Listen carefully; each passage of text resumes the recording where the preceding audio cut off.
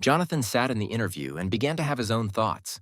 While he was sitting and thinking about something, he was asked how he purifies drinking water. To this, the hero replied that he uses a special cleaner developed by the state. The next thing the boy was asked was why he chose this particular company. Jonathan started to get worried and was told that his resume had already been reviewed and the hero had not indicated any talents or anything else. The guy was then asked to answer honestly whether he thought it was a waste of time.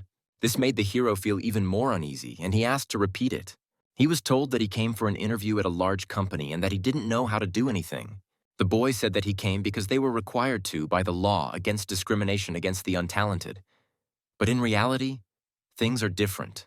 After the world learned about the dungeon, people discovered unprecedented potential within themselves. They called it talent, and it in turn led to a sharp leap in civilization. Someone said that the discovery of talent was a blessing for humanity. Jonathan himself believed in this until he realized that he himself had no talent, so the company works to make a profit.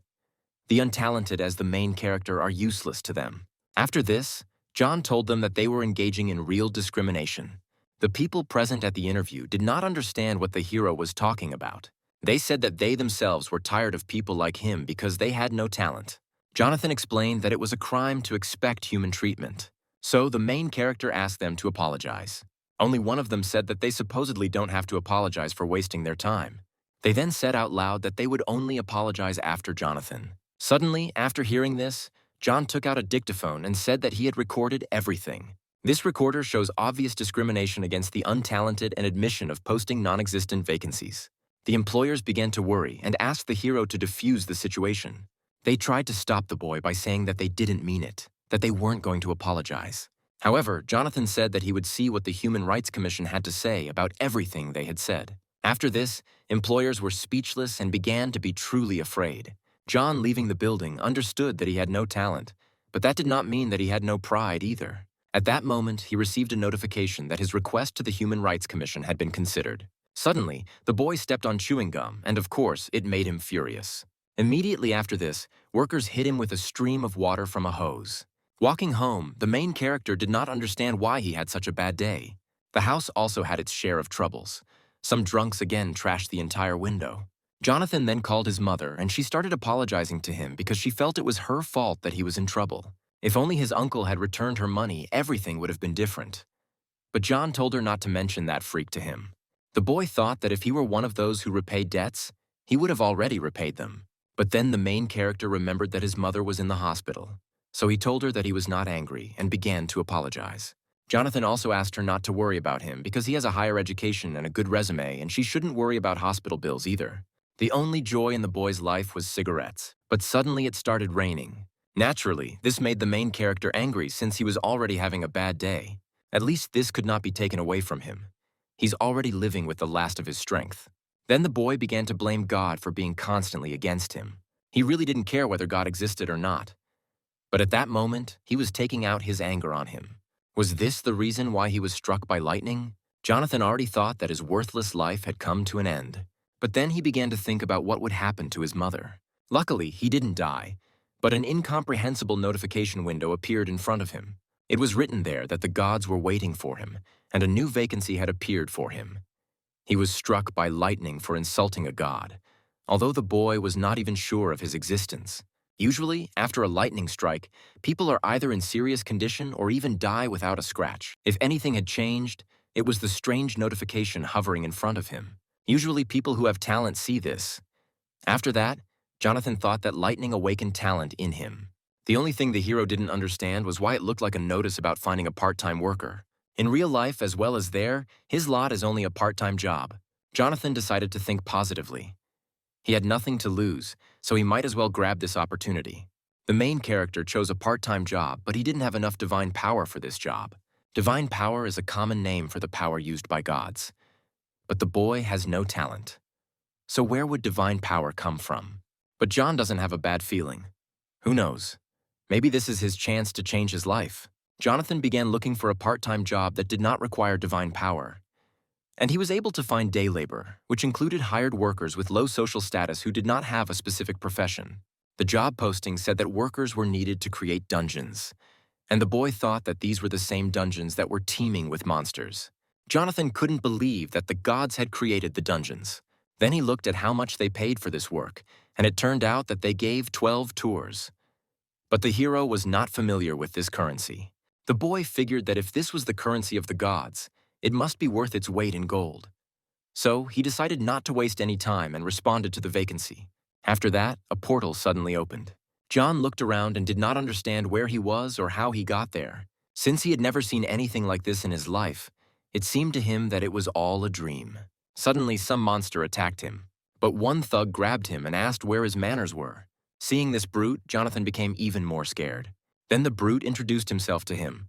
It was Odin's son, the god of thunder and lightning, Thor. Since they had a lot to do, Thor said they would talk as they walked. Jonathan didn't believe that this big guy with a shaggy beard and Mjolnir was really Thor. Thor noticed from the appearance of the main character that he was one of the Eastern gods. The boy didn't expect that Thor would consider him a god. He also saw other gods on the sides.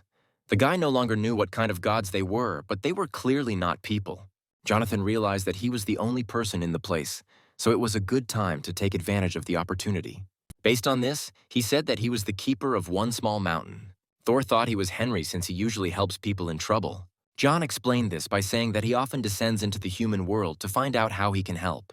At this point, Thor noted that the protagonist cared about them very much and asked if he was okay with that.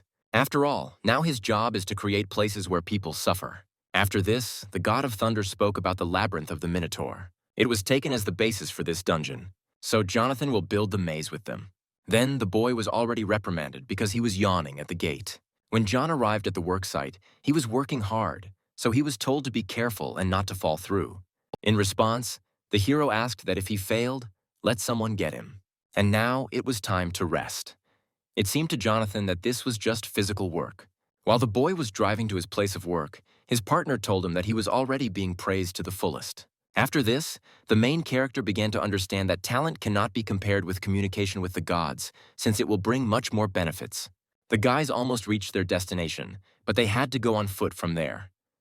Otherwise, if they trusted the thug, he would blow up all the mines along the way. Suddenly, God told the boy to watch where he was going. There are places with one symbol. This symbol showed where the mine was.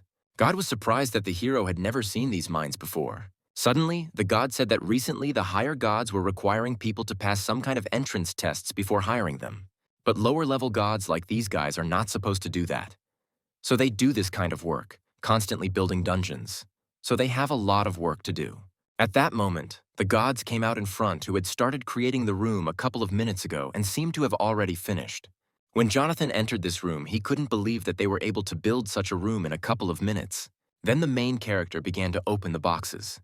There was an object that looked like a round stone, but in fact, it was eggs from which spiders would emerge. Once they all hatch, this place will be a real headache. Then, suddenly, an unknown monster caught the boy's eye. This was a lizard man that was best left untouched. Then God showed John the room where the goblins were hiding. Those who get there will essentially find themselves at the finish line. Suddenly, one of the goblins attacked the main character, and of course, he was very scared. The goblin began to laugh loudly at his fright. God also began to laugh and later said that he was just fooling around. But when the construction is finished, it will be a completely different matter. Goblins are very smart creatures, so it is difficult to deal with them. And finally, the guys reached the end of the labyrinth, which is where the main boss is. There they were unexpectedly met by Thor. He said that he allegedly heard the main character being praised by those around him. In that case, Thor decided that the working day was over. Jonathan looked at him and didn't understand why he needed this hammer. In fact, he only used the hammer to teleport the hero home. The protagonist was very scared because he believed that Thor was already going to punish him for lying that he was not human. The boy also realized that all this was not a dream or a hallucination, but a real awakening. John was very happy to finally wake up. Immediately, a notification arrived stating that the hero's salary had been credited to his account. Next, he decided to check out the God's store.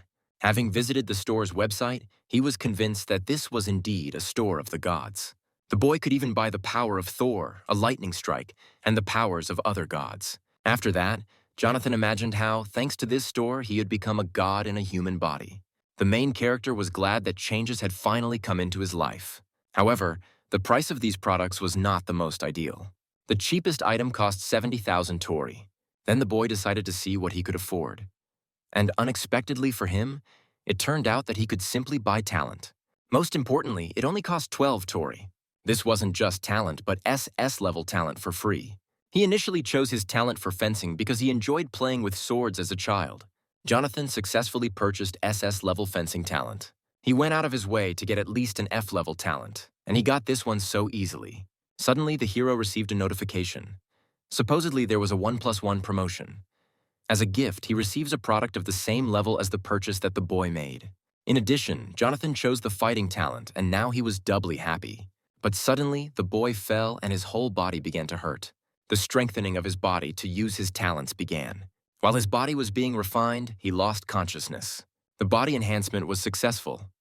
But while he was unconscious, he dreamed of his mother. John then decided to look at his window and saw that he was a low-level god, which was why he was able to work in the dungeons.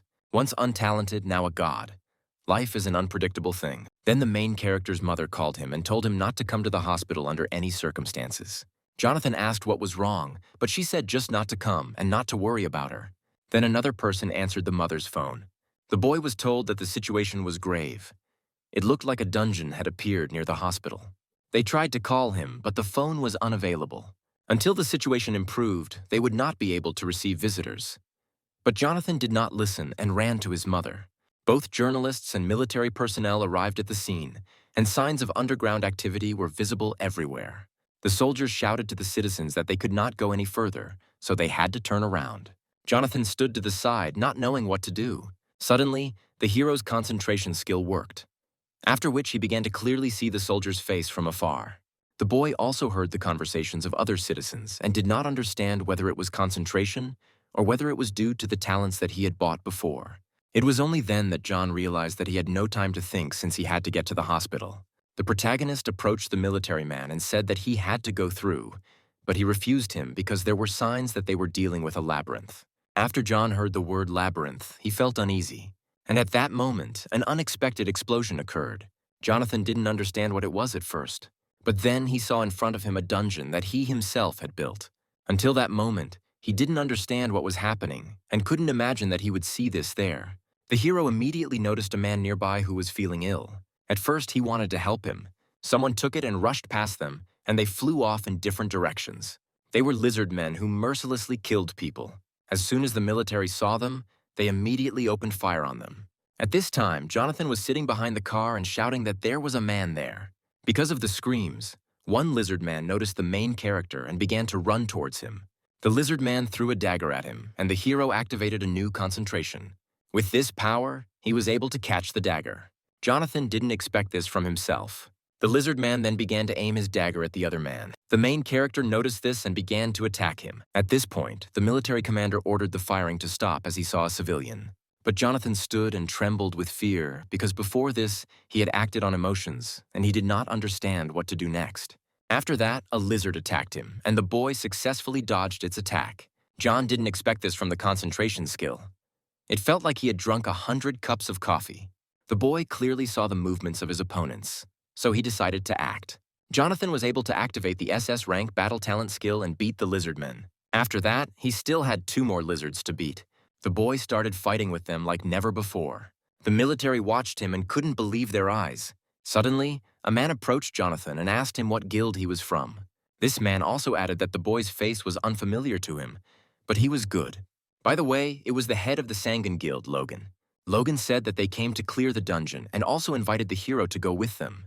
At that moment, John realized that he was no longer an ordinary person, and if the monsters are not stopped now, they will continue to appear. The main character considered it a trivial matter, after which he agreed to the man's proposal. Entering the dungeon, the boy showed them the way through the labyrinth. Jonathan was glad that he still remembered all the moves, of course, all thanks to the fact that he had walked them hundreds of times. Then the boy suddenly asked the guys to wait. He said that he would lead the way himself, but one of the guys started to get upset with his fellow freelancer. It seemed that he didn't like the way John started to command. The main character explained this by saying that there are traps and mines further on. Logan thanked the boy for his concern, but he thought the advanced team had already taken care of everything. After this, Jonathan took the stone and threw it aside. The stone fell on the mark, and an explosion occurred on it. Based on this, Jonathan said that he was sure that the advanced group had not yet been in this place. The mark is activated under pressure, and the swords are cast from a special alloy. They will pierce most armor like some kind of foam. Logan was curious about how he knew all this, but John knew they shouldn't know that he helped build the labyrinth. So the guy just said it was a company secret. Then they went further, and John said that it would supposedly get even more dangerous further on. Having reached the gate with a picture of a spider, the main character advised the children to get ready. The boys began to think that they shouldn't trust Jonathan since he could be a spy from another guild who was trying to disrupt their operation. But the boy heard everything. The main character recognized the room because he had unloaded a bunch of spider eggs there. He knows where they are hiding. But there is no point in complicating things. It will be easier for him to just burn everything to hell. But suddenly the boy's concentration kicked in and he felt people. After that, he stopped the guys. Jonathan told them that they couldn't control the fire because there was a man there. Logan also added that signs of human survivors were found in the stone chamber, so their priority was to save people. He asked the team to form a defensive position as soon as they entered. The guild leader also added that this young man knows where the survivors are, so the support group will act under his command. Jonathan didn't expect this because he had never even done anything like this. Then a girl approached the boy and thanked him for his help in getting through the labyrinth. They got through it without hitting a single mine. The boy didn't understand anything at first, but the girl encouraged him, telling him not to worry. As she left, she advised him to have a sword or even two with him. Jonathan found it strange that she came, said what she wanted, and left. She also called the hero by name and then completely disappeared. When the boys entered the room, it seemed to them that it was very quiet there. But the boy knew that danger could come from above. Suddenly, a huge spider crawled out from above. Logan did not remain idle and was immediately able to protect his comrade from the attack of this monster.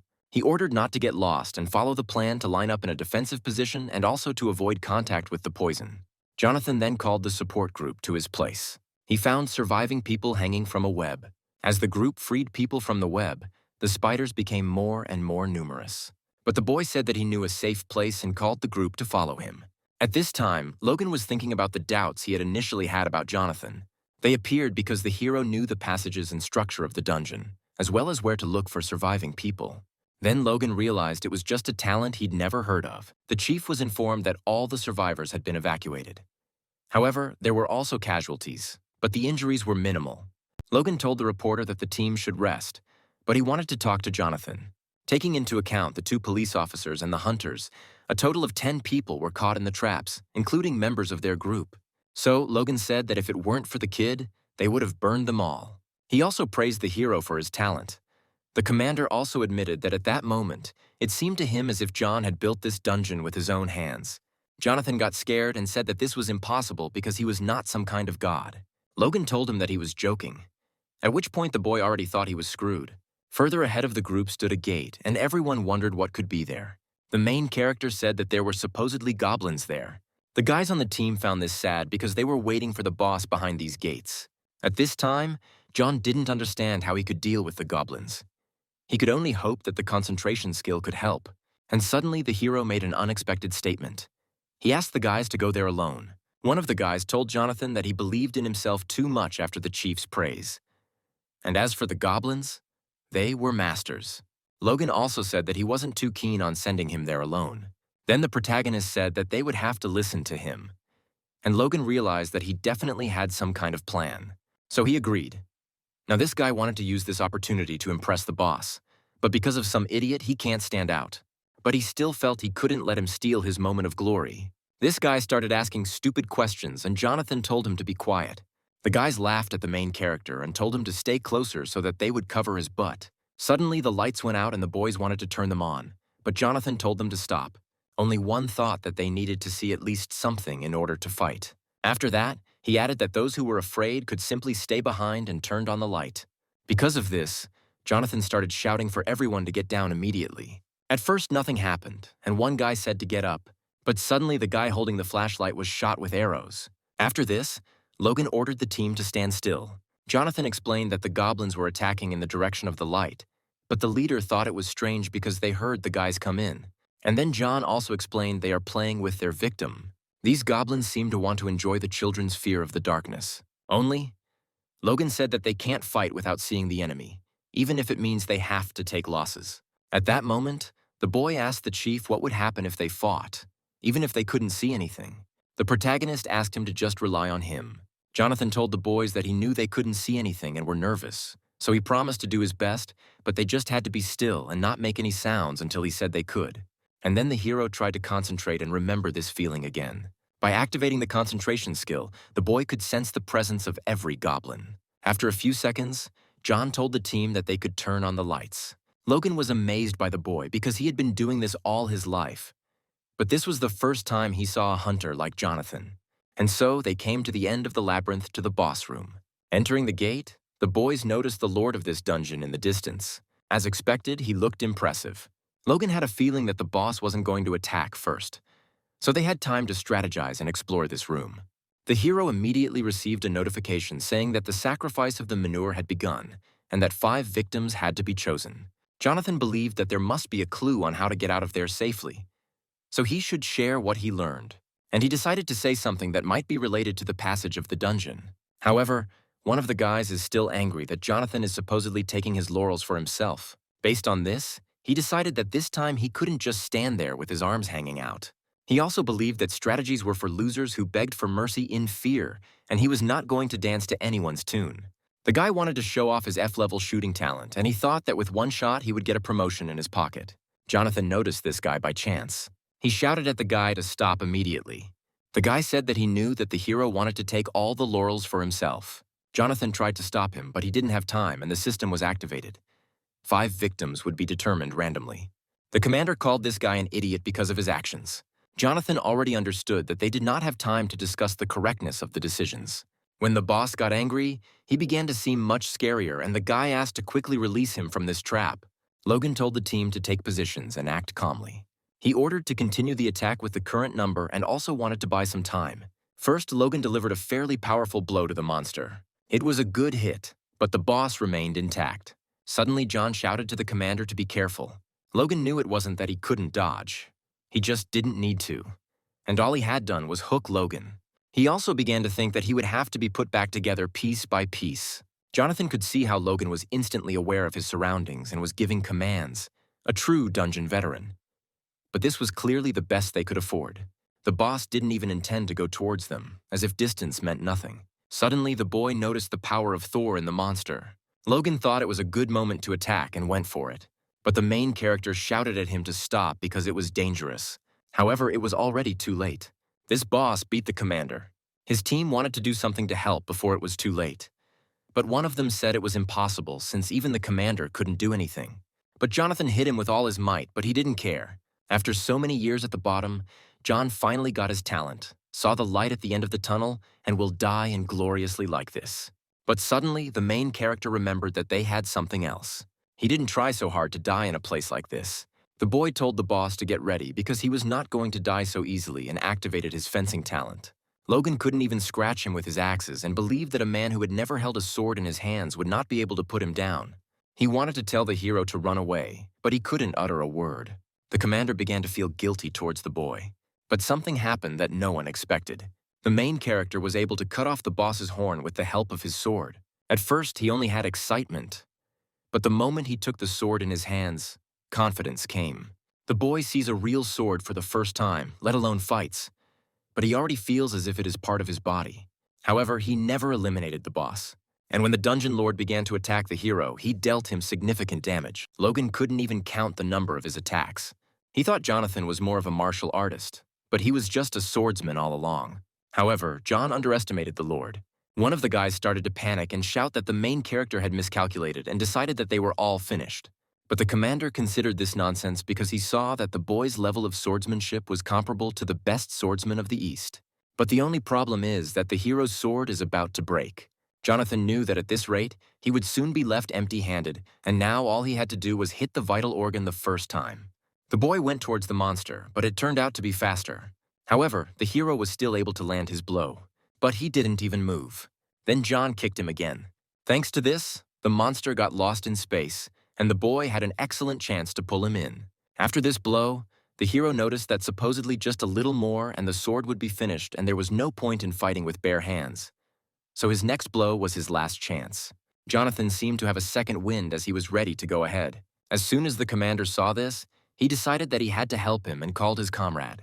He told him that he had hidden a good thing and invited him to prove himself. At this time, The main character realized that there was only one chance and began to aim at the vital organs of the monster. And when he took aim, he immediately began to attack. However, the hero's sword broke and he thought that this was the end. Luckily, the commander asked his comrade to pass the sword to the boy. When he threw him the sword, he asked him to finish him off and save them. 5 hours had passed since the monster had appeared from the dungeon, and then shadows of people began to appear from the gates. These were the guys who survived thanks to Jonathan. The main character said that if he hadn't caught the sword, he would have let everyone down. But the commander replied that it was the boy who became a hero. He also added that people are waiting, and since John made the greatest contribution to this purge, it is up to him to tell the people. The boy was surprised by the commander's words because he did not believe that he had made a big contribution. After that, he remembered how he had been looked down upon all his life because of his lack of talent. And now everything had changed. In the evening, John went to the hospital to see his mother. Entering the room, he saw his report on TV. There he was asked many questions for which he was clearly not prepared. The main character thought it was shameful and didn't want to watch TV anymore. Suddenly, a notification appeared in front of the hero that he had gained popularity, and now his divine power had been increased to 1,000. Since he received 10,000 points of divine power, the boy can now post a new job search ad. Jonathan came across a job posting for a security manager, and it seemed like a no-brainer. Then the hero decided to go home to rest and then return to this. But suddenly, a red notification appeared in front of him saying that 3 gods had already sent him their resumes for the vacancy of security manager. Jonathan took hold of her without thinking and immediately teleported to an unknown location. In fact, he ended up in the forge of Hephaestus. John didn't really like the fact that it was too hot there. After this, Hephaestus appeared behind him and introduced himself to the hero as the owner of this forge. Jonathan immediately began to bow before him and tell him why he came. Hephaestus was surprised that all the rumors were true. Jonathan, who out of love for mere mortals, so fearlessly fought monsters in the dungeon of Thor with people. He then said that enough greetings and would tell us more about the work. But then Hephaestus added that it is better to see once than to hear 100 times. And suddenly he unexpectedly began to blow into the horn. As soon as he stopped, the gnomes came to them. Hephaestus introduced them and said that John would be their manager. Jonathan admitted that he had never worked in a forge, but he promised to try. The gentleman laughed and told him not to be modest because newbies can be even better. Suddenly, Hephaestus whispered in the boy's ear that his comrades were hard work, but their hands were playful and there were problems with them. If the gentleman is distracted, something will disappear, such as the pendant he wanted to give to Freya, the goddess of beauty and love. Jonathan couldn't believe it because the gnomes looked quite decent. The gentleman had to go away to Olympus, but he thought that nothing terrible would happen without him. Although he gave the guy a weapon just in case. It was the club of Hercules made of olive wood. Then Hephaestus went to the gates and said that he was entrusting his forge to the boy. But Jonathan said that the gentleman never told him what to do. But it was too late to ask. As soon as Hephaestus left, a question was heard behind the hero. John told the dwarves that he was glad to meet them, but they probably weren't. Now the main character realized that Hephaestus knew about this, so he gave him the club. To begin with, the guy suggested that they just relax a little, threatening them with his baton. A second later, the dwarves took out their guns. One of them lit a cigar and said goodbye. After this forgiveness, John passed out, and when he woke up, he didn't understand whether he was alive or not. The gnomes also managed to tie up the boy. Soon, everyone noticed that Jonathan had woken up and he told them that they were fearless. The main character decided to scare them by saying that there would be consequences for them after this. This made the gnomes laugh very loudly and they couldn't stop. The thing is that they were not afraid of Hephaestus. One of them said that if they were afraid of him, they would not have done anything. And at that moment, the gnomes took everything valuable and decided to leave. But they had to pump the boy with sleeping pills. Jonathan did not give up and told them that they would regret it. Having said this, he took out his club. With the help of this club, the hero grabbed them and tied them up. By this time, the rest of the dwarves had already loaded all the ingots. Because of this, their boss, Firefist, wanted to say something. He called his brothers a people endowed with the spirit of the burning mountains, the best miners and brave warriors. The chief of the dwarves also claimed that Hephaestus had humiliated them. So, they decided they had to pay back for the disrespect they had received.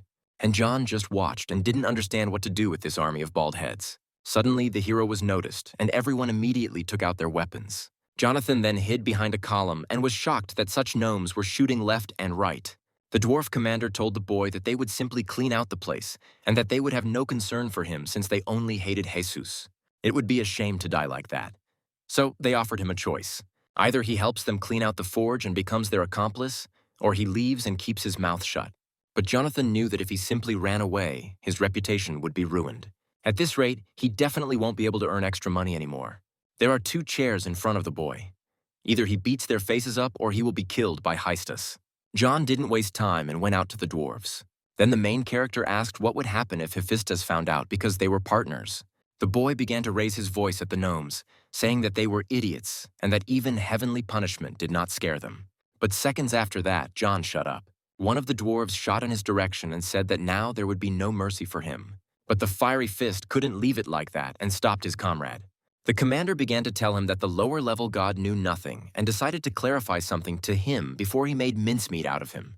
He said that Hephaestus was not great or a master, but just a piece of... Jonathan, in turn, did not understand what this commander was talking about. One day, he came to the gnomes on the mountain where they lived and offered to work with him, and he would provide them with everything they needed. And after they followed this bastard, they became real slaves.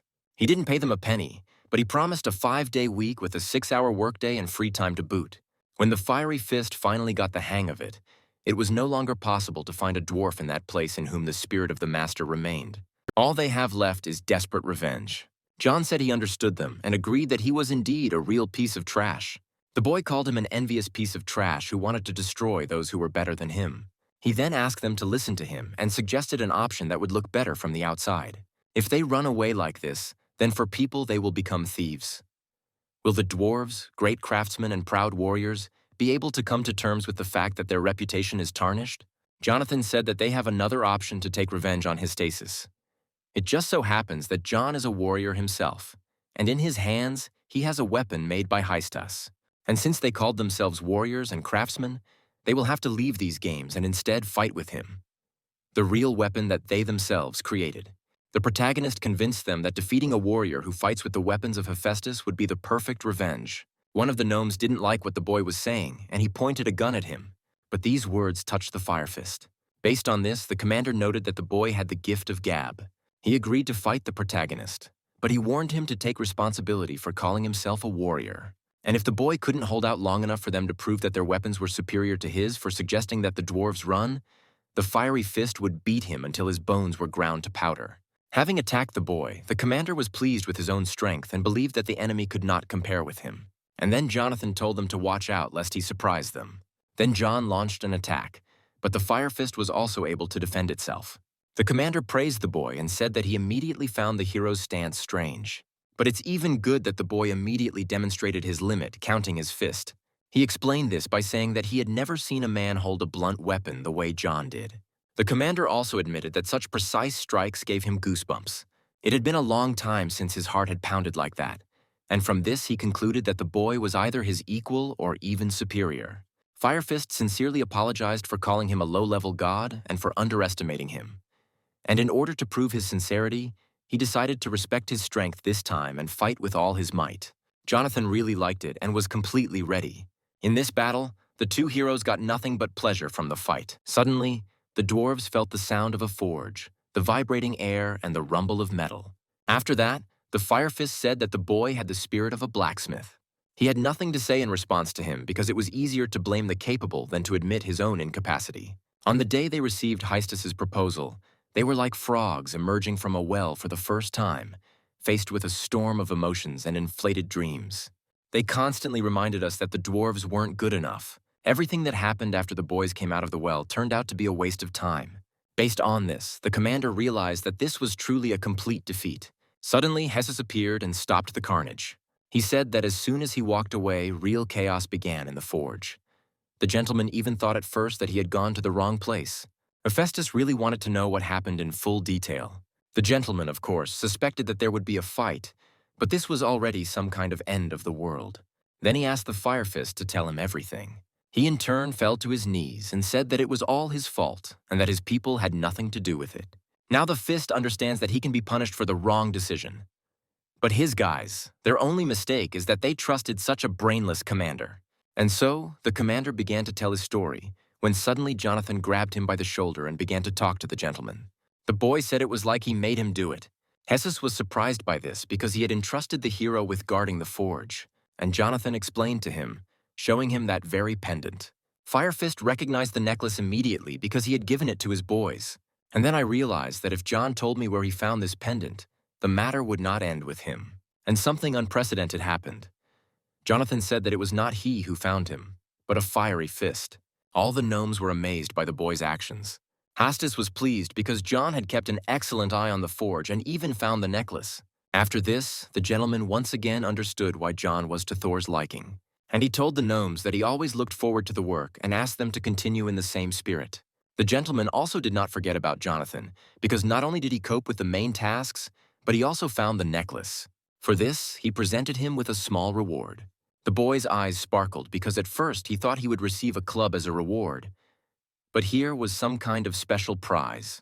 It would have been impolite to refuse, so the hero accepted the reward. As soon as he opened the box, there lay an unknown creature inside. Hephaestus told the boy to try to take a closer look.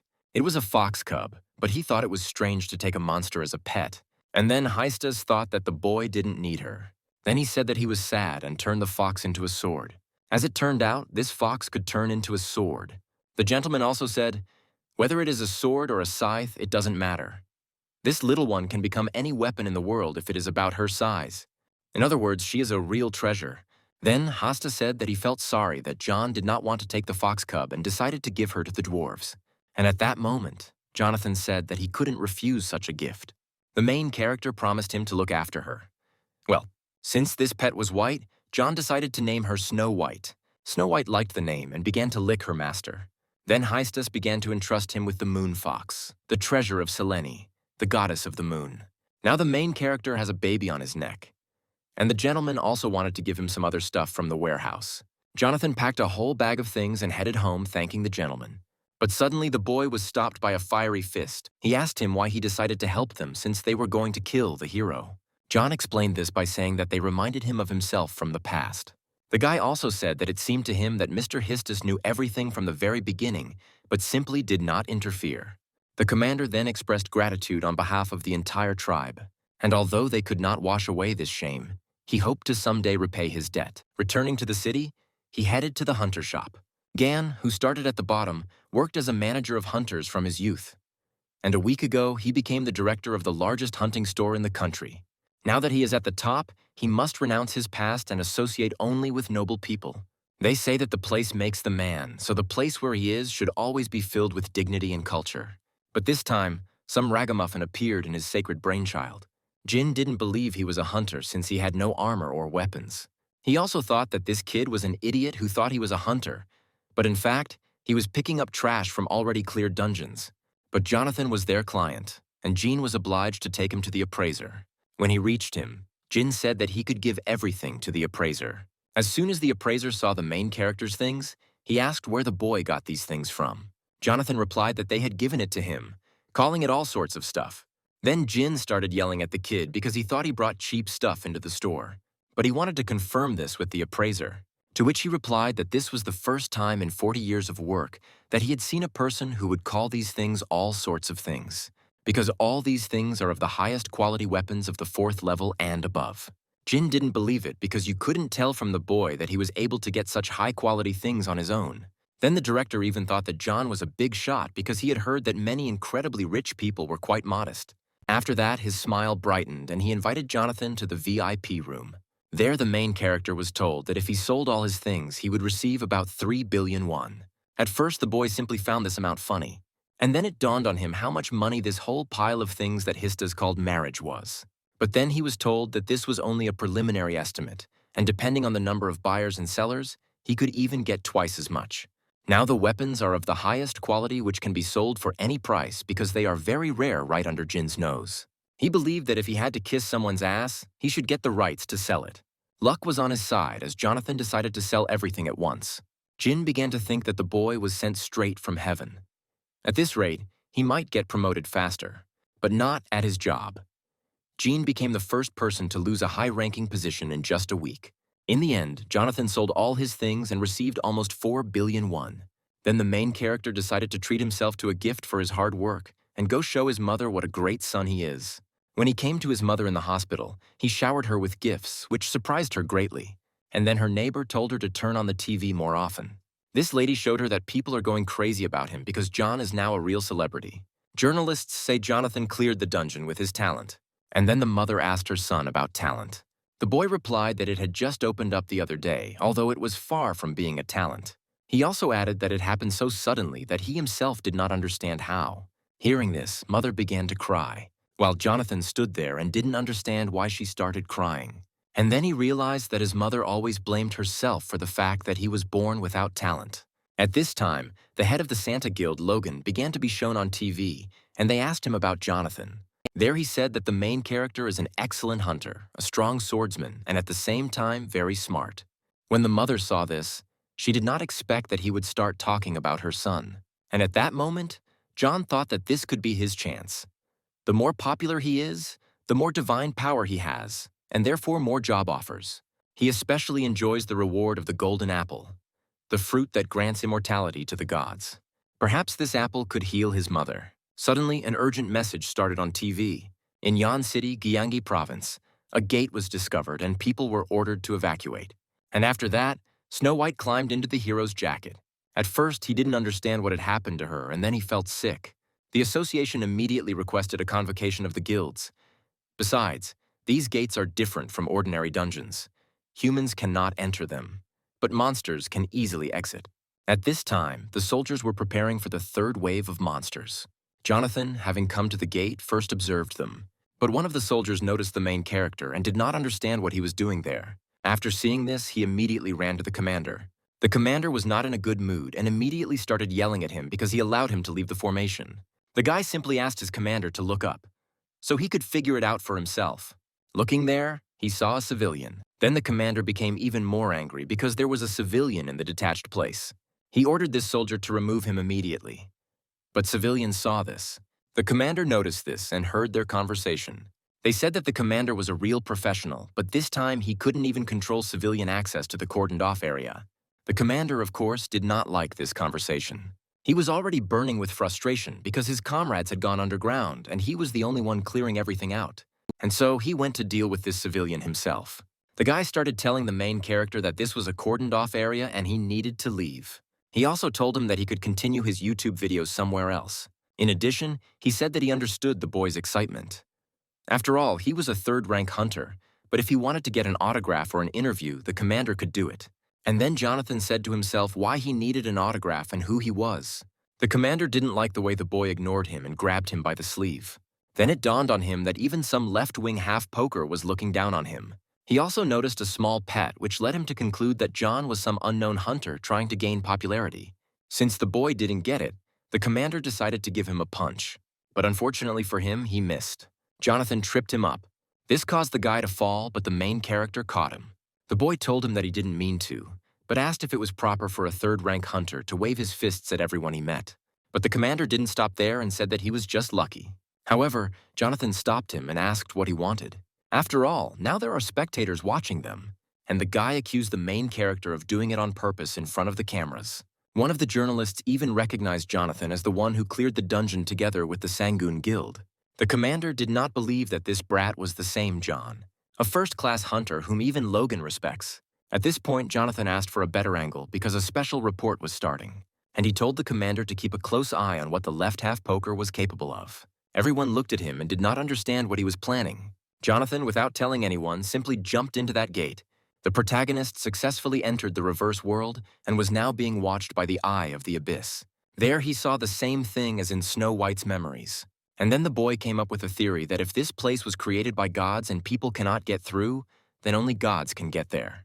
John also didn't understand why people weren't allowed into the gates, like into a dungeon. But he remembered Thor saying that the dungeons were created to test people. Next, Jonathan decided to just look around. And suddenly a barrier appeared in front of him. He tried to go through it, but every time he was given a notification that he didn't have enough divine power. Then the boy saw only one target in front of him. The main character immediately saw the cave, but he did not want to go there. However, this was the only option he could go to. Inside, he killed many small monsters that he was tired of counting. Jonathan thought it was like the dungeons. He took out the boss and that was it. But the boss still wouldn't show his face. Also, everything there didn't go as it did in the dungeon. The monsters there behaved as if they were programmed. Just entering the gate gives enough divine power. But if the boy also clears it, he will earn much more. Suddenly, the hero was attacked. This was just the boss John had been waiting for. Only he was a bit of a slow boss. Jonathan was very disappointed in him. He concluded that he was too vulnerable for the boss. Then the boy called Snow White, who turned into a sword. John managed to land one blow and the boss immediately fell, which made him feel uneasy. The protagonist didn't even receive a notification about the purge, and he thought that he was pretending to be dead. Our boy had no choice but to cut out the core as evidence. On YouTube, he saw that it was located next to the heart, which turned out to be true. It's just not clear why it was black. Jonathan heard that they usually look like a precious stone and sparkle, and later it began to move. The boy got scared and threw away the cannonball because of a bad feeling. To avoid getting dirty, he took the core with Snow White's help. Later, a notification came before him that this was the core of the gate and the gate would be destroyed forever. At this time, a crowd of people gathered at the gate. Scientists were worried that chaos would ensue if the world learned how the man had entered the gate. The scientific community will face a barrage of criticism for spreading false information. This will start with dungeon explorers and end with high-ranking hunters. But suddenly, Jonathan came out of the gate and, as expected, saw a crowd of people in front of him. As soon as he left, they immediately started asking him questions. People were surprised because he just jumped out of there as if from some kind of hoop. As John walked out of the gate, he felt the air there was different. Everyone wanted to talk to him and learn as much as possible. But he turned to everyone and said that people could now destroy the gates themselves. Everyone was interested in how this could be done. And then John began to take out his sword. He also took out the core he extracted from the gate boss. Then he asked everyone to watch carefully and threw the cannonball into the air. Using a sword, the boy cut the core in half. This caused the gate to collapse. It was a huge sensation for people. At this time, Jonathan was thinking to himself how awesome he was. And at that time, scientists thought that they had seen everything in their entire lives while they were conducting experiments on the gates. After this, the main character was asked what kind of person he was. Well, he was just waiting for this question. Jonathan struck a cool pose and introduced himself to everyone. Due to the broadcast, which was watched by a huge number of people, the name Jonathan spread throughout the country.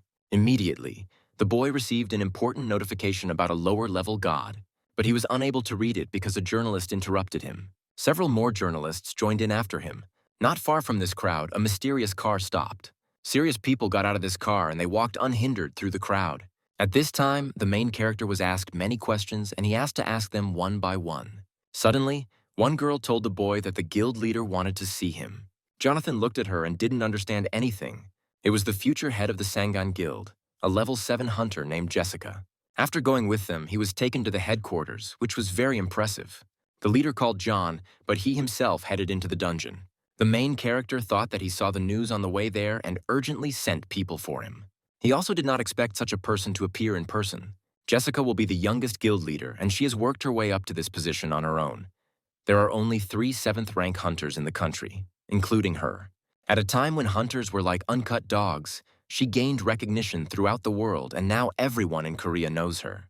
On the other hand, Jonathan was glad because he wanted to check something in peace and quiet. He checked his notifications. It was written there that since he had reached the top as a lower-tier god, new abilities had been unlocked for him. The boy was very happy about this and was thinking about what to choose.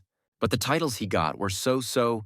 For example, the God of Fly Waters, which made him laugh. But he had no plans to stop and continued to look for some decent title. An hour later, he finally succeeded. John found the title of God of Swords to be a fitting match for his talent. He was now given the title of God of Swords. At that moment, strange things began to happen to him. But then a notification came before him that he had become the God of Swords. After this, the hero remembered that when he passed out, he received a talent. Since the boy had chosen a title, the power system was unlocked, and he was now asked to choose the power of the sword god. Jonathan didn't believe that now he would finally be able to use the power of the gods. To begin with, he certainly didn't choose the most spectacular of his starting abilities. The boy chose intuition as his first strength. Now his profile has been updated to reflect his new skills. Suddenly, there was a knock at his door. At first, he thought it was Logan returning, but he couldn't return from the underwater dungeon so quickly. He was a little excited when he opened the door.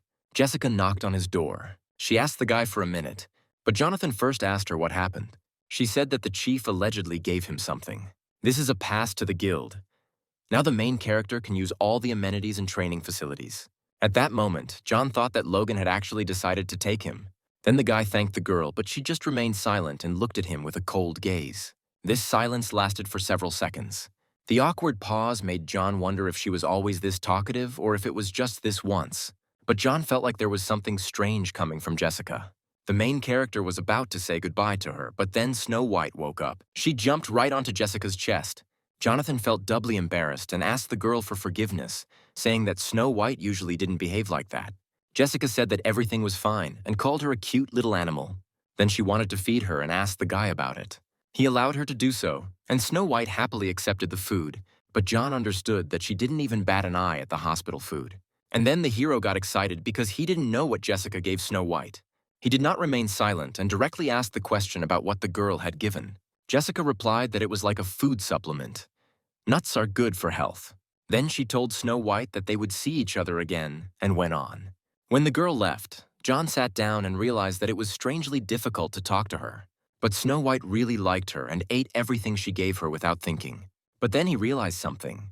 Jessica called Snow White by name when she said goodbye. But the main character didn't call Snow White by name in front of her.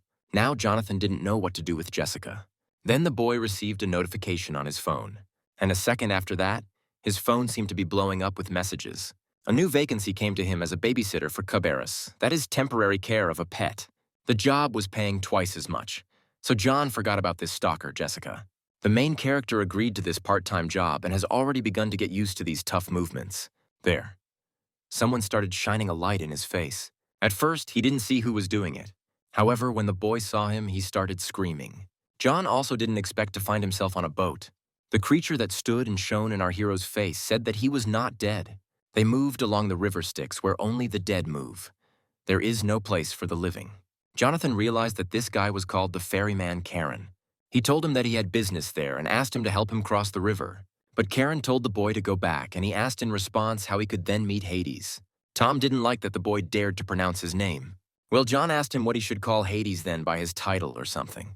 Then Karen threatened the main character, but he replied that he himself had started to provoke him. Karen told him that he had warned the boy to leave. And he also added that supposedly many people like him, low-level gods with hot blood, died. Karen gave John another chance to leave peacefully. However, Jonathan simply went and showed him the middle finger. Tom didn't like this and said that he would kill him with his scythe. He wanted to give the main character a beautiful death. And then, well, the guy could ride on this boat since he wanted to so much. At this time, Jonathan used Snow White, who turned into a club and blocked Karen's blow. After that, he asked the guy where he got it from. The main character asked him if he recognized whose club it was, to which he replied, of course he knows Hercules, the human offspring who raised his hand against him and crossed the river alive. Then Karen started to say something, but John didn't let him finish, hitting him on the head. It's all because of unnecessary chatter. Then Karen asked him to pay, which was a very stupid request. John was driven to his destination, for which he was grateful. But then Karen started something bad. He believed that if he just relaxed, you were dead. At this moment, the hero's power of the god of swords, intuition, was activated. With her help, he dodged the attack. Some anger could be seen in the hero's eyes. But in Karen's eyes, there is fear and misunderstanding. John felt as if his body had become faster than his thoughts. The guy told him that this wouldn't do, and that he should be given a thrashing. Karen asked to wait for him, but it was too late. Not even God. But John took away time. Here the hero was asked whether he had come to look after Cerberus. She was called the goddess of fertility and the kingdom of the dead Pani. Praphane's husband was so angry that no one responded, and if it weren't for John, she would have had to deal with it herself. Jonathan at first mistook her for Aphrodite, but as soon as she started talking about her husband, he realized that it was Phane. Then the girl asked the guy to follow her. Cerberus was very far away, but they used to call him. But now my husband says not to do that anymore. All because half of the candidates immediately ran away at the sight of him. So Hades decided that those who could handle Karen would be able to overcome Cerberus. After this, Jonathan began to get a little nervous. However, the hero pulled himself together because he is the god of swords. After all, Cerberus is just a dog. And now the girl has already said that they have arrived. Cerberus lay chained. The dog began to look at the boy with a bloodthirsty gaze as soon as he arrived. After that, Jonathan realized he was screwed. He also recalled how the job posting stated that the dog didn't bite. Then, Praphane said that her husband had written a list of precautions. She asked him to read them before starting work. The boy was already glad that Hades had thought of everything. After reading the measures, he threw them away because they clearly stated that he must die. The girl also added that the daily routine is written on the other side. After watching it, John was torn apart because walking Cerberus was already too much. And then Fanny said that if he wanted to refuse, then it was okay. But the girl also added that the previous candidate escaped, and Hades caught him now unhappy in hell. In the end, Hades tore off his limbs, and it was so terrible that Fanny could not even continue to tell the story. After hearing this, Jonathan realized that there was no way back and put the torn piece of paper back together.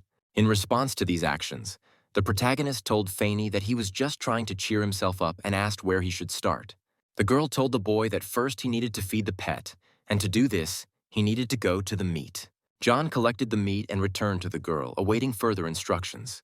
Now, Fanny asked the hero to give the meat to Cerberus one piece at a time. Cerberus looked at the food and immediately began to salivate. Jonathan noticed that before this, the dog growled, but when he saw food, he became a normal dog. After this, the main character was flooded with memories of when he worked in a pest cafe. If you look closely, Cerberus was even a little cute. Then the boy ordered the dog to sit. But this suddenly made Fanny laugh. The thing is, it is useless to give him commands since Cerberus only obeys Hades. Now Jonathan understood why no one responded. And since that was the case, the boy threw meat at him. Having miscalculated his strength, he hit one of the 3 heads of Cerberus, after which the rest began to laugh. But at that moment, John told them that it was not nice to laugh at their comrades and threw a piece of meat at them. Of course, he did it in vain. Cerberus became angry, but Jonathan didn't care. The boy knew that Cerberus was on a leash and believed that this would restrain him. However, Cerberus unexpectedly broke the chains. Jonathan did not expect this outcome of events and asked the dog to calm down. Cerberus was able to wound the hero and he began to run away. At this time, Fanny stood and was surprised that the chains could be broken. The main character said that they had no time for delight and grabbed her hand. Then the girl noticed a wound on the boy's arm, but he said it was just a scratch. Then John began to complain about how weak their chains were and how they were held together by a thread. Cerberus was very fast, so the boy asked Fanny to speed up, but she told him to hold on to her. She believed that if her husband was the god of the kingdom of the dead, then as long as she was next to the boy, Cerberus would not touch him.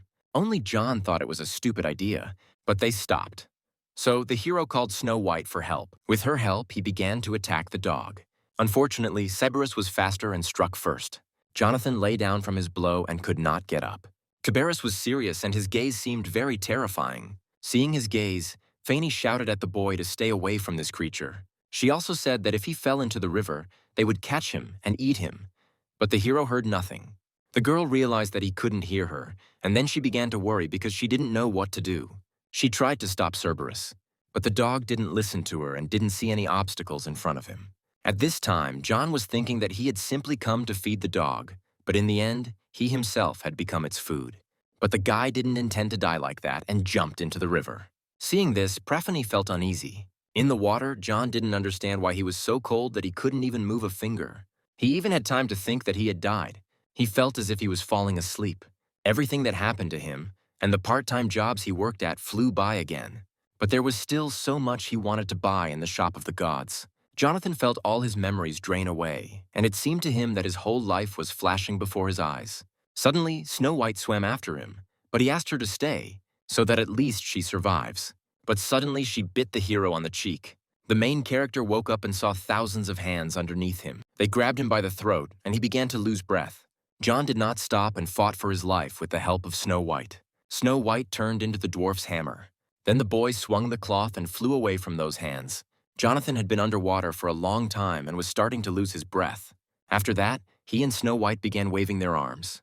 Thanks to Snow White and his perseverance, John was able to crawl out of the next world. Raising his head, he immediately saw the mouth of a Cerberus in front of him. This creature brutally bit half of the hero's body. At first, the boy started screaming because he was in the monster's mouth. But then a notification appeared in front of him that he had unlocked the river Styx effect. He who plunges into the river Styx will become an invincible warrior. The goddess Thetis lowered her son into it, and only the child's heels by which she held him did not get wet. This is how the tale of Achilles' heel begins. And then John realized that he was wet from head to toe, and this meant that he was now invincible. Only the boy was still in the jaws of the Cerberus. Persephone tried to free the hero, but Cerberus wouldn't let him go, because he couldn't bite the boy. The dog simply spat him out. Fanny, seeing John, said that he was covered in drool and called it disgusting. The protagonist asked her how she could speak like that about a man who had just escaped death. The girl thought he was unconscious and then apologized to him, But she didn't understand one thing: how the boy survived after falling into the river Styx. John explained to her, saying that he just up and crawled out of there after swinging the hammer. While the guys were chatting, they completely forgot about Cerberus. The dog grabbed the boy by the arm and tried to hurt him as much as possible. The main character screamed and didn't understand how he wasn't tired of it yet.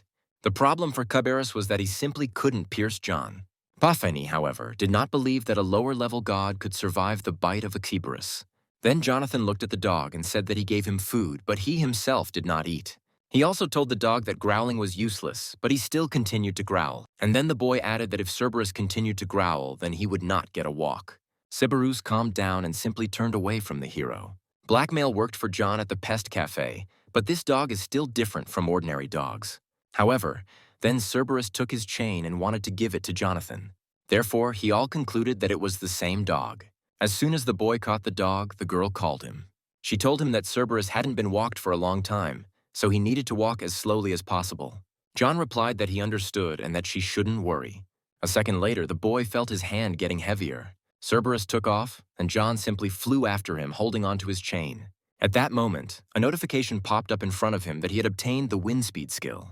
Persephone looked at the boy and did not understand what he was doing. She told him to use divine power to strengthen his body. At this time, John was only thinking about how she was keeping up with them. But the girl still continued to shout to the hero to strengthen his body with divine power since Cerberus was too strong.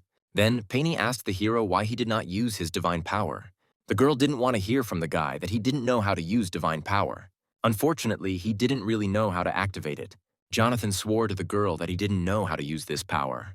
Persephone told the hero to remember how he feels when he uses power. Only Jonathan didn't understand her. And after that, he began to remember what it felt like to use power.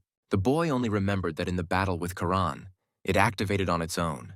Persephone still continued to give advice to the hero and told him to remember the image, to imagine that she was spreading like water throughout the body and to control it.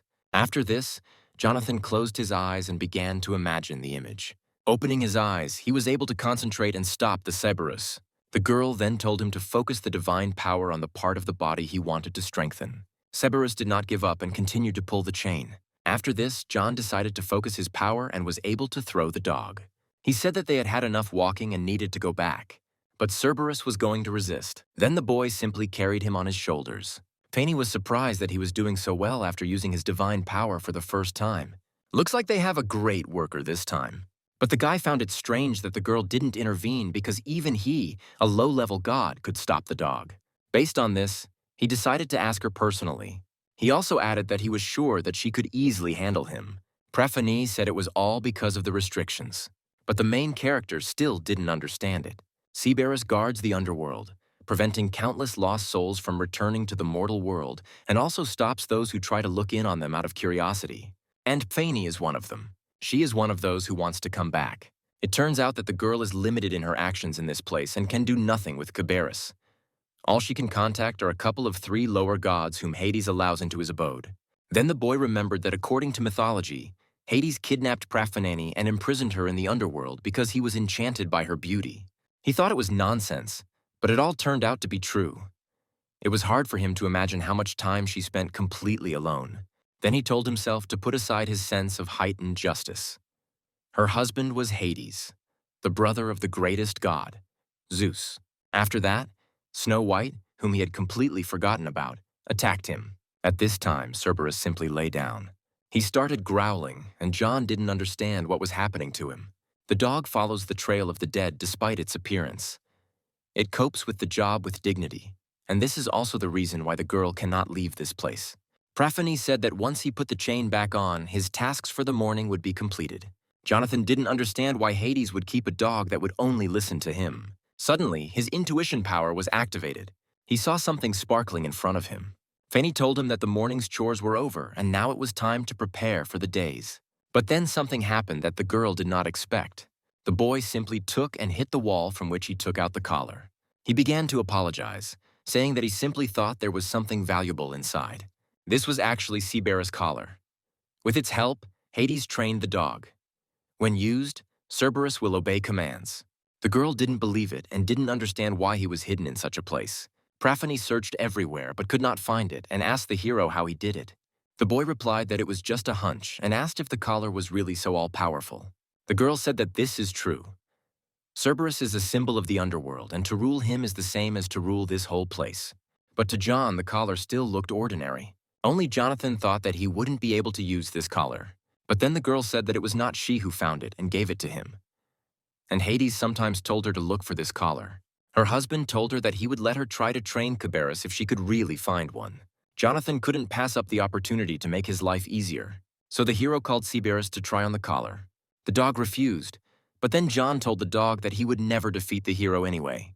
But the boy put the collar on him anyway, after which he stood still. Jonathan then began giving the dog different commands. The protagonist made sure that the collar worked and saw that there was something cute about Cerberus. He then put the dog in a corner to make him think about his behavior. Jonathan began to imagine how easy the job would be if things continued to go this way. At that moment, Persephone called the boy. Touching him, she uttered incomprehensible words, and John felt something strange. Then the boy fell to his knees, and the girl told him that her husband had given Cerberus 2 orders. The first is to keep an eye on the dead who are trying to escape from the underworld. And second, keep an eye on Persephone. After this, the main character began to feel sleepy, and the girl wished him sweet dreams. She also added that she would return before Hades arrived. And then Jonathan realized that for Hades, the most important thing was not the underworld. He tried his best not to fall asleep. Waking up after some time, the hero saw Snow White in front of him, and then he realized that he had passed out. The boy began to look for Persephone but did not see her anywhere. After that, he realized that he was screwed. He also didn't know how long he had slept, so he decided to look at the notification line.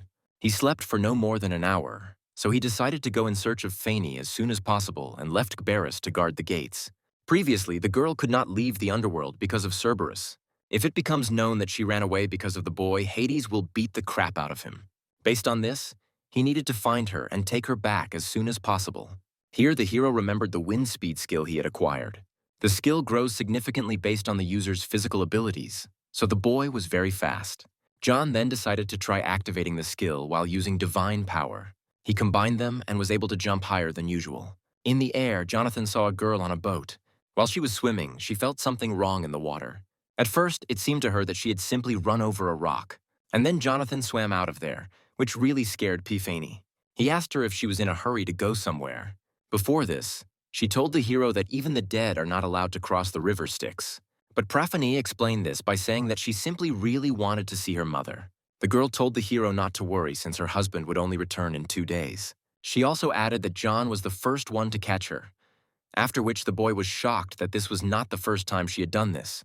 While they were swimming, they didn't notice how they hit a rock. Because of this, their boat cracked. A hole appeared in the boat from which water splashed.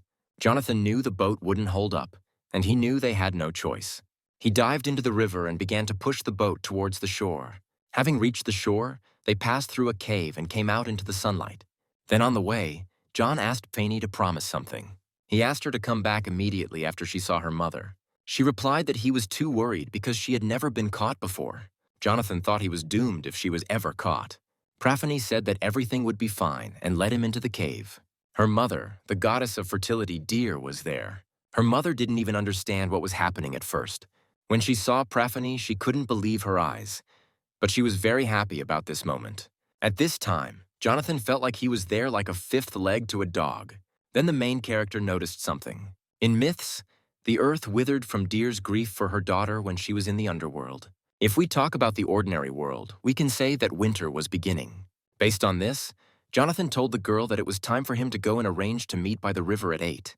For this, Persephone was very grateful to the boy. And so some time passed, and John came to the river. He looked at the time. The girl should have been there for 3 minutes already, but there was only Jonathan there. However, John heard a sound behind him as if someone was picking a flower.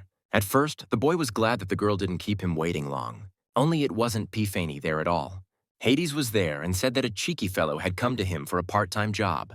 At these moments, the hero began to receive notifications about danger. Supposedly, he was in danger of death. Suddenly, Hades asked John where his wife was. The main character trembled from the words alone and did not believe that it was Hades because Persephone said that he would not return soon. Because of the long silence, Hades noted that it was not nice. He also didn't understand how someone like Jonathan could find Cerberus' collar and help Persephone escape. Then he said that, however, it didn't matter. After that, Hades told him to die. Jonathan almost his pants when he heard a voice. It was Penny who was outraged that Hades wanted to kill an innocent man. Hades then asked her where she had been. She began to tell him that he constantly told the workers to try to find the collar, and John found him, so the girl asked him why he was angry. Hades took this into account, but he didn't like that she ran away without saying a word. Penny said she just went away for a while to see her mother and came back. The Lord of the Underworld simply wanted his wife to warn him. At this time, John watched as she pinned Hades. He also noticed a romantic in him. Persephone said that they would continue this conversation in the underworld. But she gave Jonathan a box which he could consider a bonus. Hades didn't like that she wanted to keep him alive, and he was also curious about what was in the box. She said that the boy had done a great job with his duties, so she was giving him a gift. She then told John that she would take care of the payment and asked him not to submit a complaint to the system. After all this, he was sent home. When he got home, it seemed to him that each time years of his life were being taken away from him. Next, the hero decided to check the gift he received from the girl. There were 2 apples lying there. The forbidden fruit, which grants the ability to distinguish good from evil, and the golden apple, a symbol of immortality. The fruit of the gods which grants eternal youth. The golden apple immediately reminded John of his mother because this apple could possibly help her recover. Only he didn't know whether people could eat the fruits of the gods. But Jonathan decided to keep the forbidden fruit for himself. Already in the hospital, the doctor told them that all the cancer cells had disappeared, and this surprised the doctor very much. He also added that there is no explanation for this in modern medicine. After this, Mother began to cry from happiness and did not understand how such a miracle could happen. Well, John understood that the golden apple worked. The doctor said that his mother was ready to be discharged. So Jonathan called his mother to come home. They decided to go home by taxi. But there, the driver said that they would have to make a big circle. He explained this by the fact that there is complete chaos on the streets now. The driver turned on the radio so that the hero could hear more about it. The radio reported that an underground dungeon had appeared near the park and that the evacuation of citizens was ongoing. Guilds and individual hunters were called to the scene, but traffic jams were making it difficult to get there. Then the hero's mother said that she would get home herself and sent him there. She also wanted to see her son on TV as soon as possible. To begin with, the boy decided to take a look at the god's shop. He hadn't received his salary yet, but he saw in his profile the title of Cerberus Tamer. Now every dog will obey John. He is the master of dogs. Coming out to the people began to point at him. Jonathan started saying that he was being confused with someone else, but they weren't addressing him, but Jessica. This made the hero feel a little awkward. Jessica said that their guild, Sangon, as usual, will give it their all, and that was where she ended the interview. The protagonist was delighted that she simply ignored everyone. The boy didn't have time for this because he needed to catch up with her. And so Jessica and her team entered the dungeon. Suddenly, the girl noticed something and told the team to shut up. One of her comrades noticed that she was behaving differently this time. She's not a talkative person, of course, but she usually doesn't get angry over such nonsense. At that moment, Jessica said that they were coming. It was a pack of dogs, deadly hounds. When the team saw them, they were scared because they had not been told about such a thing. The slightest bite from their poisonous fangs, and in 10 minutes, you are a corpse. Then the girl said that those who are not strong in close combat should step back, and she called the rest to follow her. Then Jessica heard someone making faces behind her. Her comrade told the team to stop fooling around, but it wasn't them. The sound came from a pack of hounds. There they saw a man and were surprised that he was standing next to the dogs. One of Jessica's comrades told her to move away and called out to a man from the shadows. Jonathan started to come out from there and asked to put away the sword. This guy never expected that a person would come out. At this time, one of the dogs, which did not obey the main character, crept up to the girl. He noticed this, and using the speed of the wind, began to fly towards Jessica. Her comrade even thought that the boy had started attacking their commander. But John flew at the dog and hit him, calling him a bad dog. The team was surprised that John had no intention of attacking Jessica. The girl didn't react to his actions in any way. Suddenly, the boy noticed a bracelet on the heroine's hand. He had no doubt that Persephone had the same bracelet on her hand. Jonathan then asked her where she got this bracelet. But suddenly Jessica said that he was supposedly causing a lot of problems, and there were also too many spectators there. At first, the boy didn't understand at all what she was talking about. And then the girl added that everything was too straightforward on his part. John knelt down in front of her and held her hand. Once he realized what was happening, he said it wasn't what everyone thought and asked everyone to stop filming. Then he ordered his dogs to sit. The first 10 dogs were supposed to dig through the area and the rest would help. Jonathan now had his own personal army of dogs. After some time, they found crystals for the hero. Seeing this, Jessica's comrades couldn't believe their eyes. The girl noted that Jonathan had an amazing ability and asked where he got it from. The boy looked at her and did not understand how she guessed that he did not receive it at birth. But he still told her that he was born with her.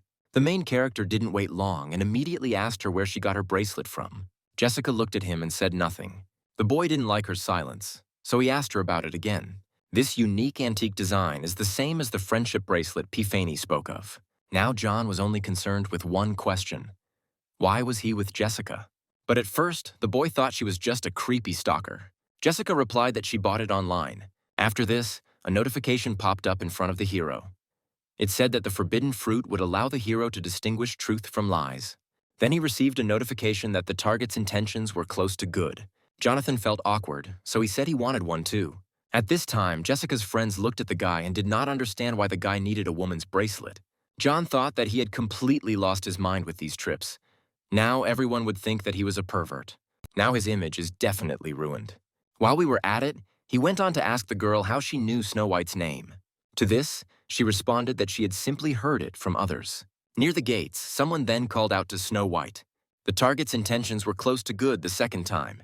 The protagonist was shocked when she told the truth for the second time, and only after that did it dawn on him that all this time he had been behaving like a madman because he himself had understood everything incorrectly. After a while, the boss of the hounds came out. He told the boys that they had brought themselves to certain death. But then Jonathan just hit him. The guy knocked him out with one hit, which was quite unexpected. John then turned to his comrades. He asked them to keep the fact that he had been in this dungeon a secret. The hero also asked to keep everything he said a secret. Coming out of the dungeon, they were met by a crowd of people. They were asked to share their impressions while John tried to hide from attention as quickly as possible. The boy's abilities developed unexpectedly, and he suddenly became a hunter. Previously, he didn't care. But to be a hunter in their country, you need to officially pass a test and get a hunter's license. Armed formations of hunters and guilds need management. In this world, anyone can search the internet for information on any hunter. Since John, not being an official hunter, was entering the dungeon, it gradually began to attract attention. Again, if public opinion about this is bad, then Jonathan's divine power may also be diminished. Based on this, he left the journalist to Jessica, and it was time for him to get out of there. But suddenly on the way, he came across a man who recognized the boy. This guy asked him what such a talentless bastard bug was doing there. After this, there was some controversy in the crowd because someone saw on TV that John was not really like that. Jonathan recognized the guy immediately when he looked at him. It was his old enemy Charlie, a bully from the Chable house who casts a shadow over John's school years. The boy even began to wonder that it was not God who ruled the world, but the rich Chable families. But now everything is different. The situation has changed. Jonathan is going to surpass his family.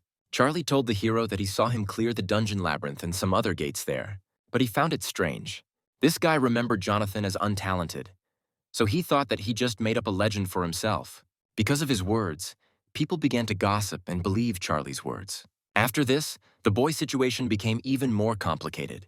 Then Charlie just took and brazenly threw the cap off John's head. Suddenly, Jessica stood in front of the boys and they fell silent. She handed Jonathan his cap. Charlie didn't understand why Jessica was defending this trash with no talent. Well, she responded as if people without talent were not trash and asked him if he could answer for his words. Charlie still insisted that John was just a dumb idiot with no talent. Jessica didn't respond to the guy's provocation in any way. She just looked at the main character and remained silent again. Jonathan looked at her and did not understand what she wanted him to do. After a while, it dawned on him that she wanted to see the boy demonstrate his abilities in practice. Based on this, he jumped high into the air, which greatly surprised Charlie. John looked at him as if he were a pathetic creature.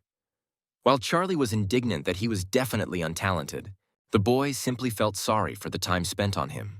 He didn't stay long and went about his business. After this, the main character realized that after the incident with his old friend, he needed to get the qualification of a hunter as quickly as possible. And the news just reached him that a hunter qualification test would soon be held in Dokdo. When he left the house, there was a black car in front of him. At first, he intended to go alone without attracting attention. But suddenly, Jessica met him and invited him to go together. Having reached his destination, John thanked them for the comfortable ride. But the hero didn't understand why Jessica dragged him there, to which the girl replied that she simply had nothing to do that day.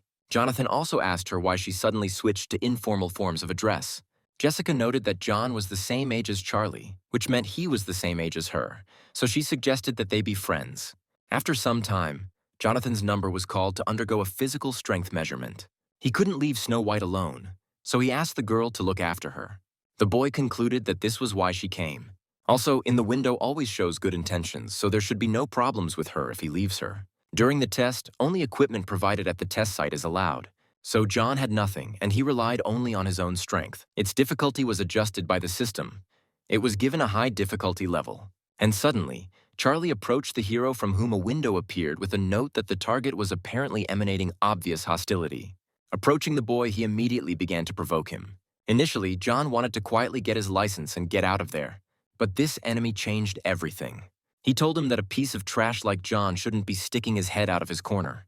This had a good effect on the hero because he channeled his negativity into this barbell, causing him to gain the strength of the 6th rank lower body. Then he gained upper body strength of the same rank, and the main strength was equal to the 5th rank. After that, he started the reaction, and it was also of the 6th rank. Charlie called it nonsense after seeing it. He then walked up to the judge and grabbed him by the shirt, demanding that he stop. But he replied that the test could not be stopped until there was an error. At this time, Jonathan completed the basic physical fitness test. He was then asked to move on to the next test site. There, he approached a crowd that, like him, had passed the first test. John's next test was a test of teamwork. The use of personal equipment other than that provided is prohibited. Also, defeating monsters from other groups will not count towards this team. Having gone to the monsters, one of the creatures attacked John's comrade. Luckily, he was lucky because the boy managed to protect him. He then told him to leave the monster to him. A second later, he simply pierced him with his sword. However, there were other people on his team who needed help. The main character did not wait and went to help them. He dealt with all the monsters so quickly that his team didn't even realize what had happened. His comrades also believed that with his help, they would be able to go further. At this time, Charlie was watching them. He clearly didn't like Jonathan's progress. Next, he took out some spelt with a strange liquid. The guy was up to something bad by giving this liquid to one of the monsters to drink. Because of this, the monster was ready to attack John. Jonathan unsuspectingly saw a notification marked as clearly hostile to the object. Before he could even understand what was happening, he took a blow from the monster. But the blow wasn't too powerful for him, so he landed calmly. His comrades looked at the boy and were shocked that he was able to survive. However, this creature was too bloodthirsty, so it killed all of Jonathan's comrades. The main character did not expect that his comrades would die so easily from some monster. Then he saw Charlie and realized it had something to do with him. Charlie started making fun of John, saying that he was alone now and the boy didn't like it very much. He also added that it was useless if you didn't attack with your comrades. And then a strange aura began to emanate from Jonathan. He sat down and said that a capable person will always find a way. After these words, the hero took and chopped up all possible monsters in that place. John believed that if he didn't get points for teamwork, then he should get individual points as well. If the maximum is 100 points, then he should have scored somewhere around 200 points and asked the judge if he was telling the truth. Only the judge and Charlie looked at him and were surprised by his abilities. The judge felt awkward and didn't even know what to answer. But suddenly the loudspeaker announced that an emergency had occurred. All people undergoing testing were asked to evacuate immediately as a major tsunami had occurred and the water was heading towards them. The main character decided that he needed to check what was happening. Then he stood on Charlie's platform and jumped over him. The guy got angry and started yelling at him, but John didn't give a damn. When he went outside, he saw the aftermath of the tsunami. Based on this, he understood that at this rate all the people there would die. At that moment, he received a notification that Persephone had sent him payment. He did not hesitate and began to look for something useful in the god store. Luckily, John was able to find the wave-cutting skill, a sharp sword that could cut through even the waves. Suddenly, Snow White appeared out of nowhere with John's jacket. The boy didn't understand how she found him and where Jessica was. But he didn't have time for that. John also asked Snow White to help him. Activating the wave-cutting skill, he struck one at a time. He was successful in stopping this tsunami. However, a loudspeaker announced that all examinees were to be moved to a shelter. All this is because there was a high probability of a second tsunami. Jonathan wasn't sure he could stop her a second time. At that moment, he received a notification about an urgent order from Poseidon. According to the announcement, the tsunami will continue until repairs are completed at the Dragon King's palace. Jonathan concluded that all the gods were becoming more and more troublesome. The boy had no choice but to take this part-time job. Having teleported there, someone met him. It was Hephaestus, whom John had not expected to meet. Hephaestus noted as if he knew that they would meet again. He also noticed how much Snow White had grown. Just after touching her, Snow White turned away from him. Hephaestus felt uncomfortable, so John said she was just shy. Jonathan then asked Hephaestus what business he had come to the palace for, to which he replied that he was supposedly a blacksmith and he could not be absent from repair work. To begin with, Hephaestus offered the guide to explain something. Approaching the place of work, he told him to look around. In one place, the barrier was broken and water is leaking into the human world. Even if it looks like a wave in a pool to them, for people it is a huge cost. Then Hephaestus showed him the huge gates. It is because of them that all the headaches occur. The guys get rid of them and they appear again. Before this, the main character thought that they were like dungeons created by gods. But in fact, this is not the case. Suddenly, Snow White started acting differently. And after that, something strange began to happen near the gate. Jonathan was tired of nothing happening normally in this damn world.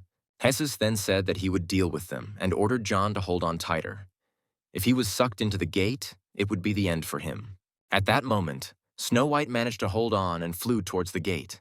At this time, Hephaestus was dealing with the gates. He showed the true power of a high-ranking god. As Jonathan expected, the higher-ranking gods are on a completely different level. Suddenly, monsters began to emerge from the gates. The main character was surprised that even in the world of gods, there are gates with crowds of monsters. Then Hephaestus snapped his finger and called Jonathan. After that, a sword appeared in front of the boy. Hephaestus told him to take this sword and deal with the enemies while he closed the gates. Before this, John thought that this would be a barrier repair, but it turned out to be another job that required combat skills. Because of this, the hero decided that he would need to ask for additional payment. Having attacked one enemy, he thought he had killed him. However, his intuition worked. The monster was able to survive the boy's blow. John didn't even understand what happened because he had hit him quite hard. He hit him with divine strength, but he withstood it. Then this monster began to speak, and John realized that these creatures were different. Up until this point, the gate monsters were very weak. But this time, Jonathan felt like it might be dangerous to fight them alone. Suddenly, the boy felt someone else approaching. It was exactly the same army of creatures. They then started running towards John, causing him to become confused. But they were not running towards him, but towards their own kind. Jonathan stood there at the time and didn't understand what was going on. But then I saw a badge on one of them and realized that Poseidon's reinforcements had arrived. The main character was already afraid that he would have to deal with everyone alone. Based on this, he thought that it would be quite possible to try it with reinforcements. The boy began to inflict many cuts on the enemies, but all to no avail. Then he realized that not being able to cut it in one blow was not a mistake. John cut them with all his might, but only scratches remained. And suddenly the monster said that he was tired of playing with the boy. At this point, Jonathan asked the enemy to endure something. He activated his wave-cutting skill and sent it towards the monsters. All creatures froze in space. Then they just broke into pieces. John beamed and called the next monster to him. They were very angry after the hero's attack and wanted to take revenge on him.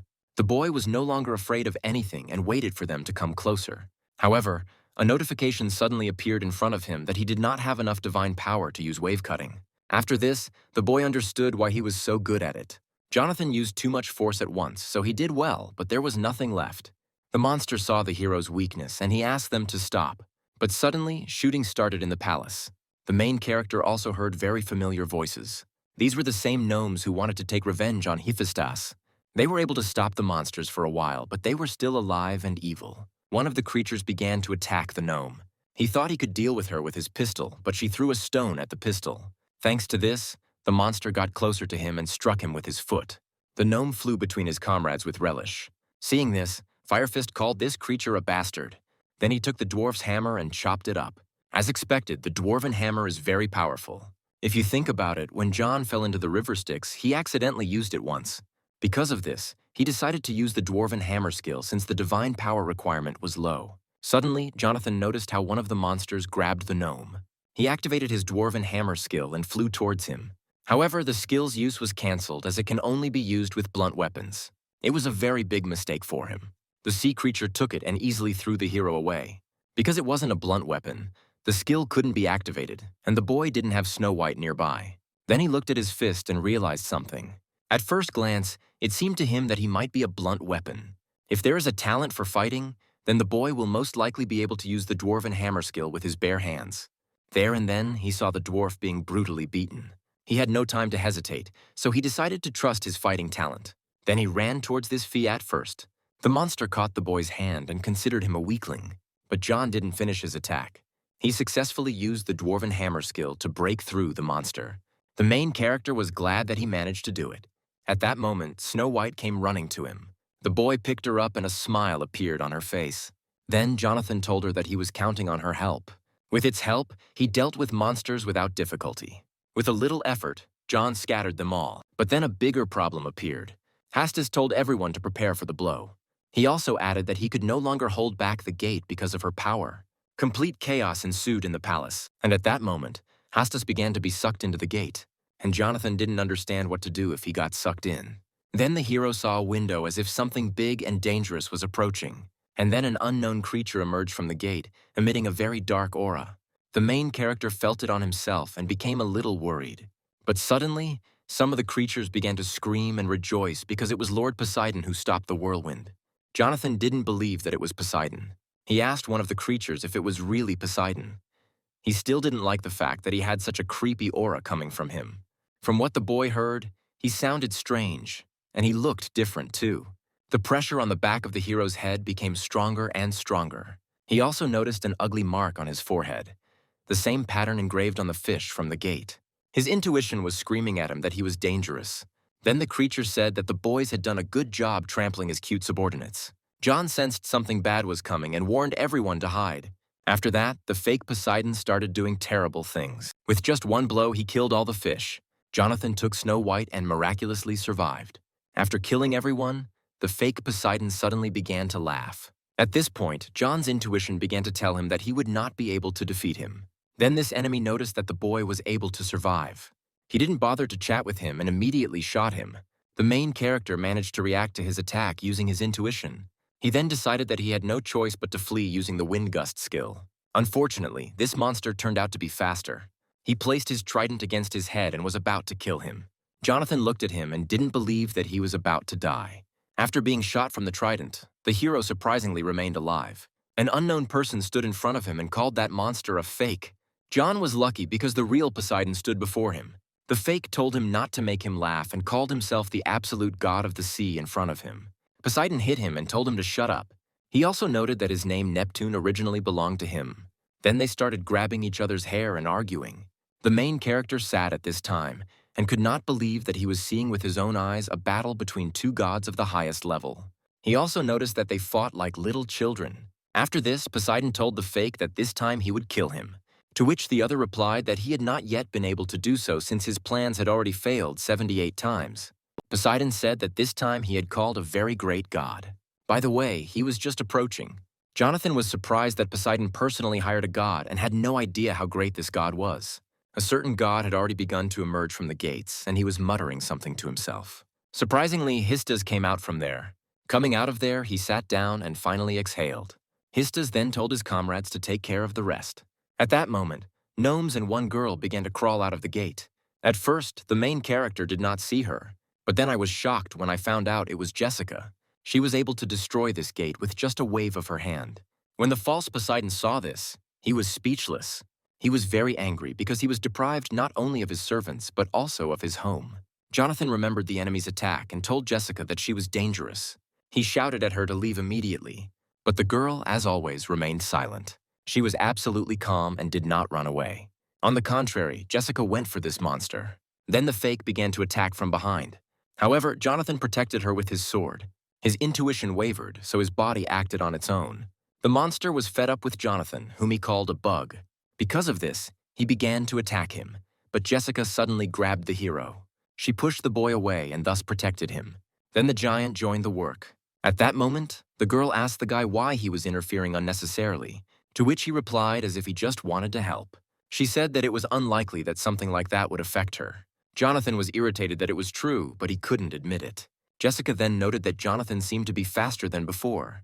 Neptune at this time was already in an unstable state. She could see from the boy's face that he had a lot of questions. She promised to tell him everything as soon as it was over. After that, she threw him a flask with an unknown liquid. He received a notification that the description was limited due to lack of information. Suddenly, Jessica told the hero to drink it. She also added that he should keep in mind that it was he who had to interrupt Neptune's last breath. The girl had hopes for him, but he didn't understand anything. Because of all this, he started to go crazy. Jessica then headed off to battle Neptune. They laid him down together with the giant. But suddenly, some micro-magician appeared. He approached Neptune and wanted to finish him off, but something gave him strength. After that, he hit the ground and a strong shockwave was heard. This blow was so powerful that it scattered the gods in an instant. And Jonathan was shocked that Jessica wanted the boy to deal with this monster. Just a few days ago, the boy was a nobody. Even though he was a low-level god now, John didn't see how he could deal with this creature. And suddenly, Neptune said that the hero had dared to interfere with him earlier. So now he was ready to tear him to pieces. Jonathan didn't know what to do and just stood there watching as Neptune was about to kill him. But then Jessica approached him. She looked at him and then asked why he froze. The girl was able to protect the boy with her body, but she herself was injured. Neptune took advantage of this and stood on the girl. He called her stupid because she could have easily run away and stayed alive. Jonathan looked at her at this time and did not understand why she did this. To this, Jessica said that everything was obvious. The girl noted that John was supposedly much more likely, and Neptune will eventually die at the hands of a low-ranking god who underestimates and despises him so much. Jonathan looked at her and didn't understand what she was talking about. After that, she said that she knew that the boy could do anything because she believed in him. At that moment, a notification appeared in front of the guy saying that the target's intentions were good. People who live with worthy talent live in the same place as others, but their world is completely different. But there was one person, John's mother. She believed that talent was not so important and believed that her son would succeed. Jonathan used to struggle to keep up with those who had talent. And then the day they were in debt because of his uncle, his mother told him that it was because of her that he had no talent. He realized that this man's trust was only a consolation to remove the guilt from himself and his child. What the boy felt then was not anger or sadness. Then the first thing he thought was thank God because now he could give up and he felt disgusted with himself. But now everything is different. Now there are people who believe in him. In an instant, John received a huge boost in divine power. But the boy felt that Jessica was strange. This time he decided that he would never run away again. The main character took her and told her to rest, and he himself would quickly finish and return back. He then called Snow White to turn into a sword. The hero's body was filled with energy, and he believed that he could succeed. But Neptune told him that he had simply become a little stronger and asked him not to become arrogant. John was sure he had become stronger, but there was still a huge difference between them. But even if that was the case, he could no longer retreat. The boy hit him faster and faster. He beat him non-stop, not giving him a chance to breathe. But suddenly Neptune grabbed the guy. This battle was very tough, and there could be only one winner. Neptune promised the hero that this time he would put an end to everything. He began to use his most powerful attack. When she threw it at the boy, there was a powerful explosion. But John was lucky because Snow White returned to him and turned into a shield. Then Poseidon finally showed up. He strengthened the water dragon and sent it to Neptune. Thanks to this, they were able to catch him. Neptune, out of desperation, said that if we were destined to die, then we would all die together. However, at this moment, Jonathan put all his divine power into strengthening the wave cutting. Faith does not prove truth, but even every fool understands.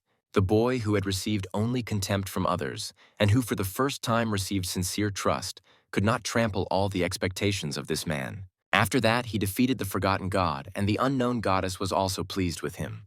With the final blow, he absorbed the power of the forgotten god Neptune. He succeeded, but by the end of the fight, he lost consciousness. At that moment, a smile appeared on Jessica's face. Opening his eyes, he could barely see Poseidon's shadow. When he finally woke up, Poseidon appeared in front of him, sitting on his throne. Poseidon told him that his wounds were healed and his clothes were returned to their original state. First of all, he thanked the boy for defeating Neptune, but he wanted to ask him something.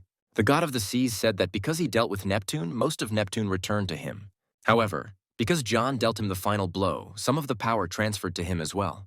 With this power, one can establish order in the world, but also create chaos. And now he asked the hero what he was going to do with this power. Jonathan saw notice that Poseidon's power, the eye of the deep, could see right through him. He understood that this clumsy lie would not work. And besides, there was a strong anger emanating from him. It seemed to him that Poseidon was probably going to kill him if he answered incorrectly. Based on this, the guy said that he killed Neptune not for the sake of power, but if he allows him to use it, John will use it to become stronger and become a god recognized by everyone. At that moment, Poseidon saw his former self in him. The boy exuded sincerity like the soul of a newborn god. He went on to say that if that was the case, there was no reason not to celebrate it. So Poseidon decided to throw a party. During the party, he was only looking for Jessica. Seeing her, John approached her and said that they needed to talk. Suddenly, Snow White jumped up to her. Jonathan didn't like her behavior because they were supposed to have a serious conversation. Then a crowd of girls approached her. They just took him and pushed him away. Well, then Poseidon grabbed him by the shoulder. He wanted to have a little chat with him before finishing work, but the boy refused. Back at the testing center, John received his hunter's license. The main character became a 6-star hunter. The ranking system of hunters around the world is based on stars. There are hunters with no stars and up to 9 stars. Korea has never had a 9-star hunter before, and there are currently only 13 hunters above 5, including John. Seeing the boy with a license, Charlie began to get indignant. Jonathan didn't pay much attention to it, but his eardrums almost burst from the screams of this. Suddenly, the boy noticed that Snow White seemed to have become heavier. Her level also increased. At that moment, it seemed to the hero that she would continue to grow and eventually become independent. But he didn't believe it because she was such a pure and kind cutie. Then John was met by Jessica, who said that the boy had a good destiny. She called him to follow her because she promised to tell him everything. Everything he needs to know and what will happen in the future about Ragnarok and the end of the world. In the car, John told her that he now understood why he had such a strange feeling in the beginning. But he was still curious about who she was. A year ago, Jessica had a window in front of her eyes with a part-time job from the gods. Using the reward from her part-time job, she gained power and became a mid-ranking god. And then she gained the ability to foresee which surprised Jonathan. The girl doesn't know everything, but she learned about the future. The war of the gods is about to begin. Sometimes the names of the gods differ from myth to myth, such as Zeus and Jupiter, Poseidon and Neptune, Eros and Cupid. People know it as the same poem. But these are different gods with different names. Unlike the gods who survived to their day through faith, the ancient gods, forgotten from the past, accumulate their power through the gates to reclaim their names. The gate is a refuge that contains the concentrated power of the ancient gods. Once the ancient gods have gathered all their power within the gates, they will come face to face with the existing gods to restore their forgotten names. And eventually, the 6th Ragnarok will happen. To ensure that even humans could withstand the gates, the gods created dungeons, making them look like gates. It's a kind of training ground for people. Neptune appeared before his strength was restored, but he was already at a high level. Even the gods are concerned about the existence of the gate. The more the forgotten gods gain power, the harder it will be to block the gates. And the gods are already struggling to protect their own world. When Ragnarok comes, there will be no god who can protect the human world. People who are unaware of this fact consider the danger of the gate to be analogous to a car accident. If someone like Neptune ever showed up in the city, everything around would be destroyed in an instant. Now the pieces started to fall into place for John. Talents and skills similar to the power of the gods created along with the dungeons. Everything like in the game, magic stones and items dropped by monsters. This is the last gift that the gods give to people. Ultimately, this means that people must survive on their own. And then Jessica said that she would supposedly help the hero block the gates that even the gods could not handle. All because she saw how he protected the world from countless armies of gates. She promised him to do everything possible to help him with this. After that, the girls said that they had arrived and it was time for them to go out. Jonathan didn't even notice how they got there. Then the boy got out of the car and thanked Jessica for giving him a ride. But after that, he saw a crowd of people in front of him and a banner that said there was an urgent presentation of the 6-star hunter. The journalists began to bombard the boy with questions, and he understood what kind of help she meant. Jonathan didn't like it very much, but his fame and divine power began to increase. A month later, John became popular in every corner of the country. He was said to be the person who cleared the most dungeons this month, earning hundreds of billions in profits just from magic stones, items, and dungeon byproducts. Great popularity, as it turns out, does not bring anything good. This is necessary to increase divine power. But these reporters are too intrusive. But Snow White also formed a fan club. Jonathan even felt jealous of how Snow White was becoming popular without doing anything. At that moment, Jessica walked in. She said that then he just had to try harder because this fame would soon become his strength. The upcoming battle will be much more difficult, and then she asked him if he was ready to face the harsh fate. The protagonist thought that it would be better if he didn't know the end. There must be some limit. But now that he knows this, he's not going to just sit back and wait. Jessica had no doubts about the hero. Jonathan then went to work for the gods. This time he will work for Apollo. The boy could not even imagine that he would see the sun right in front of him with his own eyes. Apollo said supposedly, "Of course it is dazzling because after all it is his embodiment." God began to boast that even his solar carriage was beautiful only because it resembled him. At that moment, John and Jessica did not understand how they could praise themselves for so long.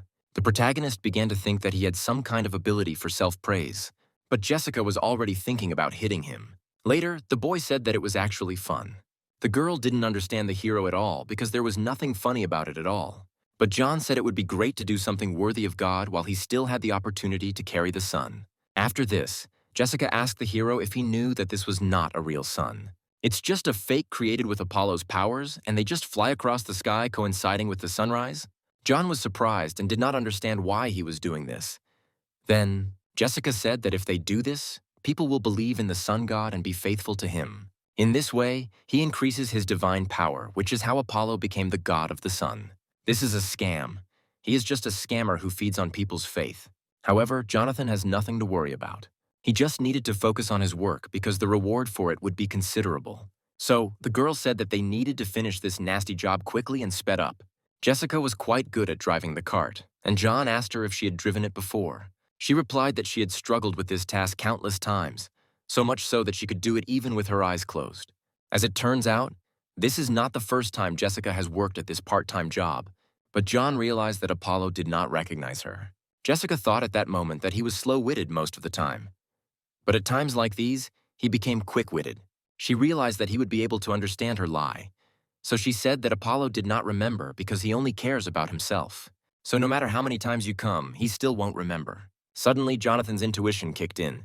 This was no coincidence as solar wolves appeared near them. Jessica found this odd as sun wolves were not usually found in these areas. John realized that these creatures were very similar to hellhounds. Jessica wanted to take them on, but the boy said he would take them on himself. The heroine was against it because if you touch their fur, you can burn to the bones.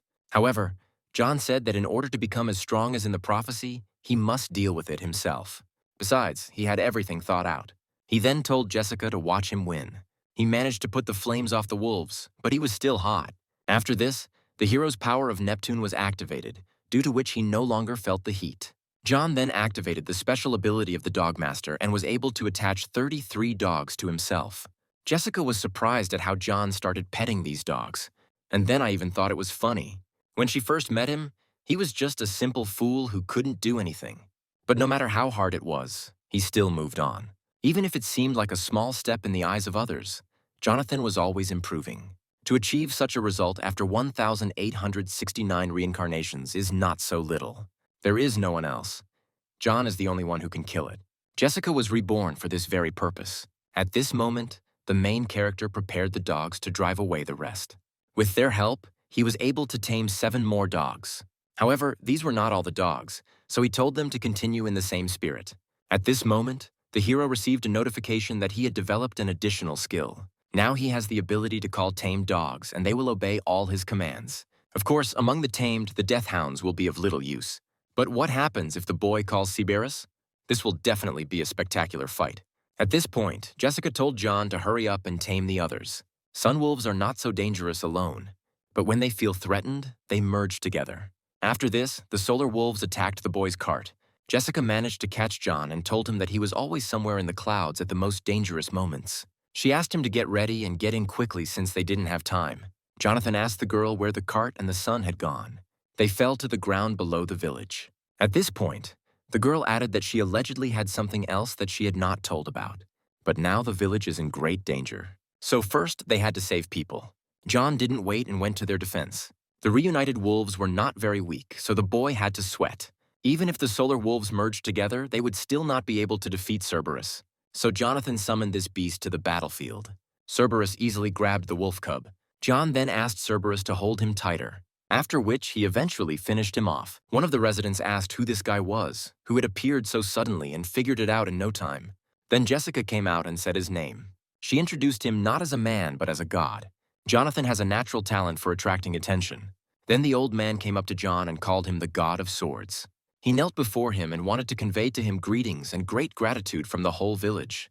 The main character began to say that all this happened because of him and asked the old man to get up. But the old man stood his ground and believed that they were alive only because of the gods who looked after them. Based on this, he added that they would perform a sacrifice every month for his favor. After these words, Jonathan disappeared. He hid behind a column and thought that all the villagers were crazy. He also realized that they had done a great job. Their cart is broken into pieces. The sun wolves have eaten the sun, and there's only a week left before the end of the part-time work. Suddenly, Jessica suggested that the hero create it again. But the boy asked her who could do it, and she gave an example of his old friend. Yes, the girl suggested asking Hephaestus for help. Then the boy asked her how much she earned. To this, she responded that she didn't have a penny. John believed that no matter how close they were to him, he would hardly make the sun for them for their kind eyes. Jessica asked him to stop talking and just follow her. Then the main character offered her a bet that he would not agree, and the loser would fulfill the wish. Arriving, Hephaestus agreed and said that he owed Jessica for the rest of his life. So for him, it was a trifle. He only needed 3 days, and he could make even 2 suns for them. John couldn't understand what she could do to make Hephaestus help her for free. Then he remembered how Jessica wanted to talk to him about something. At that moment, the girl said that now John owed her a wish. But before that, she needed to tell him something. To prevent a war of the gods, John must acquire priests. When the divine power of a lower-level god exceeds 50,000, the ability of God's call will be unlocked. Thanks to her, he will be able to enlist the support of the priests and call on them for help during the battle. The boy thought it was a joke. And then he said that you can't just grab a priest and ask for help. But Jessica said he would have to do it anyway because he couldn't prevent the war alone. He needs to gather 12 priests from the prophecy who are in different dimensions, and only together with them will he be able to save the world. The sheer amount of information left John completely confused. However, then he asked her what it meant in different dimensions. Now the boy can only earn extra money on the continents, but gradually increasing his divine power, he will have access to part-time work in every dimension. Jessica added as if there was nothing to worry about, because in their world lives the first priest who in the future will become a combat-ready assistant. Then Jessica said that she had come up with some kind of wish for the boy. After some time, dawn began to break in the village. All the people in it began to bow to this dawn. One of the residents saw Jonathan's inscription and did not understand who he was. The man behind him told him that this was the god who protected the neighboring village from fire monsters. They thought Apollo valued John so much that he even put up a banner. Jonathan certainly wanted to increase his divine power, but this was a disgrace on a universal scale for him. To which the girl said that the boy allegedly agreed to do whatever she wanted. Therefore, his goal is to unlock the power of the call of God. And he must do everything possible to ensure that as many people as possible learn about him, or at least he needed to make himself useful. Then the boy bought an SS-level shooting talent from the god's shop.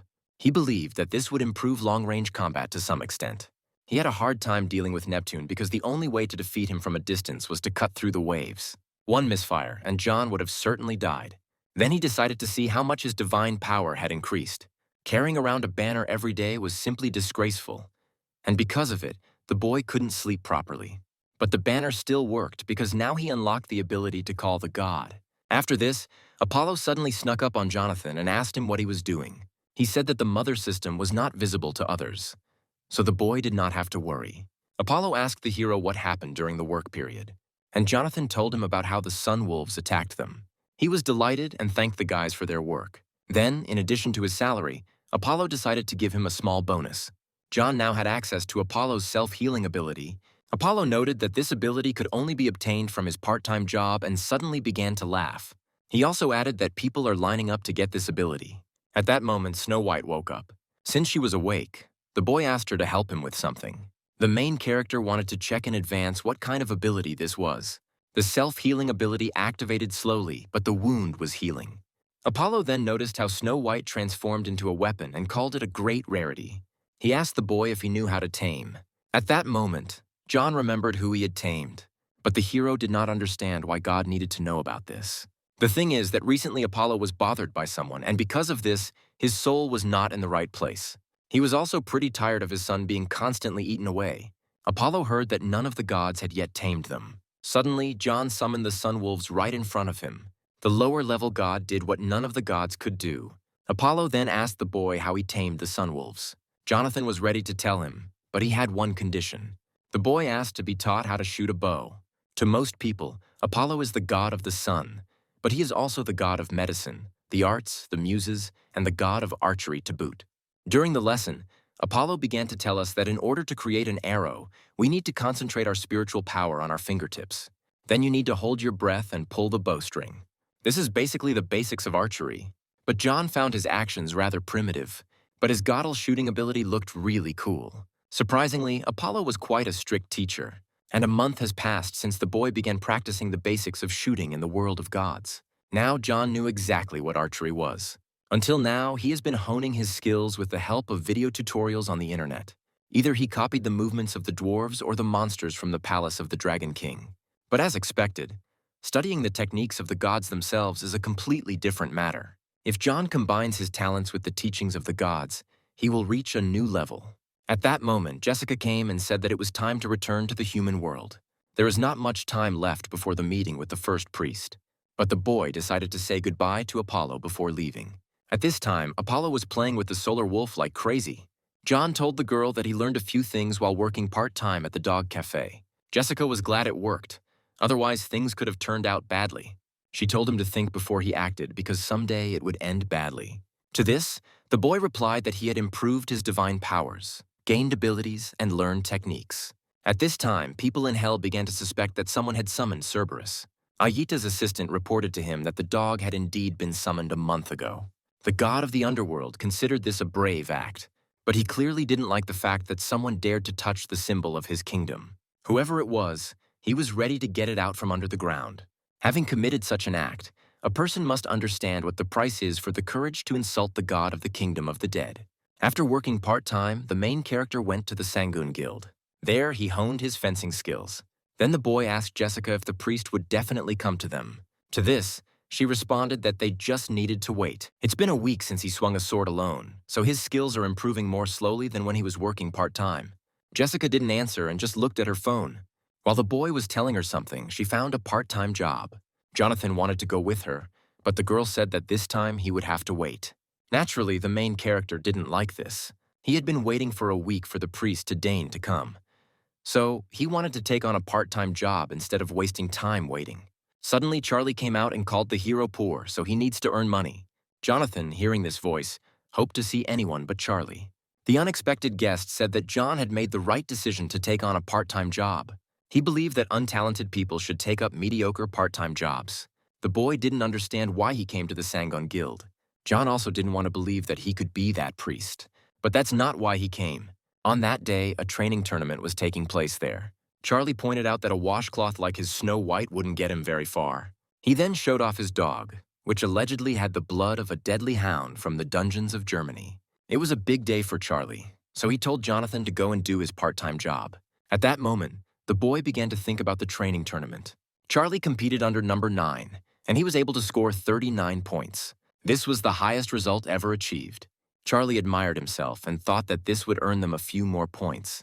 This time, he wanted to show his father what a wonderful son he had. His father was the president of the #1 guild in South Korea, which was called Iris, and his father's name was Air. Suddenly, the judges announced the last contestant. He was number 10 and was also the most popular person in Korea. It was Jonathan who came with his beast. The jury was shocked because they had never seen such an animal in 10 years. Charlie, seeing this, did not understand what was happening. But suddenly, the boy grabbed him by the shoulder. At that moment, he asked him to agree that the solar wolf was really awesome. John told him that no matter how much he asserted himself, he would never succeed. Charlie then grabbed the hero by the shirt and asked why he was always one step ahead and constantly putting spokes in his wheels. At that moment, came out, not liking his son's behavior. He told him to shut up and participate calmly without any problems. Otherwise, he would have to send his son abroad. Hermach also apologized to John for his son, saying that his son does not know manners. The main character said that everything was actually fine. Mac noted that they had not seen each other for a long time and noticed how the boy had matured. He also asked not to waste his nerves on Charlie since his son is a brainless idiot. At that moment, Charlie broke the vase. He was infuriated by the fact that his father only compared him to a brat who didn't have a drop of his blood in him. This really pissed the guy off. He felt like his life had gone downhill ever since that bastard showed up. One of Charlie's friends asked him why he was so irritated. But Charlie responded by asking him where he had been all this time. His friend told him that he had simply gotten carried away and that it was already the last day of the event. After this tournament, John and Jessica went about their business.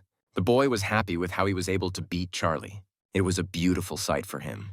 At that moment, the girl felt someone's presence. She immediately informed John about this, but he didn't understand what she was talking about. After this, the main character's intuition kicked in and a danger notification was issued. A guy called him and said that he was supposedly in big trouble because he crossed Charlie. The guy asked the hero not to get too angry and attacked him.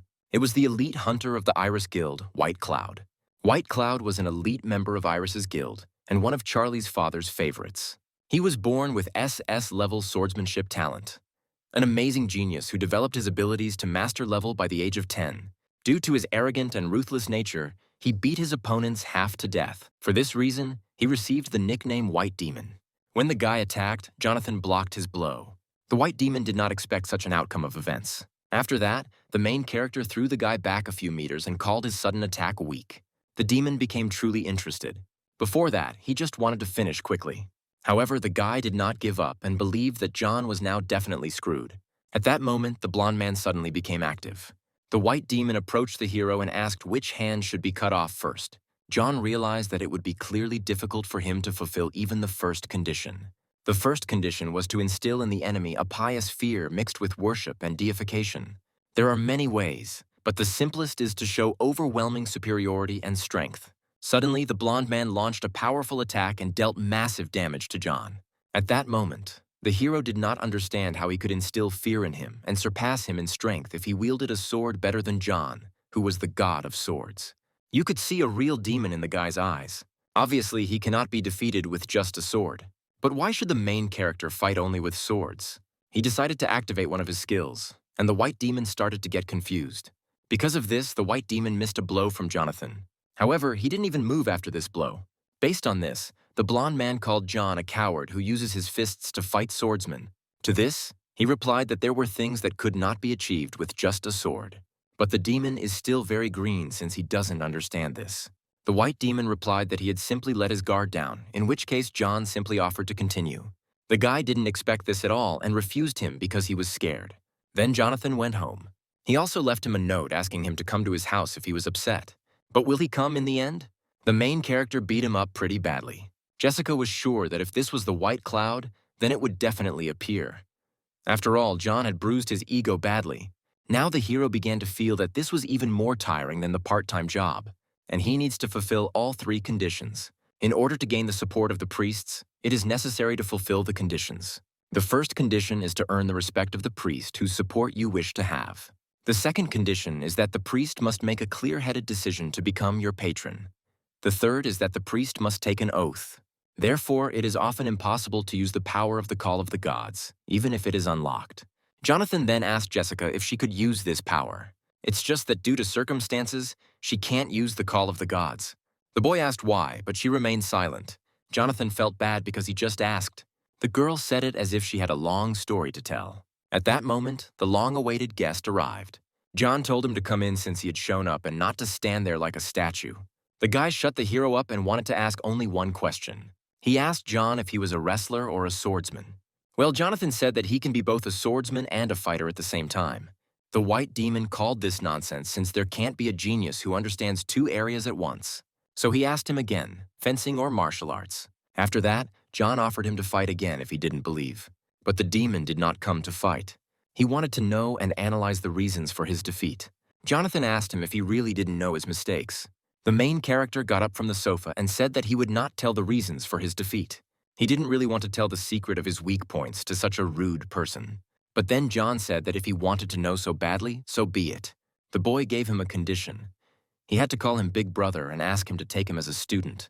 This way he was able to take the guy by surprise. The demon began to call him Elder with difficulty. However, he decided that it would be better to bite off his tongue and die. After which he began to leave. It took 10 years for dumb-headed Charlie to even notice him, and he has known this idiot for almost 5 minutes and he already demands his respect. At this point, John said it was sad. He just wanted to teach him one of his martial arts moves, but it's a shame the guy's leaving. The reason for his defeat was his ego. Maybe John was wrong, but Leon himself understood it. A style that combines martial arts, fencing is extremely effective and is the key to becoming stronger. At that moment, Leon stopped. He began to mutter something to himself. Jonathan started to tease him on purpose and asked what he was saying. The guy gathered his strength and decided to say it with his eyes closed. He decided that once he mastered martial arts to perfection, he would crush this hero. As a result, he reluctantly agreed to call him Big Brother and accept him as a student. Jonathan agreed to share the secret of martial arts with him since he asked so. But first, he wanted to ask him for one favor. Leon then performed the priestly rite to become a disciple. The first condition, reverent fear, was fulfilled. And when it came to devotion to God until the end of his days, even John became agitated, thinking that all this might be simple nonsense. But contrary to all expectations, Leon reacted extremely calmly. The ceremonial oath to become a priest ended successfully. Then John started teaching him all sorts of funny things, and the guy was quite good at it. Jonathan also noted that he was not just good at it. His learning abilities are much better than he expected. It turns out he learned a lesson from that one blow. At this rate, he might be able to use the dwarven hammer strike soon. So, Jonathan suggested putting together everything they had learned so far and summing it up. After this, Leon called the hero too cruel a teacher. At that moment, John received a notification that his priest had acquired the 1-2 combo skill, and his fighting power began to increase little by little. If you look at it this way, the priest system is not bad at all, even if it is very reminiscent of hard labor. Because as Leon's power increases, Jonathan becomes stronger. The boy then told Leon that he was not going with him into the dungeon that he had worked so hard to obtain. Leon also learned that this dungeon definitely has a skill rune. Before that, John told him about the War of the Gods. That's why the guy considered it unacceptable to miss the chance to go into the dungeon. Jonathan knew that this was a normal reaction since he had not told him all the details. Not long ago, he was in his place, so the boy decided to talk to him like an adult. He told him that they were going to go to the gate to determine when the War of the Gods would happen and to find other guardians in different worlds. However, Leon suddenly began to insist that he would not budge an inch if John went there. With him, the main character began to understand Jessica more and more. Jonathan was furious at this and snapped at him, telling him not to ask unnecessary questions and not to create problems.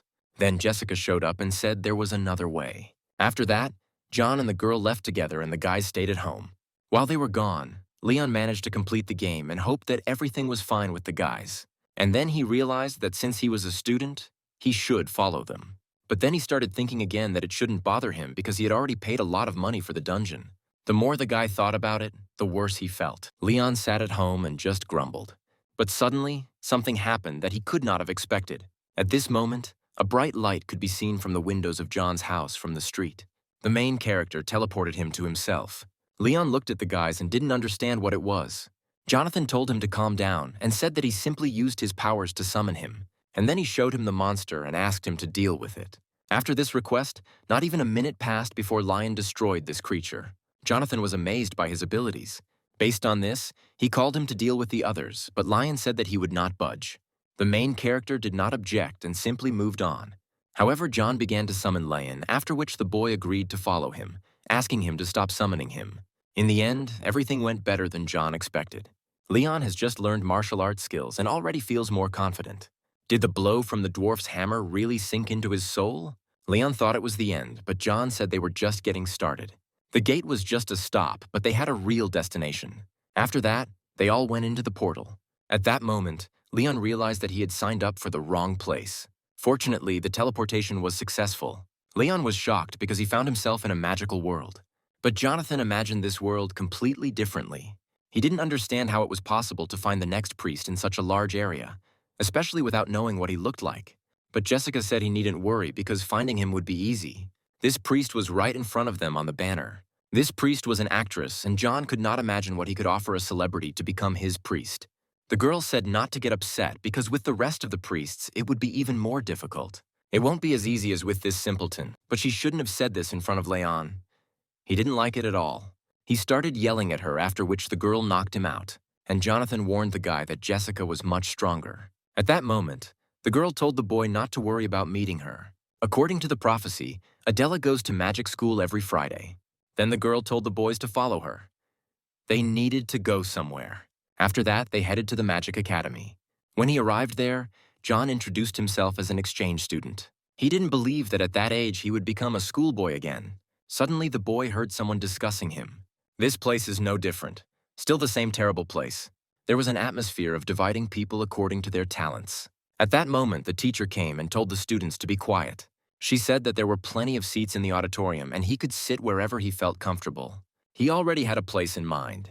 If you are physically close, you also become mentally closer to each other. So he decided to sit next to Adele as naturally as possible. The boy came up to her and asked if he could sit next to her, to which she replied that he could sit down if he wanted. John sat down next to him and started asking where the magic lab was since he still didn't know much about the academy. The hero decided to start with small talk. He never thought that his part-time job as a consultant would come in handy in such a situation. Then he suddenly started talking about how they had a very spacious and beautiful auditorium. After which, he suddenly called the girl also beautiful. Because of this, Adella stood up from her seat. She asked him not to pretend to be friendly. The girl believed that he came because he thought that being in the same class with a celebrity would help him become friends with her. After this, Jonathan realized that he had screwed up completely. Then he needed to find Building A, but he was doing a poor job of it. Suddenly, he heard Adele talking. She promised that if she didn't finish school, she would drop out and focus on acting. The girl herself understood this but continued to be stubborn. The lack of mana could not be cured. John also learned that if you imagine a fiery clot while feeling the flow of mana, you can use a fireball. The boy was very surprised by this. He liked it and decided to try it too. He tried to do it in different ways, but nothing worked. John wanted to see if he could use divine power instead of magical power, but apparently magic requires mana. Then the other students started laughing at John trying to use magic. They called the hero a clown and did not understand where he came from. Suddenly, Adella noticed this. After that, she suddenly called the boy. The girl said she had something to talk about, so she suggested meeting after class. The school day ended and the guys actually met. Adella said that even without mana, it was improper to act like an idiot, so she suggested that he just give up magic. John didn't like the girl's mood, but he answered her that it was a bit of a shame to take out one situation on another person. Adella didn't understand what he was talking about. She called it nonsense, but John said she was running low on mana, a rare disease that prevents the use of mana regardless of its amount. Mana deficiency disease is a rare, incurable disease that once destroyed Adele's dreams. Perhaps that was why when a boy appeared in front of her who found himself in the same situation as her, instead of feelings of kinship due to the similarity, she was overcome with a feeling of disgust. This convinces her that she will never be able to fulfill her dream of becoming an archmage. So she pulled herself together and kept challenging herself. Based on this, the girl said that she looked pathetic, taking out her anger on an innocent person. Suddenly, John said he would supposedly make it so that she could use magic. But in return, she had to help him with something. Only Adella asked him what he could do since he himself had no mana. The main character said that in a week he would show her how to use magic correctly. Adella thought it was complete nonsense because he didn't even know basic magic. Because of this, Jonathan offered to make a bet with her. Then the boy told Jessica what happened.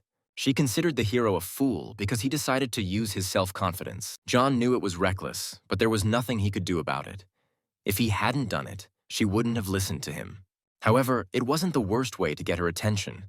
After all, she was only interested in magic. But just think, the boy told her that he would teach her magic in a week. You can't buy talent for magic, even in the god's shop. It takes a lot of time to get mana and learn how to use it.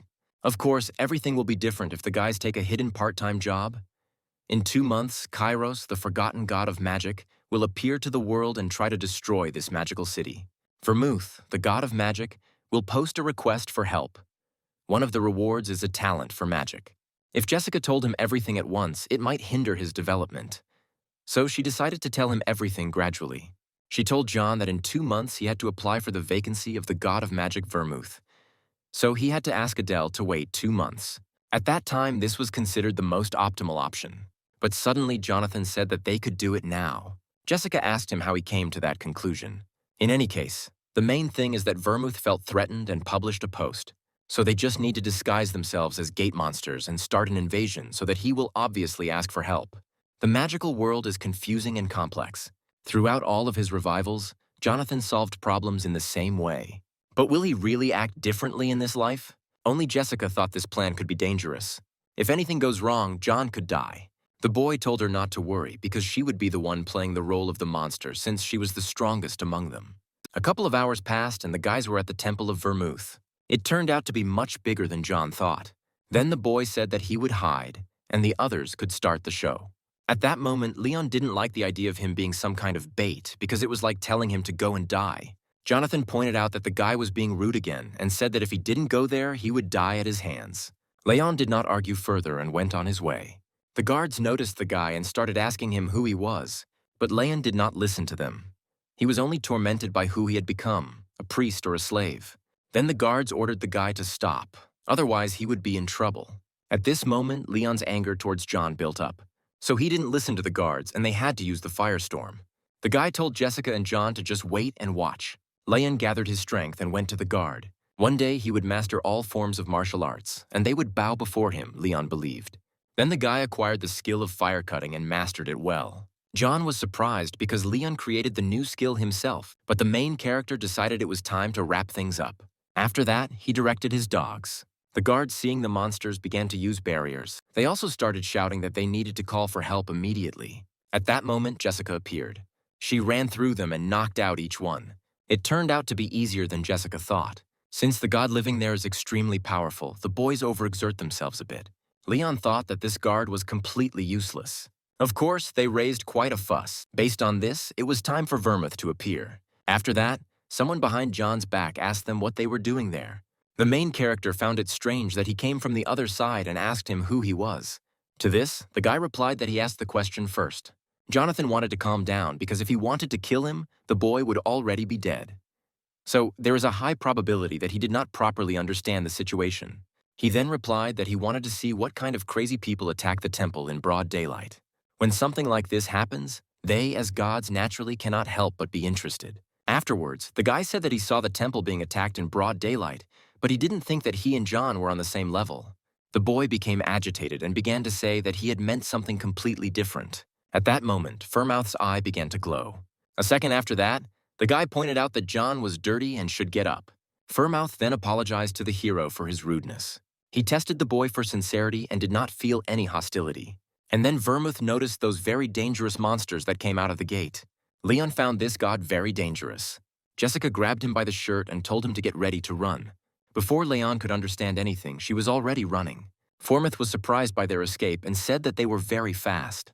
Judging by his expression and tone of voice, it didn't look like he was going to follow them. But John couldn't know for sure, so he decided that he shouldn't relax. In any case, there were several reasons why Jessica agreed to this plan. One of them was his character, as he was said to be a god who by nature hates battles and simply loves to study magic and spirits. Then Vermouth asked the boy where he was from. John said he was from Korea, but for some reason Vermouth thought he was in America. The main character thought that in America there are also people who have the same system window. Then Vermouth wanted to ask the god who came from another dimension for a favor. Jonathan said that if it's about suppressing the gate, he's willing to help. The boy sounded reliable, but that was not what Vermouth was talking about. Starting with the monsters at the gate, even a small insect has its own circumstances. The temple can be restored, so if John sees them again, Vermouth asked to scare them a little and send them back. He also called their life truly miserable. Now John understood why he was losing even with such powerful divine power. Based on Jessica's prophecy, it seems that Kairos knew Vermouth's identity well. He will ambush him and seriously injure him. And if this is not prevented quickly, the dimension will be swallowed by the gate. So Vermouth asked the hero to merge with people and teach them magic. The monsters crawling out of the gate are like the flapping of a butterfly's wings to him. But for people, these flaps are like a destructive storm. If the monsters from the gate are as strong as the previous ones, people will never be able to cope with them. Vermouth himself would have gone, but now he needed to restore the temple. He would have sent his priests, but unfortunately they were defeated. Of course, Vermouth was ready to thank him. Since John would have to teach people magic, he could make it easier for them to use magical power. Jonathan happily accepted Vermouth's offer. Vermouth was also pleased about this and said that he would inform everyone so that he could work comfortably. At this time, the students were discussing Jonathan and noticed that he had not been seen lately.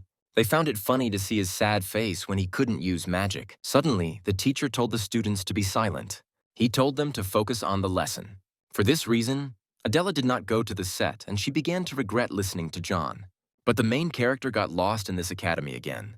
But he still found his destination, and the students started laughing at him again. They also thought that the professor would start yelling at him now because he did not tolerate being late. However, the professor began to rejoice at the boy's arrival. All the students were stunned because they didn't understand what was happening.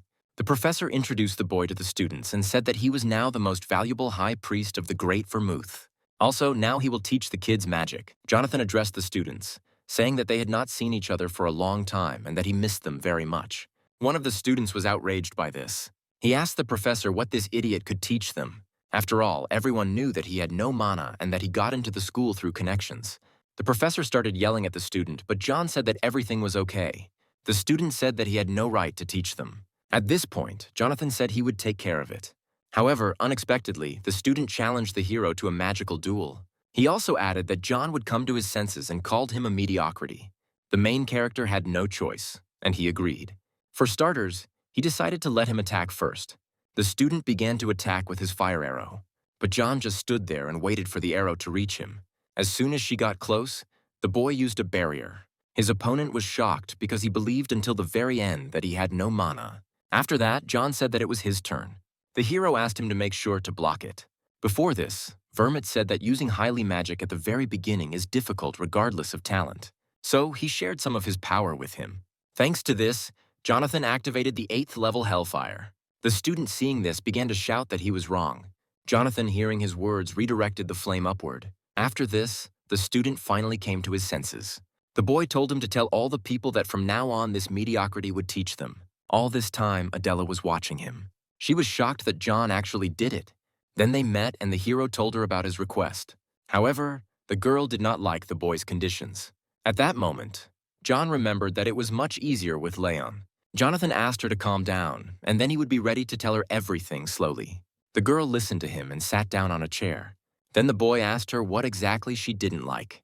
After this question, she started screaming again because this contract was more like slavery. At first, John called himself a god, but in fact, the girl called him a fake. The protagonist said that they just need her power to stop a disaster that will happen in the future. And for the upcoming battle, he was willing to do whatever it took to help her cure her mana deficiency so that she could master magic. Only Adella said that this could not be fixed, even with millions of gold. She asked him how he would do it, to which he replied that there was no way yet. But John wanted to do everything possible. Hearing this, the girl called it a pure scam. John then decided to ask Jessica if there was a way to fix the mana deficiency, to which she replied that there was supposedly no such method. She understood that the boy had mastered magic quickly and had come this far. But Adella Sharon was something of a creature when it came to persuasion. The only weakness of a superstar in the magical world who doesn't envy anyone is the lack of mana. So Jessica asked Jonathan to give her time. All because there is enough of it before the gates are broken through. She advised me to learn magic gradually. But suddenly I had a feeling that something bad was coming. Suddenly a gate appeared in the city. Everyone was confused because there was still a month left before the gates opened. Real chaos began in the city. Seeing this, Adella asked what it was. Jonathan also didn't understand what was happening because there was a month left before Kairos' arrival. Kairos had never appeared so quickly before. The same thing with the solar wolves. There was clearly something wrong in this life. At that moment, Jonathan drew his sword. Seeing this, Jessica asked him why he took out his sword. Kos was on a completely different level than Neptune, so going against him wasn't the best option. But John said nothing would change if they sat on the dew straight. So he accepted Vermith's request for a part-time job. However, it is fortunate that he can receive an award for this alone. He is the god who never asks, the greatest god in the world. Jonathan realized this when he had to teach students. Since they didn't know how the situation might turn out, Jessica suggested continuing to hold off the monsters coming out of the gate. Even if the situation is different from the prophecy, Vermith will not lose to Kairos. However, something happened that Jessica never expected. Kairos and Vermouth approached the city and began to fight there. At this point, Vermith turned to all the gods blocking the gates to listen to him.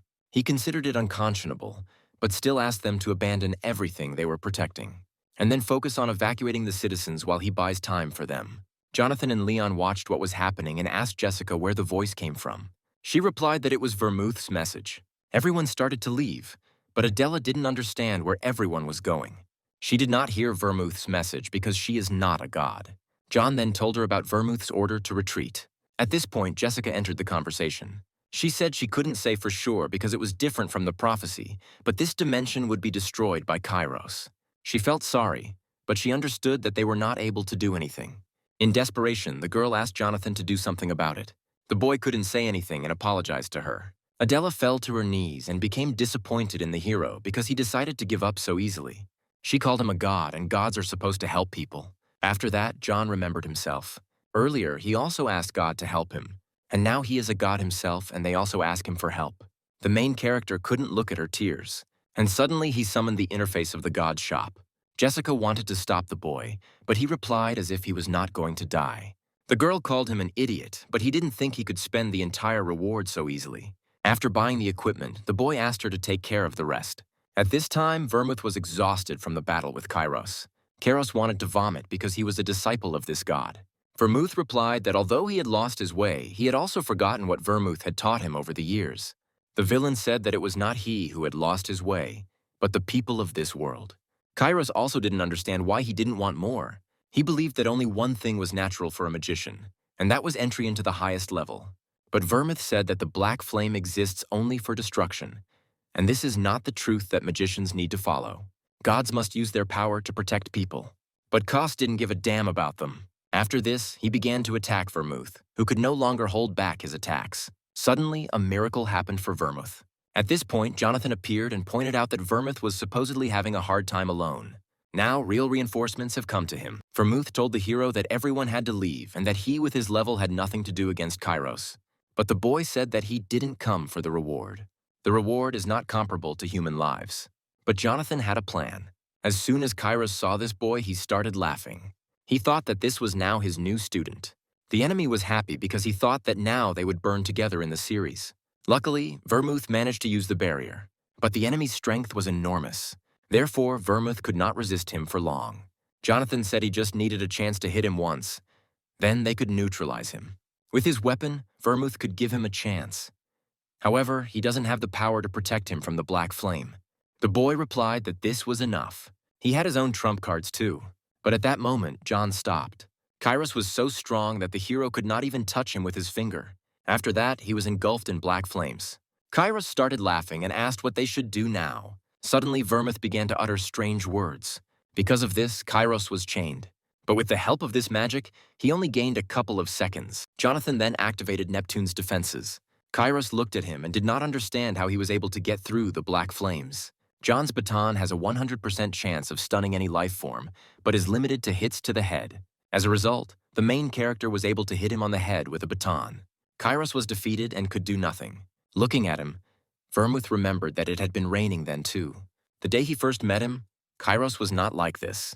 Although he was cursed with a dark fate that no one wanted, he was also a child with a brilliant talent that everyone around him coveted.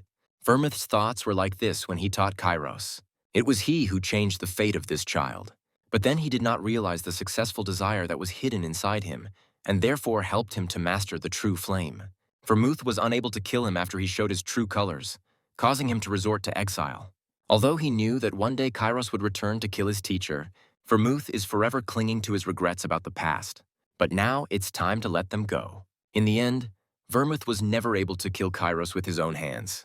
John dealt the final blow and absorbed the powers of the forgotten god Kairos. The protagonist felt that he needed to use it in the same way he used Neptune's protection to save himself. Leon was delighted by John's sparkle, so he asked the boy to tell him more about this ability. But Jonathan hid his ability and said he would tell later. Leon didn't like that John was putting things off again. Suddenly, Adella hit him and told him to calm down. She didn't like the way he wed because Jonathan is the god he serves. Jonathan noticed that she now realized how cool and brave a god he was. Adella said that she was now sure that he was not a fraud since he had provided her with evidence. At that moment, the boy wanted to hear from her what he had been trying to achieve for so long. She was ready to become his priest. However, she planned to stay at her place for a while. Now the girl knew for sure that since she was unable to use magic, she could not help in any way.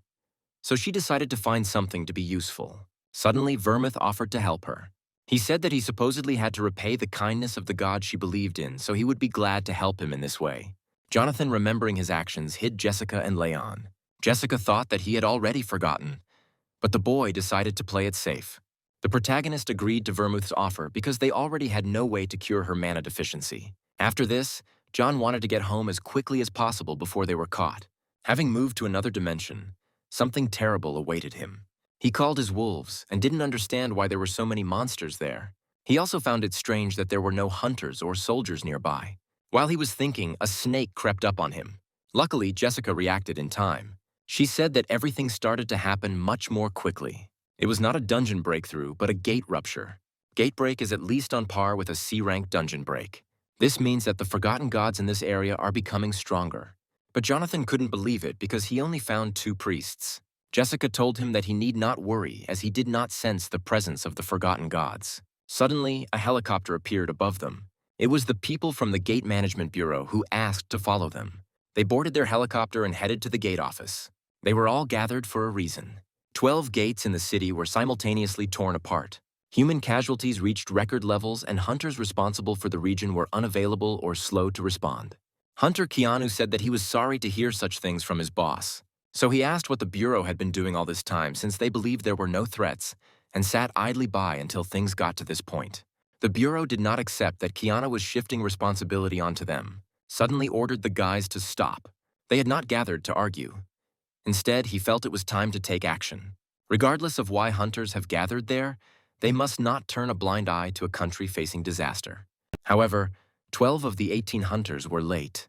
Och had a proposal. He proposed that all the hunters present join forces and begin a large-scale operation to suppress the gate.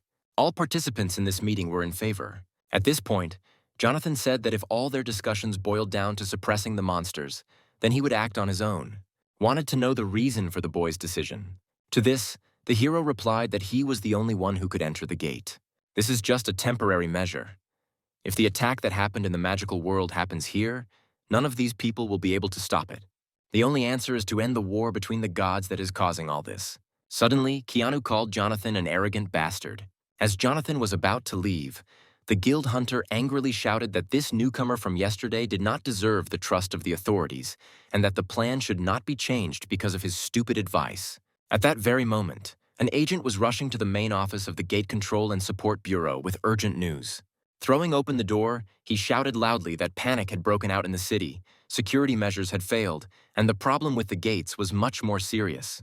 Right at the airport, a powerful explosion of the gate occurred, destroying several objects, and the senior hunter was finally forced to believe Jonathan. The agent continued to insist that they needed to immediately move to the site of the explosion. Otherwise, monsters would pour out of the spatial rift and surround the city. It was not yet possible to calculate the damage caused by the gate explosion since the entrance to the airport was destroyed and the equipment on its territory was out of order. Jonathan understood that only the forgotten god was capable of such destruction, which meant that he had to wait for a new blow. But where would it happen next time? Although they had a strong ally in the magical world that could deal with the forgotten god, if he unleashed his full power, it would be too difficult to control him. There was no time to waste, and Jonathan was about to head to the airport. But Jessica suddenly stopped him, wanting to tell him something. Turning around, Jonathan asked the girl not to detain him unless she had important information that would help him in the upcoming fight. Jessica immediately calmed the guy down, saying that it was not the forgotten god at the site of the explosion, and there was no need to ask anyone for help. To Jonathan's surprise, the girl stated that the aliens had good intentions, and the PAG was carried out only to protect the city from other aliens. This was good news, and the guy realized with a smile that everything turned out to be much simpler than he thought. And then he suddenly asked if a hunter of his rank could take a plane. And the bureau chief, although not understanding his purpose, could not refuse Jonathan. First of all, it was necessary to deal with the open gates hanging over the city and threatening its inhabitants, and then move on to the next step. He soon arrived at the airport from which all the personnel who managed to escape after the monstrous explosion had fled. The monster, still there, was quickly neutralized by a creature summoned by Jonathan so as not to waste energy fighting the mutant. Cerberus quickly attacked the mutant, knocking him off his feet with one deft movement, and he fell to the ground with a crash, raising clouds of dust around him. To summon Cerberus, Jonathan had to use some of his divine power because he wanted to get this over with as quickly as possible and get back to training. It was a handy ability that allowed the guy to simply watch as another mutant destroyed an alien. Before leaving, Jonathan wanted to regain his strength. But at that moment, someone else appeared nearby who had been watching him from afar for a long time. The system immediately activated its premonition ability. And without even turning around, Jonathan realized that they were not alone here. But besides Cerberus, Jonathan had other allies who were ready to join the fight if he was in danger. It turned out that Jessica had noticed the stranger even earlier and had rushed to attack him before he could attack Jonathan. Jonathan wanted to stop her, confident that he could handle it himself, but it was too late, and the girl came face to face with this uninvited guest. The creature with horns on its head immediately warned the girl not to get in its way if she didn't want problems. But Jessica was not frightened by this, and turning to the Baron, whom she knew well, the girl asked what he was doing here. The Baron warned her once again that stealing a mystical creature from the afterlife and remaining unpunished would not work. so Jessica had better get out of his way. But instead, the girl continued the attack and her blade ended up right at the Baron's neck. She stated that despite his strength, he would not be able to defeat two first-class fighters at once because Jonathan was strong not only in magic, but also in physical combat. The Baron replied with a smile that he had already given Jessica enough chances, and if she did not take advantage of the last one, then there was no point in asking for help from the higher gods and accusing him of cruelty. He then added that Jonathan would soon be judged by Hades and would not be free for long, although he himself did not yet realize this. And a second later, the Baron disappeared into thin air, leaving behind only purple magical smoke. Soon Jonathan came back and seeing his friends said that it was enough for today and that he could rest. Today, White Cloud, whom Jonathan had called by name for a long time, was especially diligent in carrying out his task of cleaning the room, although he would have preferred something more interesting to do than wash the floors and dust. Jonathan had to listen to Patrick complain about how he had been on his feet for 17 hours without a break doing stupid tasks. Patrick didn't understand how Jonathan could calmly go about his business, leaving all this mess to him alone and without any help. But Jonathan needed to destroy the gate urgently. So he asked Patrick not to be capricious and especially not to follow him. In the end, Patrick had to stay and watch as the front door closed in his face. He didn't know about the incident at the airport, but from the look on Jonathan's face, he knew something terrible had happened. Jonathan never once called Patrick his priest, and yet that was his main goal, and the reason his father sent him here. Suddenly, Patrick came to his senses, because if he sat idle, Jonathan might unexpectedly return and see that he had quit his job. Realizing this, he picked up the broom again and continued cleaning, which had already become quite boring for him after 17 hours. He did the cleaning not out of fear, but because he saw it as part of his training that would one day lead to the abilities he desired. At that moment, his brother Charlie came up from behind and gave Patrick a great fright by entering without knocking and quietly sneaking up on him from afar. He had been looking for his younger brother for a long time and was clearly unhappy with how he was spending his time. After all, Patrick had not appeared in the guild for the last few days, but had only washed the floors in the training hall, humiliating the honor of their influential family. But Patrick didn't think he was humiliating anyone with his work because it was part of his plan. And by helping Jonathan, he was fulfilling his father's task. And then he demanded that Charlie not teach him how to live, saying that he would stay here until he settled all his affairs. Charlie ordered him to destroy Jonathan and not to be his henchman, forgetting why he was there and what family he was a member of. Charlie hadn't heard a kind word from him for 10 years, while he constantly calls the newcomer Jonathan his brother, as if he had replaced his entire family. Filled with emotion, he grabbed Patrick's hand, ready to do what he had been looking for all morning to do. After all, his father ordered Patrick to participate in the operation to destroy the gate, replacing cleaning and other little things with serious work, usually mock severely punished for failure to follow orders. But Patrick stopped abruptly and tried to pull his hand away. This audacity amazed Charlie because his younger brother had changed too much lately. But looking seriously at Charlie, Patrick warned that if he didn't let him go immediately, he would regret it. Charlie was sure that Patrick's courage came from his friendship with the new hunter. And with each passing day, his hatred for Jonathan grew greater and greater. Meanwhile, a live broadcast began on a huge monitor, in the center of which was Jonathan with an artifact that a newbie was not supposed to have. It turned out that in a short time, Jonathan had mastered swordsmanship, martial arts, and even ranged magical attacks. But from where? This infuriated Charlie even more because Patrick dreamed of learning these abilities from Jonathan. And now he would definitely not listen to his older brother.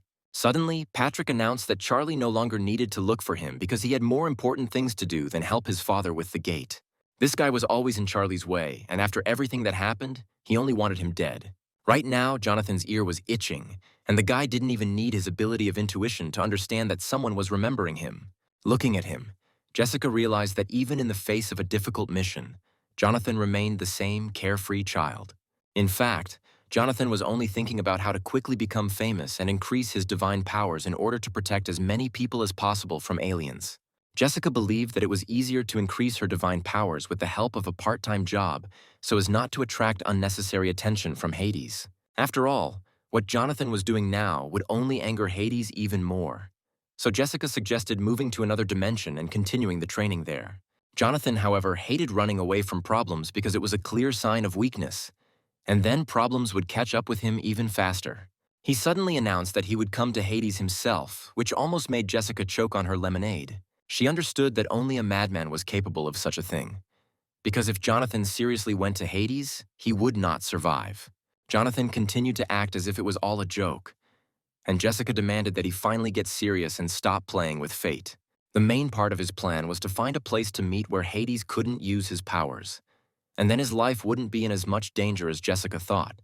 Yes, it is easy to come up with such an idea and anyone can do it. But where can he find such a special place?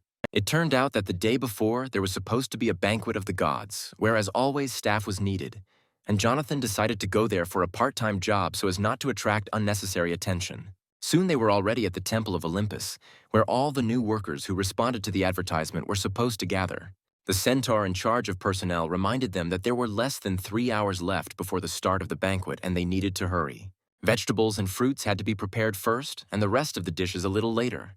The centaur told them to move on to the next task immediately after they finished with the fruit in the baskets, reminding them that there was little time left. It seemed that Patrick and Adele had a lot of work again, which they clearly didn't like. Only Jonathan was in a great mood because all this work would be done by his assistants and he himself had more important things to do. At first, however, he had to listen to the angry protests of his assistants who had planned to spend the day differently since they already had a lot of things to do. Suddenly, the centaur's voice was heard, announcing that the banquet was about to begin, which meant that Jonathan had the opportunity to do what he had come here for. Raising his hand high, Jonathan declared that he was ready to work as the centaur was just calling the waiters to serve the guests. It was clear from the faces of Patrick and Adele that they already regretted becoming Jonathan's priests and getting involved in this adventure. All the guests had already gathered in the main hall and were chatting loudly, enjoying the meeting after a long break between the banquets of the gods. Jonathan understood perfectly well what kind of meeting awaited him at this banquet, but it was precisely for her sake that he took this step, not wanting to run away from problems. Many guests immediately noticed a lower-level god in the distance who, without wanting to, attracted everyone's attention with his appearance. In the lion skin he had chosen for the banquet, Jonathan looked very much like Hercules, and all the guests immediately noticed it. Jonathan looked around, trying to figure out if Hades had shown up yet and hoping that today's meeting would go well. Of course, he couldn't remain unnoticed, and the very next second, someone grabbed his neck from behind in a friendly manner. It was Apollo who immediately declared that his student looked great in a lionkin suit and that he found it funny to see Jonathan dressed as a waiter. Poseidon also seemed to find it funny to watch the new guy sign up as a waiter, but he had long suspected that Jonathan was not quite right in the head. Poseidon did not expect that after the meeting in the underwater palace they would see each other again at the banquet of the gods, and reminded Jonathan of his offer to join the ranks of the knights of the underwater palace. It was an interesting start to the conversation. But Apollo reminded Poseidon that his favorite student was busy right now since he was the one who started the conversation with Jonathan. However, Poseidon had long wanted to talk to Jonathan about something important and asked Apollo to leave them alone for a while so as not to interfere with the serious conversation. Now, the guests watched as two supreme deities loudly argued over a waiter who had recently become a god. Two celestials tried to win the right to communicate with the newcomer of Olympus, and it was unclear what attracted them so much to this very ordinary guy.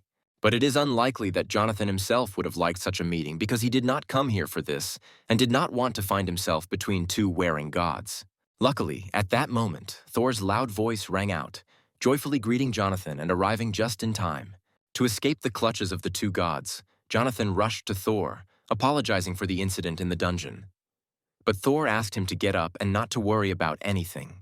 However, another god present in that place today believed that Jonathan was apologizing to the wrong deity. It turned out that Hades had been watching Jonathan from the depths of the guest room for a long time as he tried to get lost in the crowd pretending to be a waiter. And this was indeed the very deity that Jonathan wanted to meet. But he did not expect it to happen so soon. Hades didn't care why this guy came here himself because he was going to end his miserable life and was already ready to use his deadly magic.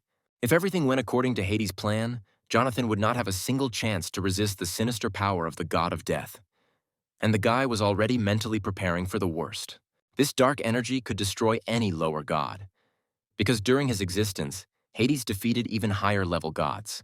But at that very moment, someone's hand grabbed his wrist and someone was not going to calmly watch as the highest god attacked the weak.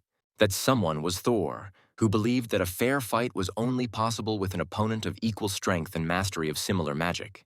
Hades knew that it was better not to mess with Thor, but he still warned that it was none of his business, and he better not interfere.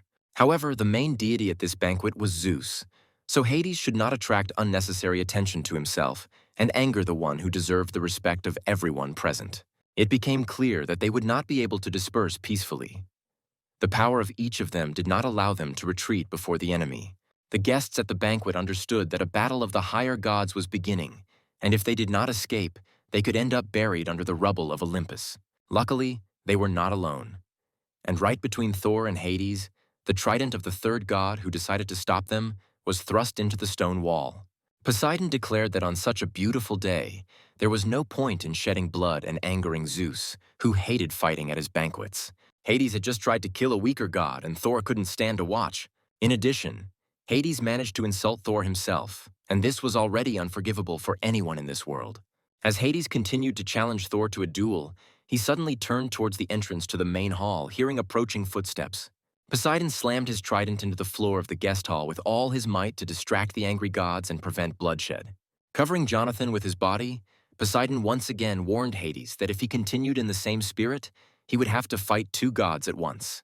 Even Hades couldn't stand up to such a fight, and it seems he has now decided to hold back his hatred for a while in order to let it out at a more opportune moment.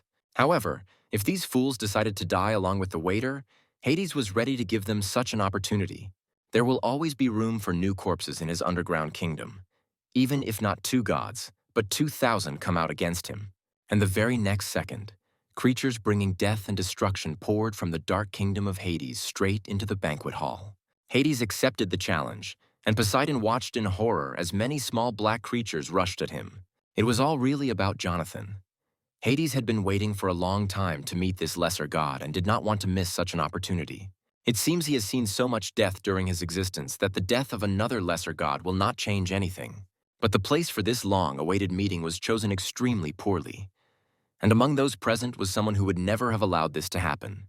In the main hall appeared someone whom even Hades would not dare to contradict because it threatened imminent death. It was Zeus who immediately asked who had started this fight, knowing full well that the host of the banquet would be displeased. Noticing Hades, Zeus reminded him that this was a festive banquet, not a funeral, and that there was no place for the god of death here. Only now, Jonathan noticed that in the presence of Zeus, Hades' strength weakened, as if he feared him more than all the other gods of Olympus. Hades claimed that a sacred relic had been stolen from his underworld, and that he was simply doing his duty. Zeus could hardly believe that anything could be stolen from the god of death. So this excuse seemed unconvincing to him. However, judging by the commotion caused by Hades, the loss was indeed valuable, and Zeus became curious about what exactly was stolen. After a short pause, Hades admitted that Cerberus had been stolen from his dungeon, which came as a complete surprise to everyone present. Many have already heard rumors that the main guardian of the kingdom of the dead has recently disappeared. Imagine everyone's surprise when it turned out that Cerberus had been stolen by Jonathan, who had recently become a minor god. Jonathan immediately began to justify himself, saying that it was not theft, but that he simply used Cerberus for the common good and then sent him home. But Zeus was no longer interested in sorting out the details of their argument. In front of him stood the same guy about whom so many rumors had been circulating lately. Looking closely at Jonathan, Zeus asked what kind of deity he was and what creature served him. The question was unexpected because it was the first time Zeus had asked something like this of a lower god, which meant that he showed a special interest in the young man. Jonathan unexpectedly admitted to everyone that he was the god of the sword. And for the first few seconds, Zeus could not understand since when gods, even the lower ones, command swords. In addition, it was unclear what element this young god controlled since he couldn't control all the swords in the world at once. Zeus understood that he was dealing with a lesser god, which meant that many abilities were not yet available to Jonathan. It is even more strange that this young managed to steal a dog that was capable of striking fear into even Zeus himself. This question only made Jonathan smile because remembering the details of that day, he realized that it was better not to talk about it yet. When Jonathan first met Cerberus, who had guarded the underworld for 1,000 years, he almost immediately tamed him like a mongrel. To do this, he used a collar found in one of the columns at the entrance to the kingdom of the dead. Zeus had never heard of a story about how a lesser god could infiltrate the abode of a highly deity and pull off such a trick. Zeus's reaction was unexpected, and Jonathan realized that with his help, he could resolve the conflict with Hades. Suddenly, he declared that the best way to resolve their conflict was a duel which Zeus would arrange in the near future. This was the most unexpected answer because the guy clearly had no desire to fight the powerful god of death. Fortunately, Apollo intervened, warning that Jonathan was a lower-level god and the duel could end in his death. Turning sharply towards the exit, Zeus added that the duel would be limited to magic, that is, without the use of divine powers. Jonathan could only accept the decision of the chief deity, and Thor and Poseidon could only sympathize with this newborn lesser god. Only Hades was eager for this fight and was disappointed that he couldn't finish Jonathan right now. The execution was postponed, and Hades mockingly advised Jonathan to enjoy life while he still could. Jonathan could only hope that there would be a way to avoid going to the next world prematurely. Jessica knew the situation was out of control, as she had warned her friend about the dangers of this idea. Now he had to fight the god of death himself, and only a miracle could save him from this new threat. Suddenly, someone's voice was heard, and the guy turned around trying to see who was calling his name. Right in front of him stood Hercules, who suddenly decided to help him in the upcoming fight and offered to go to the stadium for training. Soon, they came to the huge Colosseum where training sessions were constantly taking place, often visited by the higher gods. Along the way, Hercules explained that it was on this training ground that he had mastered the most complex techniques since childhood, which had helped him in many battles. Jonathan did not expect that Hercules would agree to help him and was glad to find such a strong mentor. In response, Hercules smiled and said that the guy's best gratitude would be victory in the upcoming fight. Who would have thought that the greatest hero of Greek mythology would pay so much attention to a newcomer who had not even become a full-fledged god? As Jonathan walked deeper into the Colosseum, he saw two celestials sparring and realized that the most powerful gods were training here. The gods wore magnificent armor as if it had been forged especially for them to enhance their abilities. They fought so fiercely and skillfully that Jonathan would have had a hard time against any of them. After a deft blow from a girl who had trained in fights against strong opponents since childhood, her opponent collapsed onto the sand of the Colosseum. He only weakened his defense for a moment, but he did not want to admit defeat and wanted to continue the fight. The girl noted that in a real fight, he would have died 10 times over, and his clumsy technique was only his personal problem. Judging by their skills, they were no ordinary gods, and Jonathan was eager to find out who they were and what powers they possessed. However, they were not at Zeus's banquet, which means they are not as strong as they seemed at the very beginning. Suddenly, Hercules called out loudly to Ares, who had just lost a fight to Athena. Jonathan realized with surprise that in front of him were two of the 12 gods of Olympus, patrons of war, who were now arguing like mere mortals. Jessica immediately realized how lucky this meeting was, because these gods are strong in close combat, and Jonathan will soon have just such a fight with Hades. Out of habit, Ares immediately attacked Hercules, to whom he had lost the last fight and wanted a rematch, but he refused with a laugh. Today, Hercules did not come to the Colosseum alone and wanted to introduce his new student. Turning around, Ares saw the lesser god and did not understand what this run was doing in the Colosseum. Hercules explained that at the banquet, they missed some hot news that they would discuss for a long time because Jonathan had to fight Hades. The two had caused chaos at the banquet, and now Zeus had ordered them both to prepare for a duel. Athena immediately realized that the girl was superior to Jonathan in skills, but she had never seen such energy emanating from him. Ares just needed a partner for sparring, and he decided not to put it off for long and fight with swords right now. After all, the only way to determine the true level of strength was through combat. So, he gripped the hilt of his sword tightly. Pointing his sword Manhwa towards Jonathan, Ares offered him a fight and only then allowed him to train in the Colosseum. Jonathan only wanted to watch the training and never expected to have to fight one of the gods. As luck would have it, Jessica informed him that she needed to return home to help open the gate, meaning Jonathan would have to fight alone. There was no choice left, and Jonathan could only hope that this training fight would not end in his death. As Ares approached Jonathan, he acknowledged that he could feel a powerful energy coming from him. But he was not about to back down from a lesser god. Looking Jonathan in the eye, he warned him that the attack was about to begin and told the boy to get ready. Ares was not surprised that Hades chose Jonathan as his opponent, and most likely, he simply did not want to take risks in a fight with a strong god. Besides, he had long known Hades' quarrelsome nature and his eternal tendency to conflict. To survive the fight, Jonathan needed to show all his strength, and today's training could help with that. Having said this, Ares quickly rushed at his opponent, ready to fight with full force without any concessions. Ares' blow was so powerful that the shockwave scattered stones across the entire sandy arena of the Colosseum. The god of war was in his element and didn't seem to realize that his opponent was not prepared for such tactics. For a long time, no one could see Jonathan in the thick dust that rose in the arena of the Colosseum after the blow. It turned out that having missed the blow and almost breaking through the wall of the Colosseum with his back, Jonathan still remained on his feet in a fighting stance. Ares was clearly pleased with his blow, but he was eager to see how the newcomer handled the sword. With these words, he rushed into the attack again, swinging his sword with the clear intention of ending the duel. The blow was crushing, and it seemed that Jonathan would not be able to reflect it. But the guy, to everyone's surprise, fought on equal terms with the supreme deity. And even though Jonathan was only defending himself, not counterattacking, his eyes burned with the rage of a lower deity, eager to prove his right to be in this arena. He parried blow after blow. And although he did not carry out any attacks of his own, he did not miss a single truly dangerous attack. Athena, watching the duel, noted to herself that this lesser god was doing a good job of repelling the attacks of the mighty Ares. But even with such skills, they were completely different in speed and strength. However, one should not have expected a different outcome in the battle of gods of such different levels because Ares had long established himself as a formidable fighter. However, he was not going to stop there, and having warned his opponent, began a new attack. It seemed Ares was so carried away that he forgot that it was just a training fight and fought Jonathan for real. He pushed off the ground with such force that a crater seemed to form under his feet, and the sand in the Colosseum arena was thrown up into the air. Jonathan, realizing that he couldn't withstand a few more such attacks, decided to give up because the difference in their levels was too great.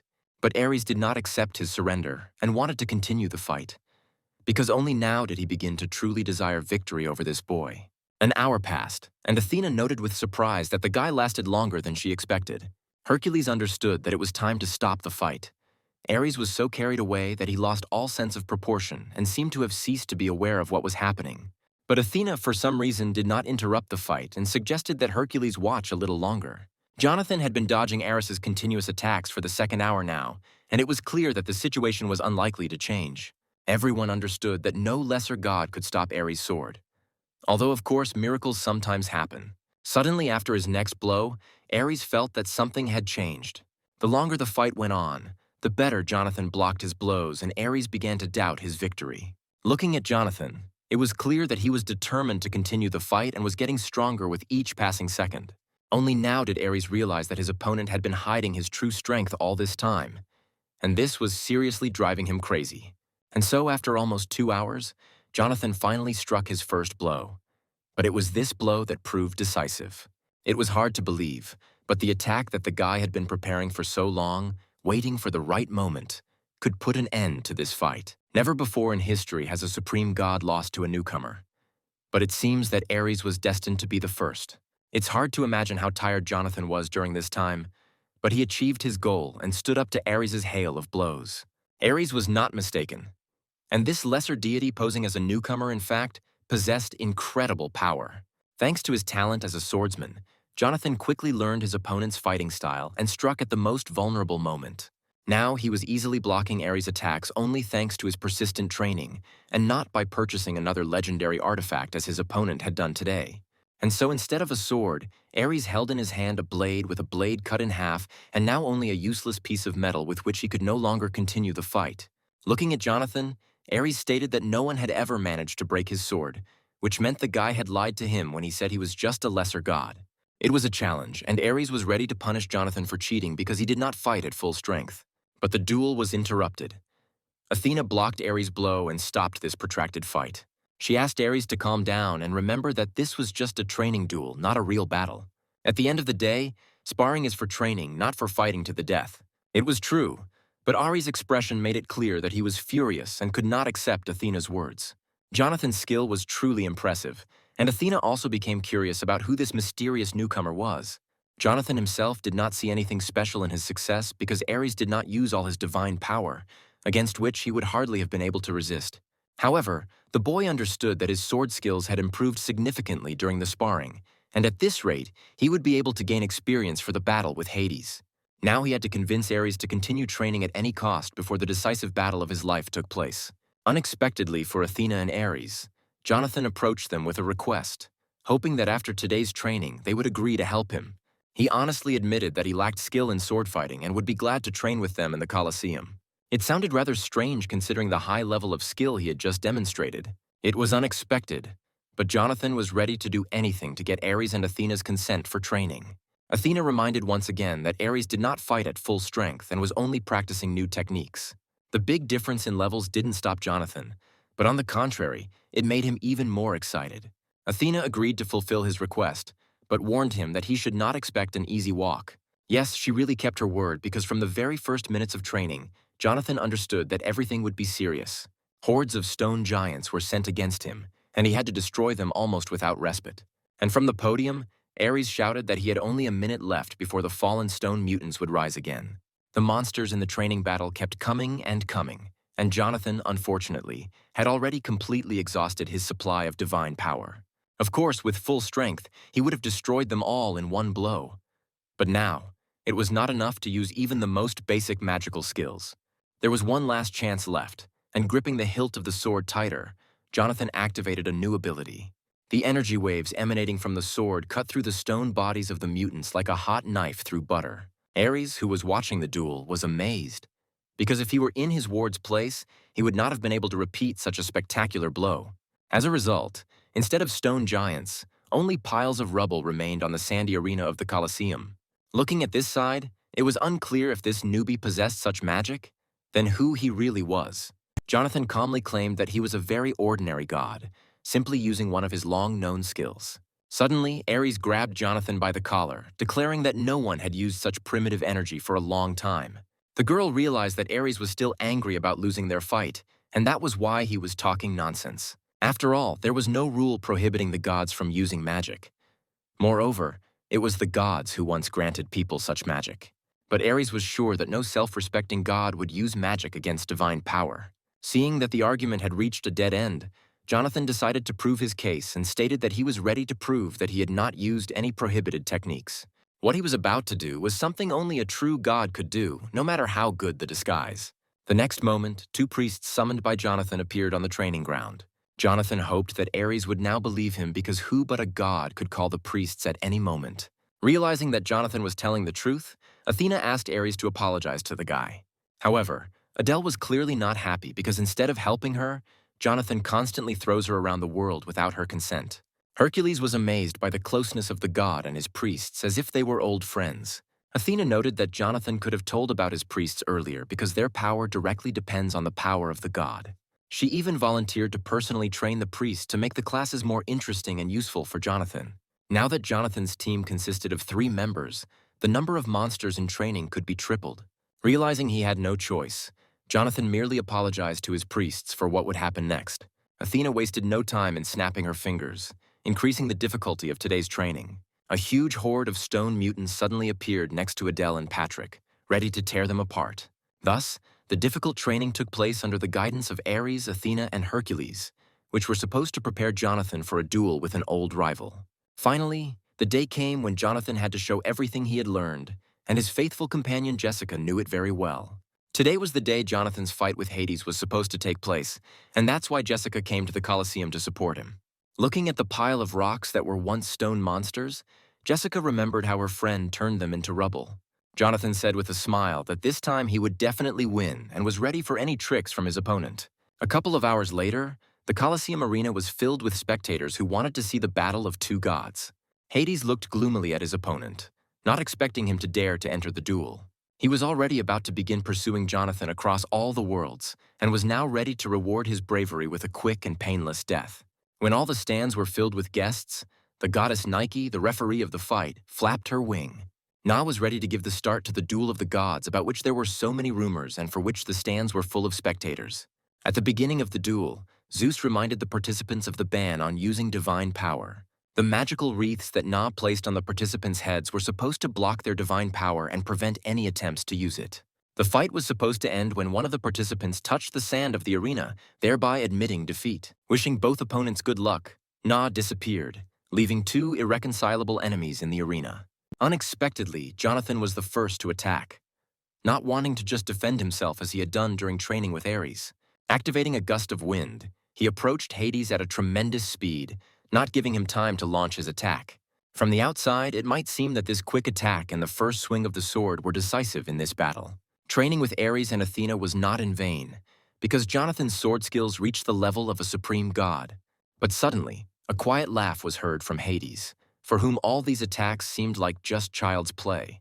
The next moment, Hades stabbed Jonathan in the neck and blood gushed out, horrifying the spectators. Looking at Jonathan, Hades thought mockingly how someone with such childish skills could call himself a sword god. As he bragged to his new friends, he wanted to destroy this false myth and send his opponent straight to hell with one blow. Now, it was Hades' turn to show off his skills accumulated over countless years. It became obvious that Jonathan was losing once again, taking a defensive position as in the fight with Ares. Yes, Jonathan seemed like a good fighter at first, but everyone understood that he remained just a low-level god. Ares, having experienced the power of his new student, was sure that this guy would still make a name for himself. Ares' presence at this duel may have seemed strange, but how could he miss the most important fight in the life of his first student? Today's fight was Jonathan's first serious test and his exam before the upcoming fights. Ares remembered well the rapid growth of Jonathan's strength right during their sparring, when for the first 2 hours Jonathan only defended himself and then almost defeated his own teacher. Watching Hades, Jonathan studied all his movements but still felt something was wrong. He was haunted by a strange feeling that prevented him from fully realizing his potential. Hades continued to rain down monstrous blows on Jonathan, deciding that his opponent had gone mad before his death. Without a shadow of regret, Hades rushed towards Jonathan to finish the fight with his quickest victory over the Olympian newcomer. Hades' movements in this fight were different from those Jonathan had seen during training within the walls of the Colosseum. What Hades was demonstrating now seemed incomprehensible to Jonathan, as if he had been fighting with the wrong weapon all this time.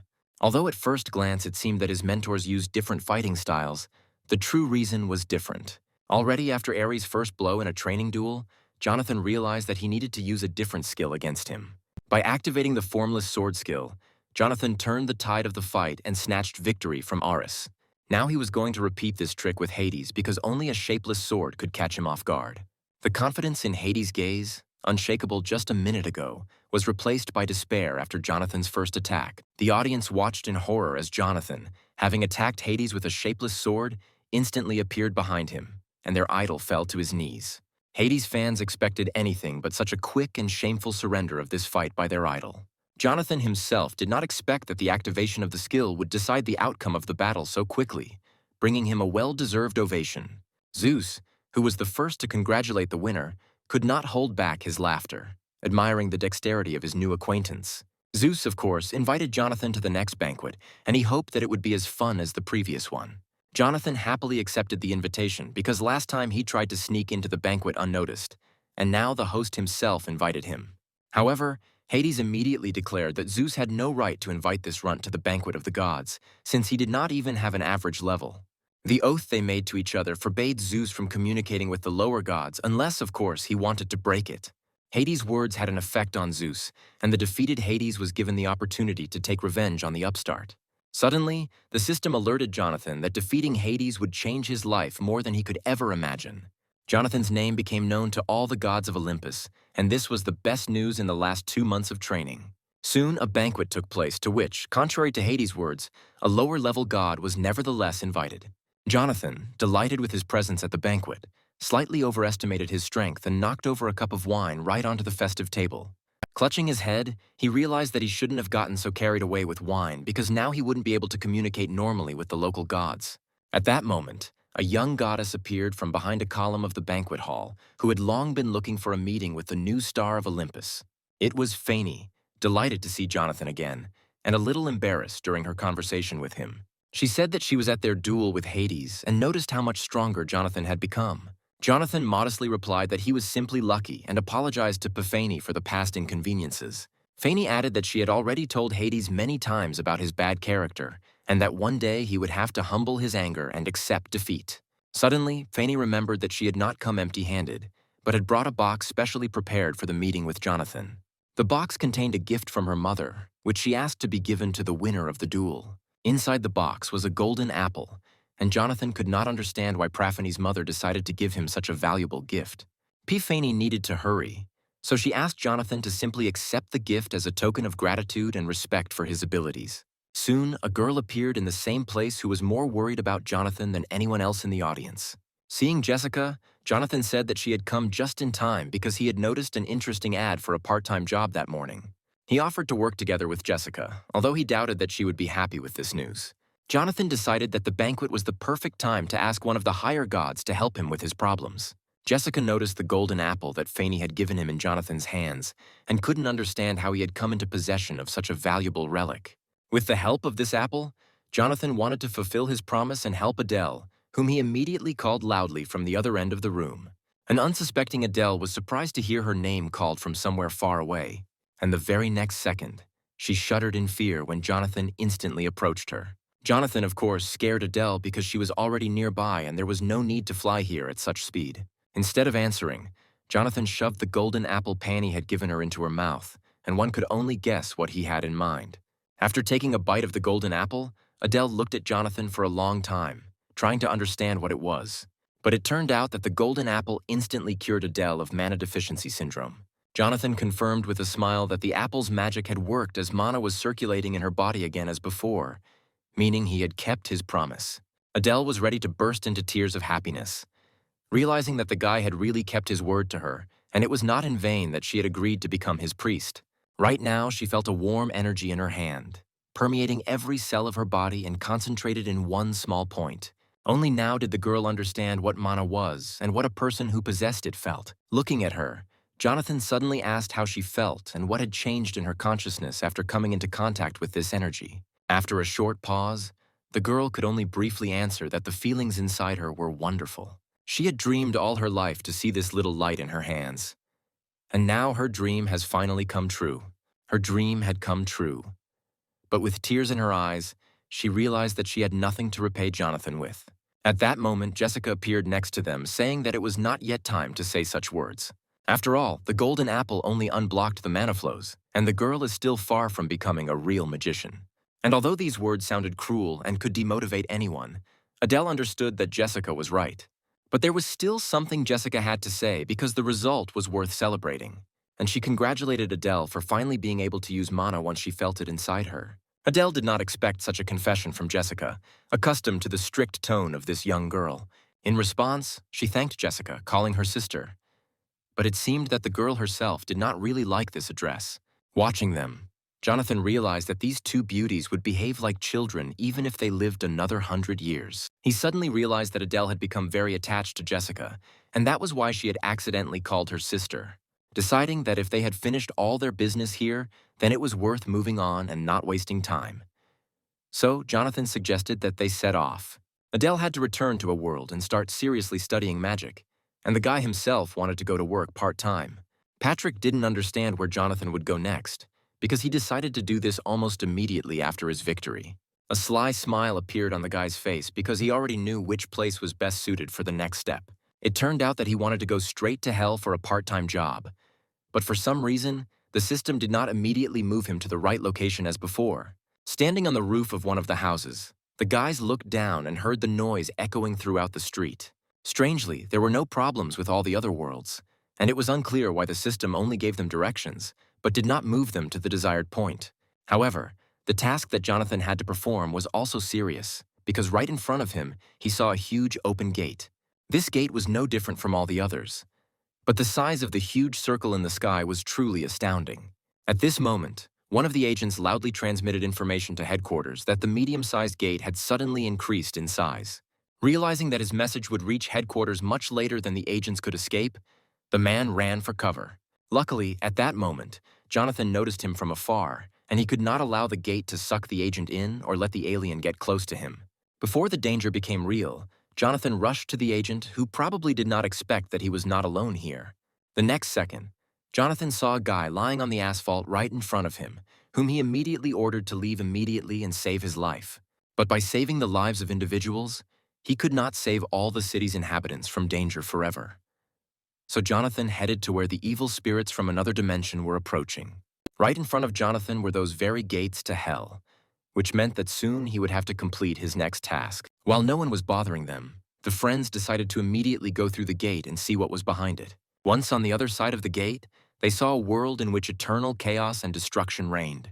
It seemed they were finally getting closer to their destination. Although all this time, Jonathan believed that this was the very gate to hell that was mentioned in the quest. Surely the forgotten gods were not just supposed to be inside the open gates, but right in hell itself. But his thoughts were interrupted by a monster who had been watching the guy who had passed through the gate and found himself in his space for a long time. The mutant was so huge that its mouth would have been enough to swallow Jonathan and all his friends at once. But the guys didn't agree with this, and without waiting a second, Jessica attacked the monster, not giving him a chance to take a step. Now they had to clear this entire space of monsters, so the girl asked her friends not to get distracted.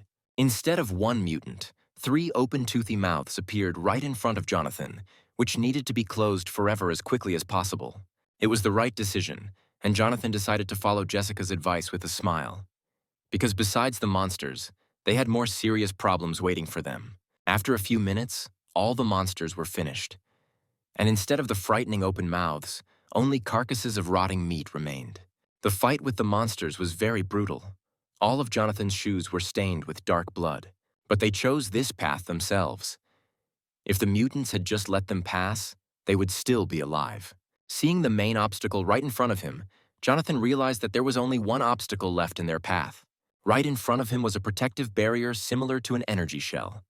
And now Jonathan had to find out what was on the other side. Every gate Jonathan had been through over the years had the same barrier. So he put his hand on it out of habit and activated his magic. Until recently, he had not had the strength to overcome such barriers. But now it was clear that this obstacle no longer presented a serious problem for him. And now the moment came when the guy had to use all his hard-earned abilities, honed in battles with strong opponents. The next moment, Jonathan sent such a stream of destructive energy into the energy barrier protecting Kev that it seemed that no barrier in the world could withstand it. And although the barrier in this place was quite strong, the guy understood that it would not last long, which meant that his efforts would not be in vain. And that's what happened. Because a second later, the barrier shattered into small pieces, opening up the space on the other side in front of the guy. It seemed like they were on the right track, and Jonathan, with a smile, suggested that Jessica go further since they had already overcome the most difficult part. But then Jessica's face suddenly darkened, and she said that she had a very bad feeling. She suddenly felt like turning back no matter how far they had come. After all, now they had a chance to gain power over demons, because only here could these creatures move freely and were found literally everywhere. But why then was there such emptiness all around? And what could it mean for Jonathan and his friends? This could only mean that there was a creature on the territory that was at the top of the food chain and was best avoided. Suddenly, Jessica turned her head sharply and shouted that it was too late to turn back and that the gate core needed to be destroyed immediately. And then right under Jonathan's feet, a giant red eye appeared. The eye of the very creature that was the master of these territories. The guy only had time to turn around, but it was clear that he would never forget this meeting. Before him stood a huge demon that could have crushed Jonathan with one blow if their meeting had taken place a few months ago. Seeing her friend frozen in stupor, Jessica shouted loudly at Jonathan to move and dodge the attacks. But then a monstrous whirlwind began to swirl next to Jonathan, and it became clear that it was too late to destroy the core, and now the guy had to face the unknown. The next moment, he found himself in a space where the sky was strewn with glowing puzzles, and it was unclear where he was. The ground beneath his feet was also made up of the same puzzles, as if it was not the real world, but an illusion in which Jonathan had somehow found himself. Just a minute ago, he was fighting a giant monster in hell, and now he found himself in a completely unfamiliar dimension. Suddenly, loud voices were heard nearby, and the guy turned around to see who else was in this strange place. He saw a little girl he had never met before, holding her friend's hand and cheerfully beckoning Jonathan to run after them. It was unclear who these children were or what was going on here, but they clearly knew the place much better than Jonathan. There was no one else to ask, so Jonathan loudly asked them to stop and listen to him. But after taking just one step, he realized that the puzzle platform under his feet suddenly broke off and he flew into the void. The next moment, his body began to be enveloped by some kind of dark matter which seemed to rule this space, subjugating all living things. It was unclear whether his battle with the monster was still ongoing, or whether it was already over, and everything around was the beginning of his new life after death. Otherwise, it was difficult to explain how he ended up here and what was happening in this new dimension. After walking a few more steps, Jonathan suddenly discovered someone's body lying under his feet, which he accidentally stepped on. He realized that the guy lying on the ground was not moving, and all his clothes were stained with blood. Anyone would have been numb from such a terrible picture. But one detail immediately caught Jonathan's attention. The green jacket the dead man was wearing was painfully familiar, and a terrible guess came to the guy's head. Jessica appeared behind Jonathan, her face covered in blood and quietly calling his name, barely holding back her tears. Drawing level with Jonathan, she approached the dead man as if not noticing the guy next to her. The girl fell to her knees and began to ask the guy for forgiveness for not being able to protect him in the last fight. It was now clear that Jessica simply couldn't hear Jonathan, but he was desperately trying to reach her, not understanding what was happening. Putting his hand on her shoulder, He told her again that she didn't need to cry or ask for forgiveness because he was alive and standing right behind her. But instead of Jessica, the next moment there was emptiness, and all that remained of her image were fragments floating in the air. It was hard to believe, but Jessica too turned out to be an illusion, just like all this space around Jonathan. But that was not all. Turning around, he saw a picture that he could not have dreamed of even in his worst nightmare. Right in front of him, he saw himself pierced on all sides by swords and clearly long dead.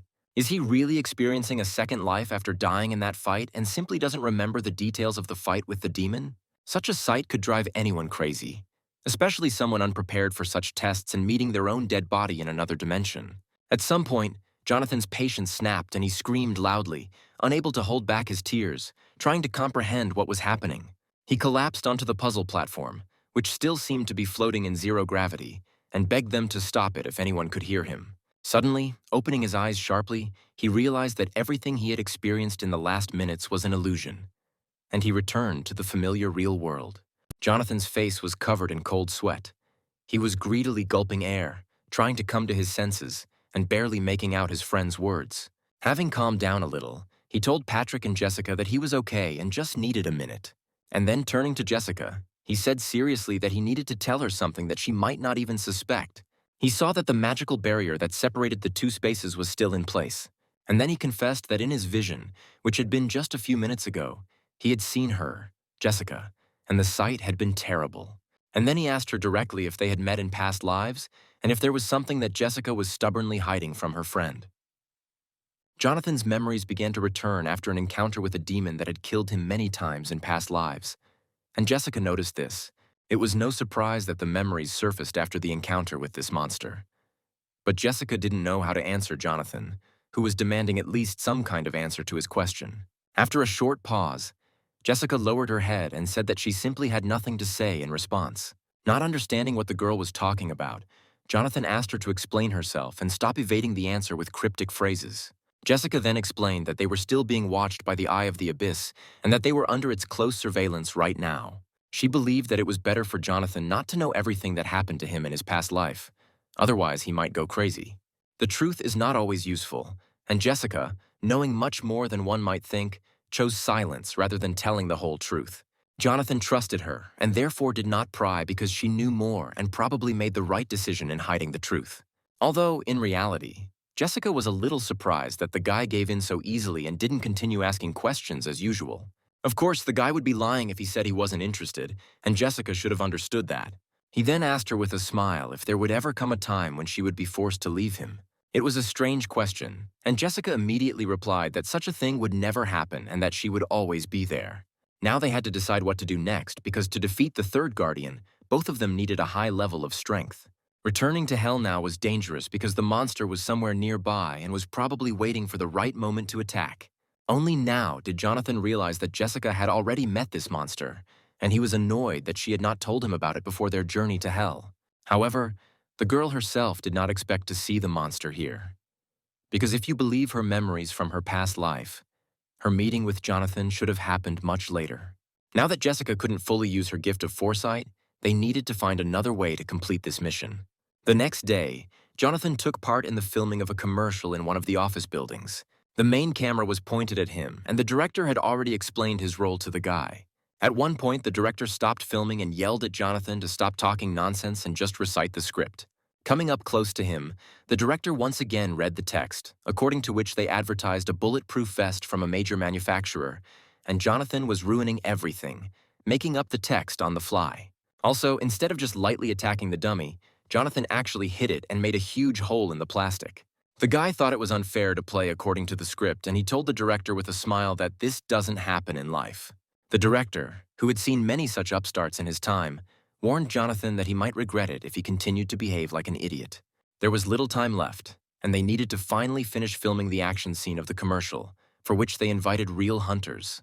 These 5-star hunters from a famous company were supposed to add realism to the scene because they were going to shoot Jonathan without warning.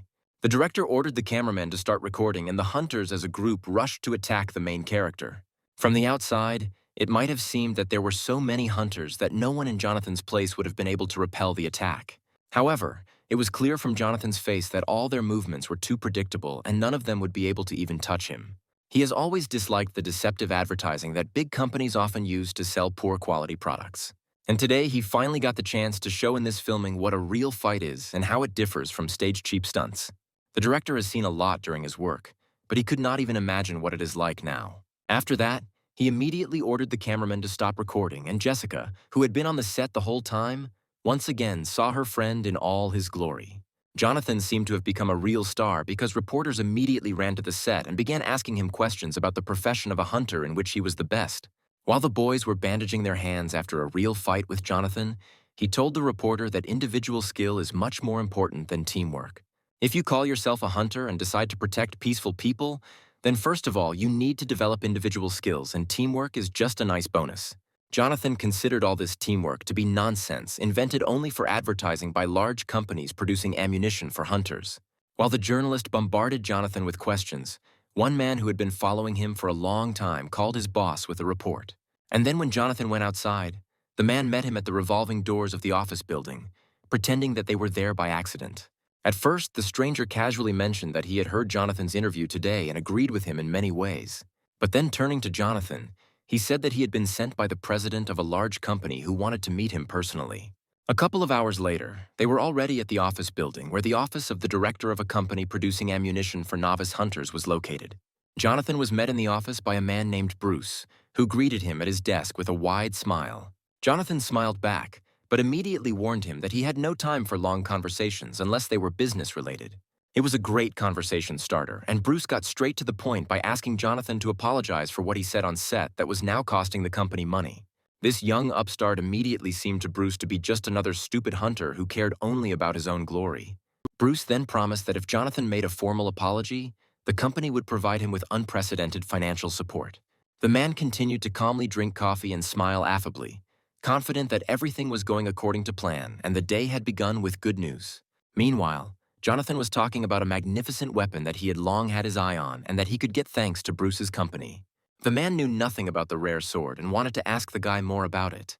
When Jonathan admitted that the sword was Excalibur and that he was going to go to the place where the artifact was hidden, Bruce almost choked on his coffee in surprise. He reminded Bruce with a smile that he had promised Jonathan to fulfill any of his wishes, and promises must be kept. Even Bruce knew that Excalibur was considered the most powerful sword on the planet, and no one could find it for the last 20 years. It was Bruce's company that got hold of the sword, but all information was kept a closely guarded secret. He pretended not to understand what was being said, but his lie was revealed by the cold sweat that covered his entire face. The guy said that he had known everything for a long time and would only accept Excalibur and nothing else as payment for his services. He knew not only about the sword itself, but also about the brutal methods Bruce used to obtain it.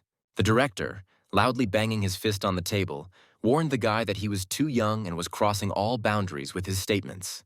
Jonathan hastened to calm the director, explaining that he did not want to take the sword for himself, but only to look at it and return it to Bruce. He promised to take back his words spoken at the conference if the director agreed to this simple condition. Not wanting to continue the conversation, the director turned his chair, considering that the young upstart wanted too much. He said that the guy was talking nonsense and that they would not be able to have a productive conversation. In fact, he knew he couldn't agree to the young hunter's terms, even if Jonathan really did know where the sword was. Jonathan had hoped that this conversation would be a success, but the director turned out to be smarter than he had expected. Although he expected such a reaction, he still hoped that Bruce would at least show him the artifact so that he could take it himself later. Jessica had just heard from Jonathan about his attempt to negotiate with Bruce about Excalibur, and the idea seemed strange to her. She was amazed by the courage of the guy who personally asked Bruce for a rare artifact that had disappeared a long time ago. He knew at what price, at the cost of how many human lives Bruce had acquired this rare sword, and without thinking, he would have taken it for himself if he had known where it was. Jessica understood that such an act was entirely in the spirit of Jonathan, who would stop at nothing to achieve his goal. Even though his current level was not enough for the next promotion, he was going to visit a few dungeons while they had some time. The guy explained with a smile that this was why he was going to the dungeons and asked the girl to wait for him in the guild. A month later, Bruce in the same office saw news that made him change his mind. His tablet was broadcasting a live newsfeed reporting that a young famous hunter had cleared the dungeon in record time. Understanding the threat this presented, the director could not contain his hatred for the upstart. Realizing that Jonathan had been playing his game for a long time, in addition, Jonathan cleared previously impenetrable dungeons within a month using the same strategy. The guy was undermining Bruce's business by declaring in every interview that equipment didn't matter and that success depended only on the skill of the hunter. Fearing a drop in sales, Bruce ordered his assistant to find Jonathan and agreed to his terms. When the assistant left the office, Bruce was already anticipating the surprise he had prepared for the hunter and was looking forward to the meeting. The meeting took place very soon in the deserted mountains near an unknown dungeon where they planned to go down for the sword. Excalibur was located deep underground, and they had to walk a long way down the stairs leading to the secret room. As agreed, Jonathan had only 5 minutes to look at the artifact, after which they had to leave the place. Jonathan remembered the condition very well, but was ready to do anything to see Excalibur with his own eyes. Entering the secret room, the guy realized that his goal was already very close. And then he saw Excalibur standing on a golden dais, and he couldn't wait to take it in his hands. The sword was truly a legendary artifact, and Jonathan was likely the first hunter to come this close to it. The sword increased the owner's fighting spirit and doubled all abilities for 10 minutes without consuming energy. The spectacle was mesmerizing, and it seemed to the guy that he had achieved his goal even easier than he had expected. However, the moonfox sitting on Jonathan's shoulder seemed to sense something was wrong and tried to warn its owner. But it was too late because Bruce was ready to put into action his plan for which he lured Jonathan to this secret place. All this time, he was looking for a lever on the wall hidden behind the brickwork which was supposed to activate something that would rid him of his headache forever. As he pressed the brick into the wall, a loud noise echoed throughout the dungeon, as if the walls in the next room had begun to move. Jonathan, of course, heard the sound and realized that Bruce was planning to perform his next trick. He realized that the heavy gates that had been open a second ago were now walled up and he was trapped. Bruce's scream was suddenly heard from the next room, and he reported that the room was securely isolated, which meant that Jonathan and Jessica would never get out of there. This bastard wanted the young people to die a slow and painful death in this room, for which he lured them here, agreeing to the hunter's conditions. However, Jonathan knew perfectly well who he was dealing with and expected such stupidity from this idiot. Now that they were here, Jonathan had a great opportunity to test his new prey. Anticipating an easy victory, Bruce was already thinking about the fact that in a few months he would need to send people here to remove the corpses. But the next second, a bright white glow broke through the cracks in the gate. And it became clear that this guy was not as simple as the director thought. The guy achieved such energy only with the help of Excalibur. And it became clear that he was able to activate its power immediately after the first encounter with this artifact. A moment later, an explosion of such force thundered in the depths of the dungeon that a bright flash pierced the darkness and was visible even tens of kilometers away.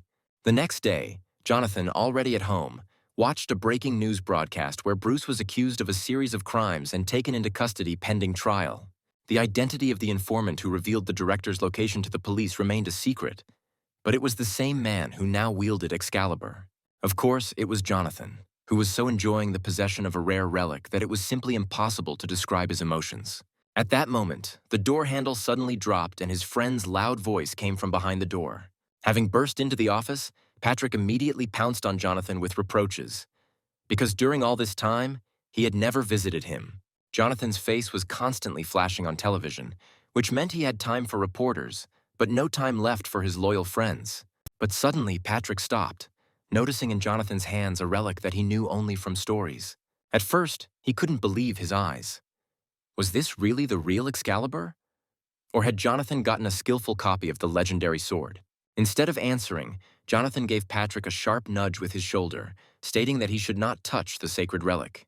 However, imagining himself in Patrick's place, Jonathan decided not to hide his new weapon from his friend. Instead, Jonathan's faithful pet jumped into his arms, happy to see Patrick and missing him. Jonathan explained that his pet and the sword are one. So, if Patrick wants to touch the sword, he needs to pet Snowball first. But Jessica remained serious and said it was time to stop having fun and get down to business. After all, they had to find the third priest. And the search led the friends to places covered in snow and ice. Of course, they dressed as warmly as possible, but this did not save them from the piercing cold. All the way, Jonathan was angry at Jessica for not finding a more comfortable place to look for the third priest. However, she countered that the cold was not the biggest problem, because if they did not reach their destination before sunset, their situation would worsen significantly. Adele could not understand how a priest could be in such a place and who even came up with this crazy idea to go to the icy desert. Jessica replied dryly that they would have to be patient for a while if they didn't want to go back and fail the mission before it even started. Moreover, if they stopped halfway, the world would end. And upon hearing this, all three became quiet and decided not to argue anymore. After a few hours, the first fruits of their long journey appeared, and it became clear that the goal was near. After all, behind the mountain rising right in front of them lived the very priest they were looking for.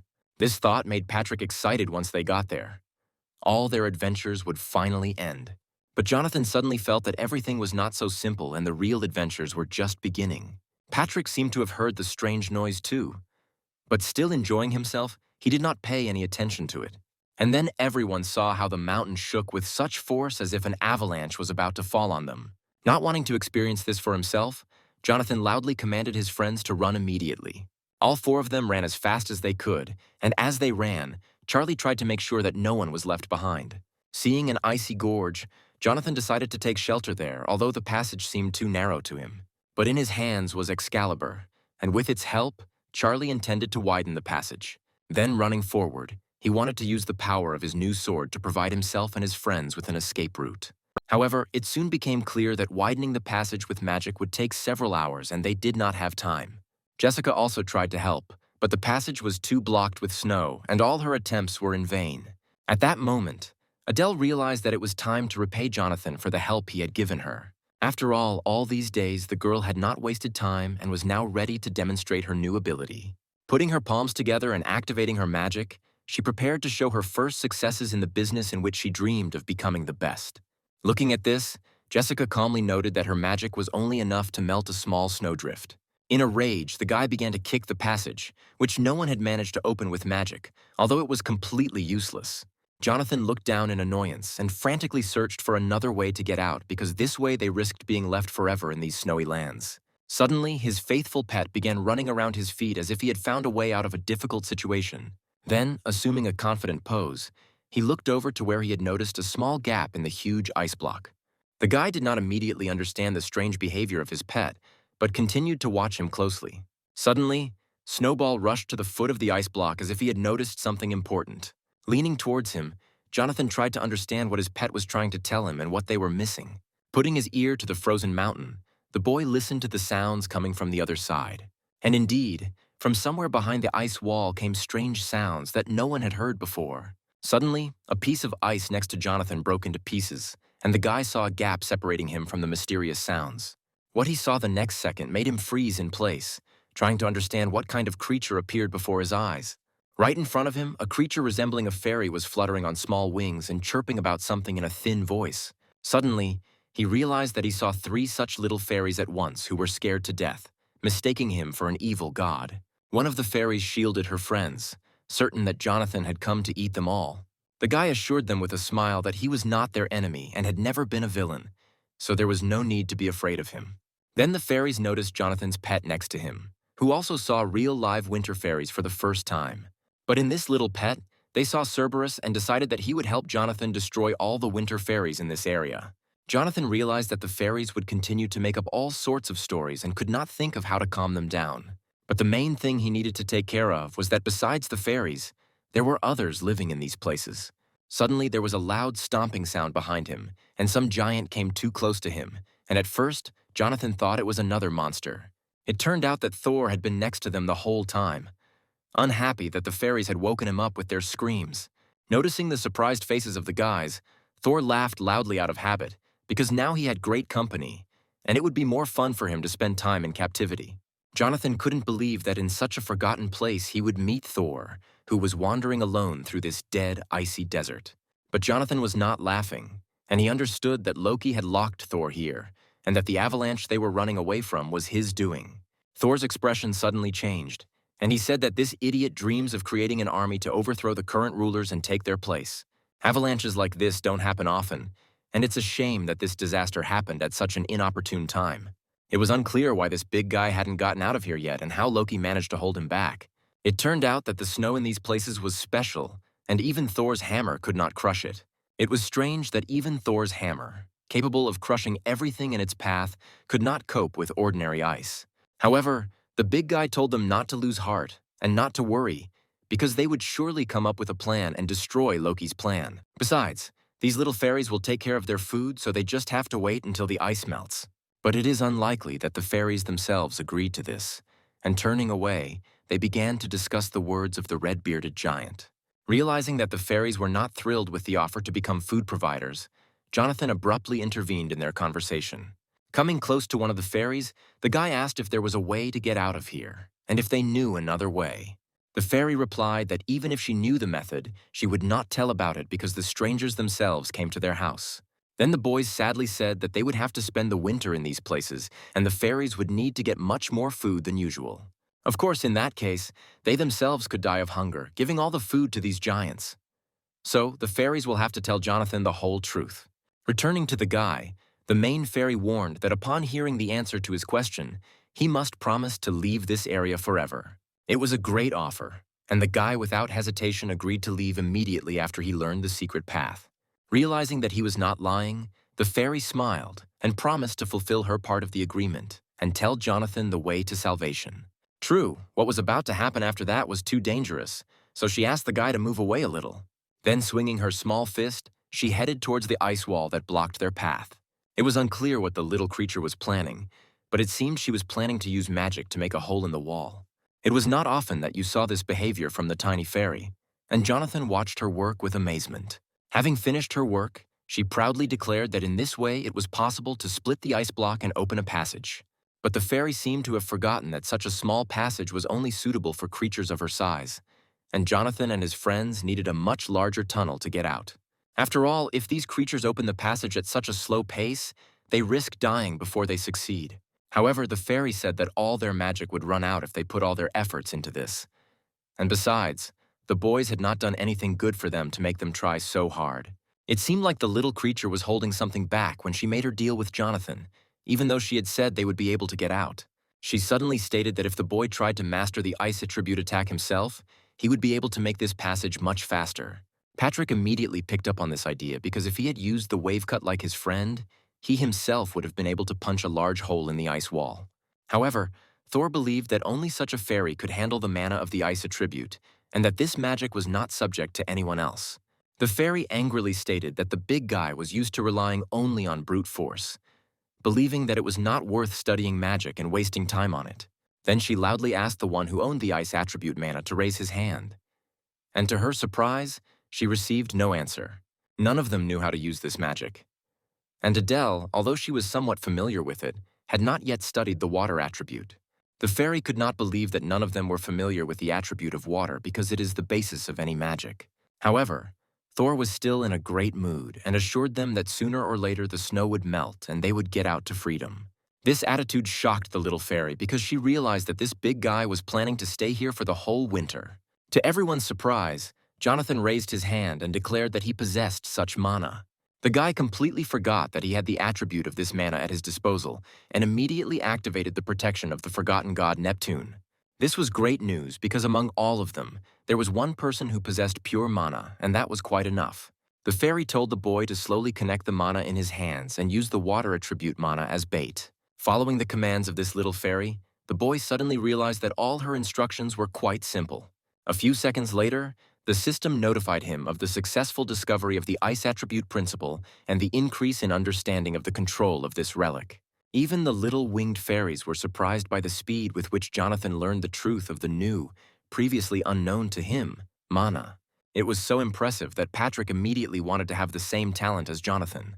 A few seconds later, a piece of ice formed from the water in the guy's hands, a shape that could only be given to it by magic. This was only the beginning because now Jonathan had to apply his new attribute in practice. And the fairy was ready to help him with this.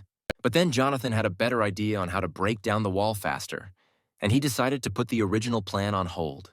And then he suddenly announced his new premonition and his desire to test its correctness in practice. In reality, Jonathan wanted to use Excalibur by combining its energy with pure mana. But this plan was not destined to come true. As he approached the edge of the ice mountain, he noticed below him a huge column of walking creatures that he had never seen before. Taking a closer look, he realized that those creatures were the masters of these places, and meeting them would lead to serious trouble.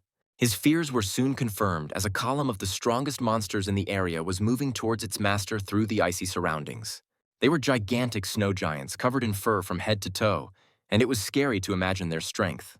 It remained a mystery who was directing these monsters to them, and how they knew about the location of Jonathan and his friends near Ice Mountain. Thor suspected that Loki was behind this because only a scoundrel like him would be capable of such a thing.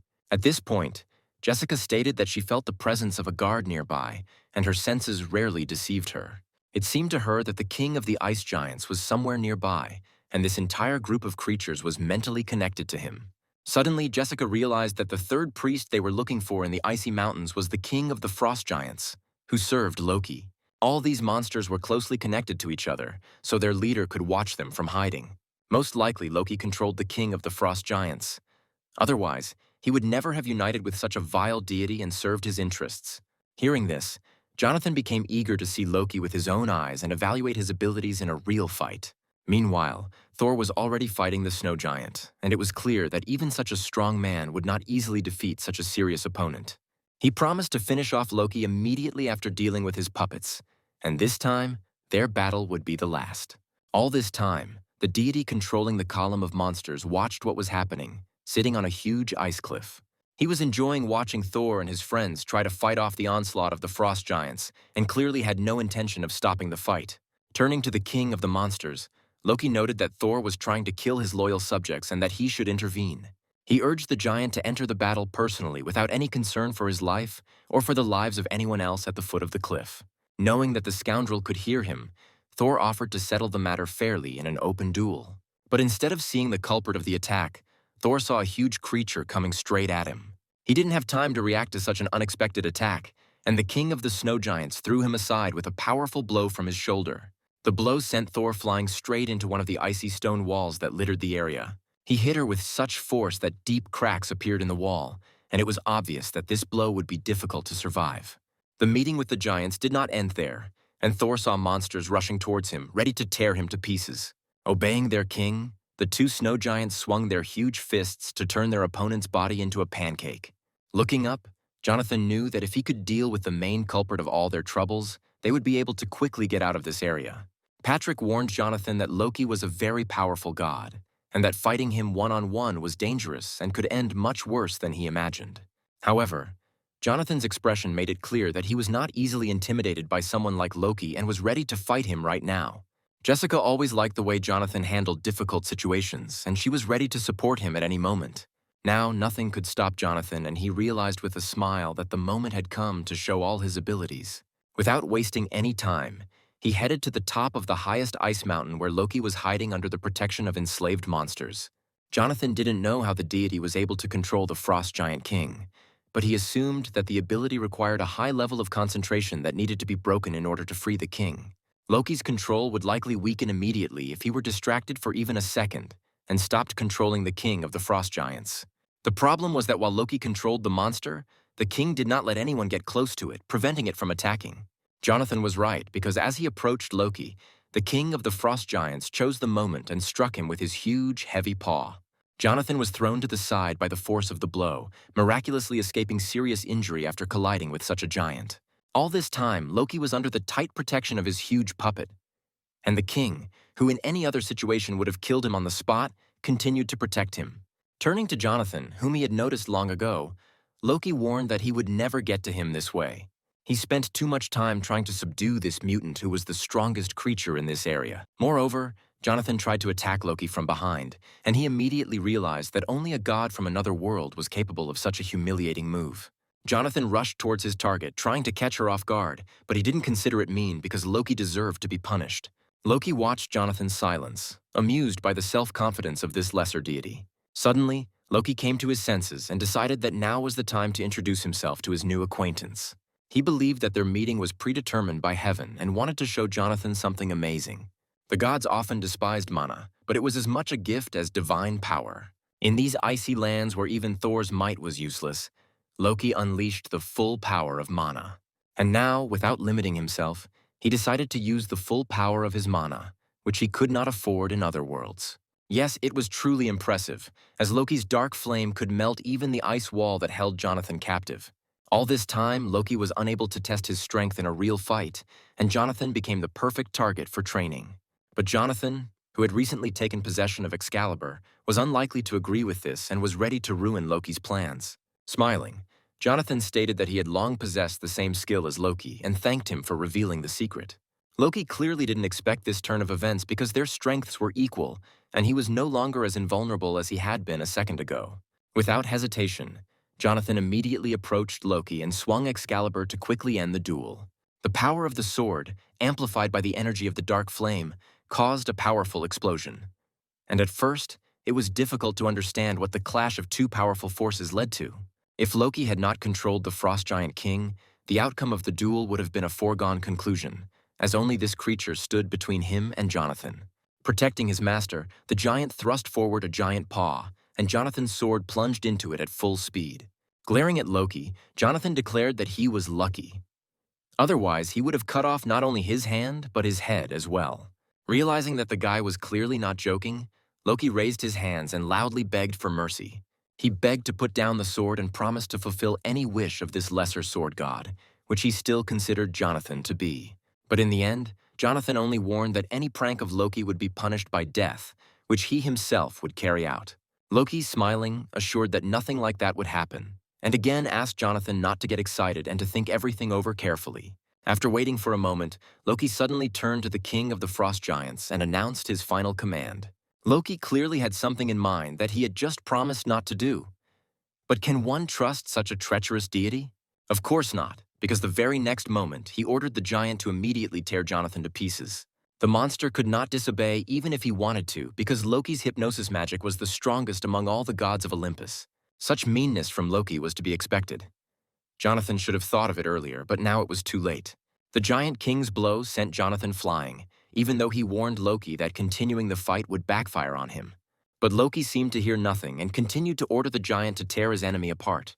Under the influence of the controlling magic, the snow giant obediently followed orders, although it did not bring him any benefit. At one point, Jonathan found himself on a huge ice floe flying down the mountain and realized that this fight was turning into a deadly test. At the last moment, he shouted at the giant to stop and stop following Loki's insane orders.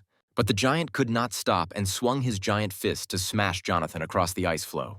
The impact was so strong that the ice floe shattered into pieces, and it was unclear whether Jonathan survived.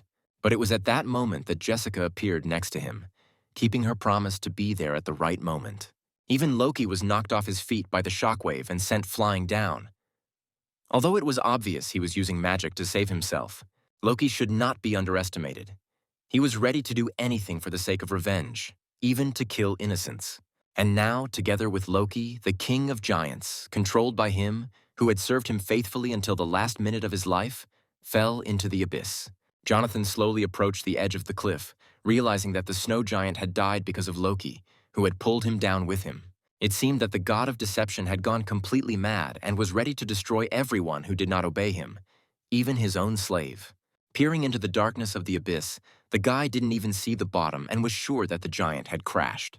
But suddenly, he noticed that someone's eyes were looking at him from the abyss.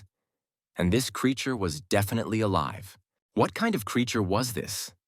Could the king of the snow giants really survive a fall from such a height? And from the darkness of the abyss, the burning eyes of a monster looked at him as if waiting for the moment to attack. And suddenly, this mutant flew out of the abyss with such speed that the rising icy whirlwinds almost knocked all four of them off their feet. Jonathan didn't understand what Loki was planning and whose help he would resort to next time.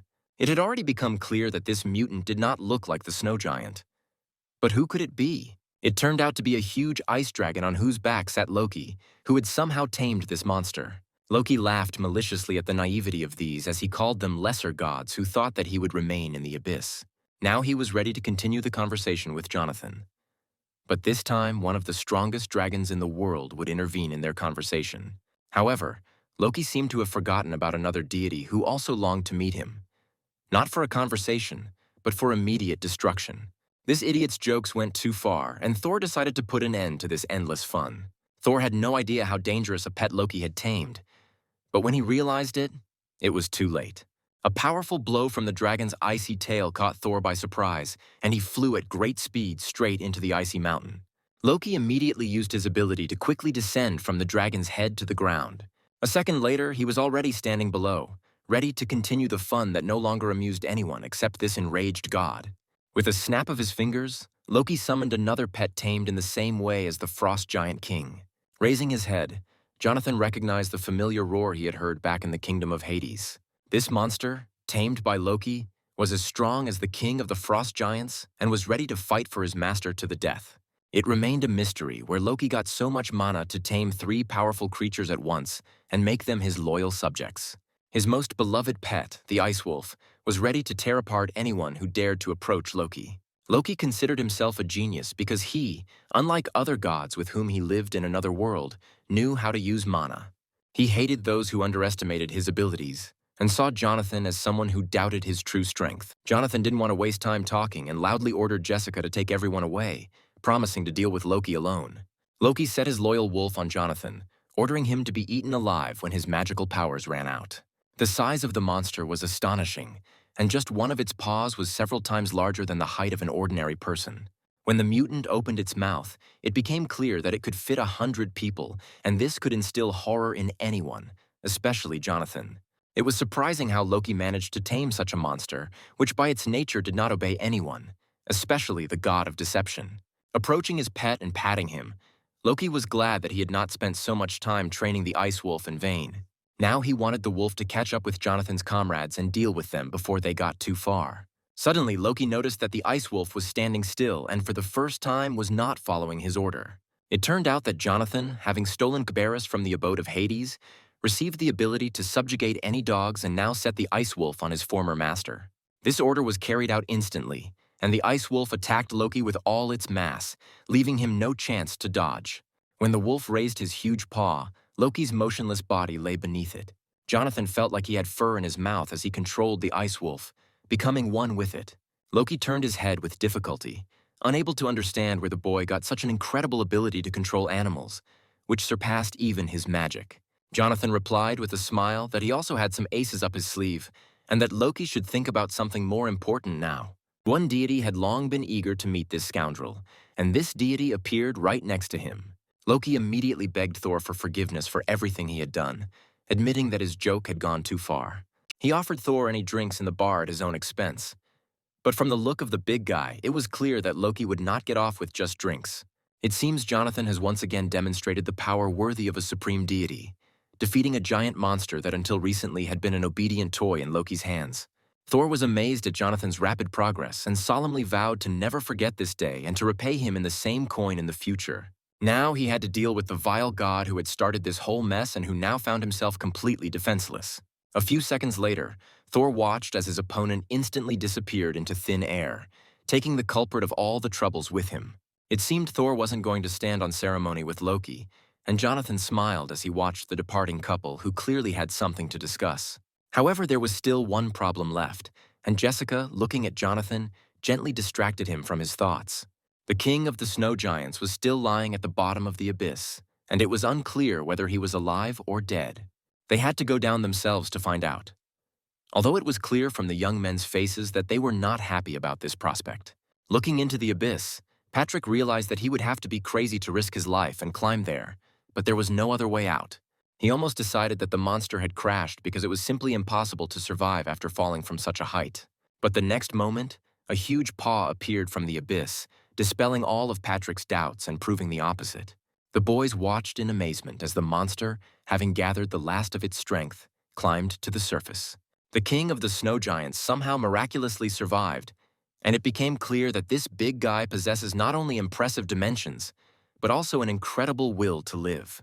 It remained to be seen how he would behave now that Loki's magic was no longer effective and he had gained his freedom. Out of habit, Patrick immediately hid behind Jessica and shouted that he would fight to the last if the giant attacked them. Jonathan also tried his best to suppress his fear because if they had to fight this giant, the outcome of the battle was unpredictable. Suddenly, the giant king spoke first, and to everyone's surprise, he knew who Jonathan was. In a loud voice, he declared that he would be grateful to this lesser god for the rest of his days for freeing him from Loki's control and destroying the ice dragon. Loki had been controlling the inhabitants of the frozen wastes for centuries, and the giant king was not the only monster turned into a puppet. For thousands of years, Loki kept under his control everyone who possessed at least some power and was suitable to be his bodyguard. As a token of gratitude, the giant was ready to fulfill any wish of Jonathan, which of course could not fail to please the guy. However, before that, the king of the snow giants put forward one condition that Jonathan should remember. It was not yet clear what condition was being discussed, but in the current situation, it did not seem all that important. The king of the giants would agree to grant the wish, but only if he did not have to leave his native snowy wastelands because he was the only one who could protect them from the dragon's attacks. But Jonathan knew that the ice dragon was dead, and there was no longer any need for the king's protection. Imagine Jonathan's surprise when he learned that the ice dragon would sooner or later be reborn, no matter how many times it was killed. The king of the snow giants and his subjects waged an endless war with the ice dragon, and this became the meaning of their existence. Was there no way to prevent the dragon from returning and end it once and for all? Then the giant told of an ancient prophecy that had been passed down from generation to generation, which Jonathan needed to know in order to get an answer to his question. The ice dragon from the moment of its appearance possessed such icy energy that it could turn even the hottest object in the universe into ice. The prophecy said that with the emergence of a new god, the ice dragon would meet its death and the world would gain freedom. But was this new god Jonathan? The boy lit a dark flame in his hand so that the king of the snow giants could see it with his own eyes. Because perhaps this was what the prophecy said. The giant looked at the flames, not believing his eyes, because this young man really had the power to destroy the ice dragon once and for all. It was hard to believe, but the prophecy spoke of this very magic that Jonathan possessed. Although it was not enough to defeat the dragon, Jonathan had not yet mastered the circular aura, without which it was pointless to fight the dragon. But then he remembered that the prophecy said that the savior would only gain a circular aura during the battle with the ice dragon. And then, without wasting a second, he took a step forward, and it was clear that the giant had already begun to suspect something. He asked Jonathan to follow him, promising to lead him to someone who would help solve this problem. Soon they found themselves in the dwelling of the snow fairies, and the main fairy was perplexed as to why these two had come to her. Moreover, the giant king brought with him not only Jonathan, but also two of his friends, and it was obvious that the fairy was not happy with the uninvited guests. The giant understood that he had disturbed the fairy at the wrong time, but this guy and his friends could save them from an endless war with the ice dragon.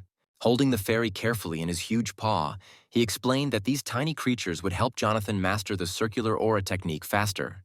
The question remained open as to why the fairy would help strangers who had come uninvited. The fairies were busy looking for food, and Jessica seemed to have already figured out how to bribe this little creature. Taking a cookie out of her pocket, Jessica handed it to the snow fairy, who was surprised to find that the small piece in her hands was quite edible. Taking the cookies in her tiny hands, the fairy immediately felt a pleasant aroma and realized that this food would be enough for her for a whole month. And when she tried it, she was convinced that these cookies not only smelled wonderful, but were also the most delicious food she had ever tasted. Having received a cookie each, the fairies joyfully spun around in the air, realizing that they were holding in their hands the very food that, according to legend, their savior was supposed to treat them to. Jessica, having taken out all her supplies, handed the fairies enough food that it would be enough for these tiny creatures for the rest of their lives.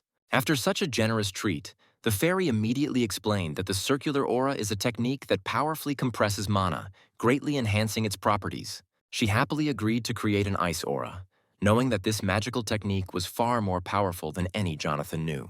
The main difficulty was the simultaneous use of auras of different elements, which required a special talent.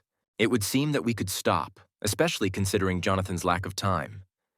But the little fairy suddenly began to loudly protest because she had just begun to explain the essence of the technique to him. It was strange because just recently she didn't want to talk to Jonathan. And now, in spite of everything, she decided to help him master complex magic. She stated that she would not have started if she had not been confident in Jonathan's ability to master this technique using dark cold energy. And now, concentrating thick, strong, cold mana in his hand, Jonathan began to better understand the essence of the technique and felt that he had not ended up in this place by accident. Within a minute, the Frost Giant King watched in amazement as Jonathan stabilized his new cold aura, which only a true god could control. The fairy had no doubts about the success of this strange guy from the very beginning, especially since his Excalibur combined perfectly with the cold, dark energy. Coming close to the ice dragon, the main enemy of all the inhabitants of this snowy world, Jonathan put out his sword, ready to fulfill its purpose. Now in his hands was not only a rare relic, but also a technique of circular aura charged with dark flame, raising the weapon high above his head, which was many times greater than the sword of any lesser god. Jonathan felt an unprecedented power similar to what Zeus probably felt with his trident. Thanks to his title as the sword god, Jonathan easily learned the new skill in just a short amount of time. Jonathan used the Black Sword Strike skill to launch only one attack, but the energy that burst out illuminated the space for thousands of kilometers around for a few seconds. Everyone watched as Jonathan executed the blow for the first time with his new logical skill, leaving behind a long, wide mark, as if it had been scorched by hellfire. It was incredible. But what the Frost Giants had been waiting for their entire lives happened after one blow from Jonathan. And the biggest problem of these creatures was solved. The system announced that Jonathan had killed the Ice Dragon and received an unprecedented number of new abilities for this. Turning to the Giant King, Jonathan reminded him of his promise to grant any wish. And now he wanted the king to become his third priest. After all that Jonathan had done for these snowy territories, the Giant King could not refuse and agreed to make a contract. Having become Jonathan's third priest, the king wanted to know if this was enough to consider the promise fulfilled and to be even with the guy. Jonathan replied with a smile that this was quite enough, and he was glad that the monster who had recently fought him in mortal combat had now become his assistant. Patrick clearly didn't like all this because he was so cold that he was ready to drop everything and run home to the warm fireplace. Although Jonathan claimed that they had successfully completed the mission, Patrick's expression made it clear that he was irritated by this wild cold. Adele immediately warned Patrick that he had to treat Jonathan with respect, who had done so much for them. Patrick had to tone down his order, but he believed that in the future he would learn everything that Jonathan could do, and then he would be able to talk to him on equal terms. At that moment, Patrick received a system notification and was surprised to realize that they had stayed here too long. Snapping his fingers, Jonathan ordered that unnecessary arguments be stopped because it was time to return and complete the mission. For Patrick, this was the best news because he would finally be able to get home and warm up after this journey. The task could be considered completed. And for Jonathan, as well as for his friends, everything ended much better than they expected. Now, it was necessary to check on things in the other world, and teleportation was the fastest way to do it. But in the settlement they were heading to, mutants in the form of living trees had been destroying everything around them for a long time, and the locals were dying one after another from their onslaught.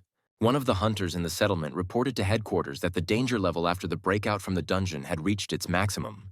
Just when he wanted to ask for reinforcements, he suddenly received a strong blow to the face. It turned out that it was Charlie who did not want to see other hunters here and threateningly ordered the agent not to transmit any more messages to headquarters. He needed to kill as many monsters as possible to take all the rewards for himself and quickly level up. This guy clearly didn't want to share the relics that dropped after killing mutants and promised that he would handle everything himself. An agent's job was to take on the most difficult tasks, so Charlie took him along. Suddenly, not far from him, Charlie saw a fiery whirlwind appear where there had been no one a second ago. At first, Charlie couldn't figure out who activated this ability and which mutant had such strong magic.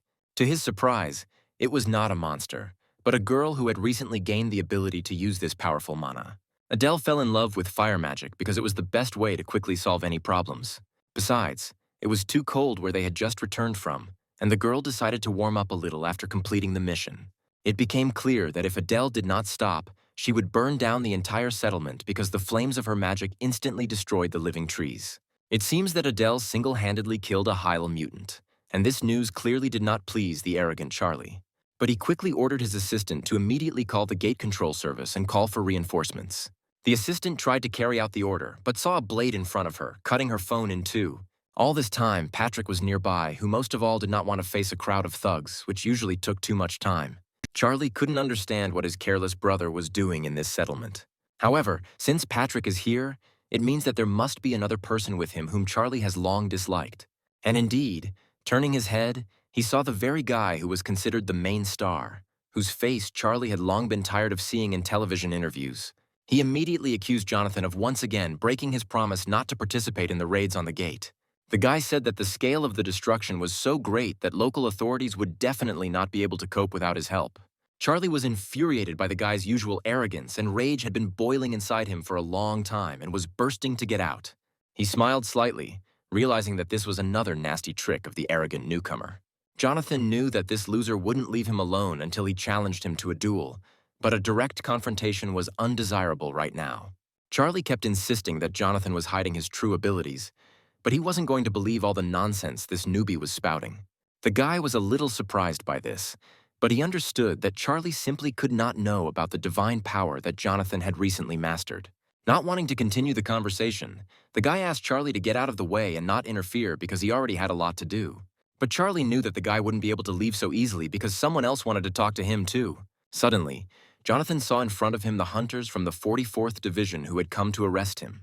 Then he saw a wall of hunters with raised shields in front of him, and the prosecutor's voice announced that Jonathan was suspected of creating a high-level threat to the settlement.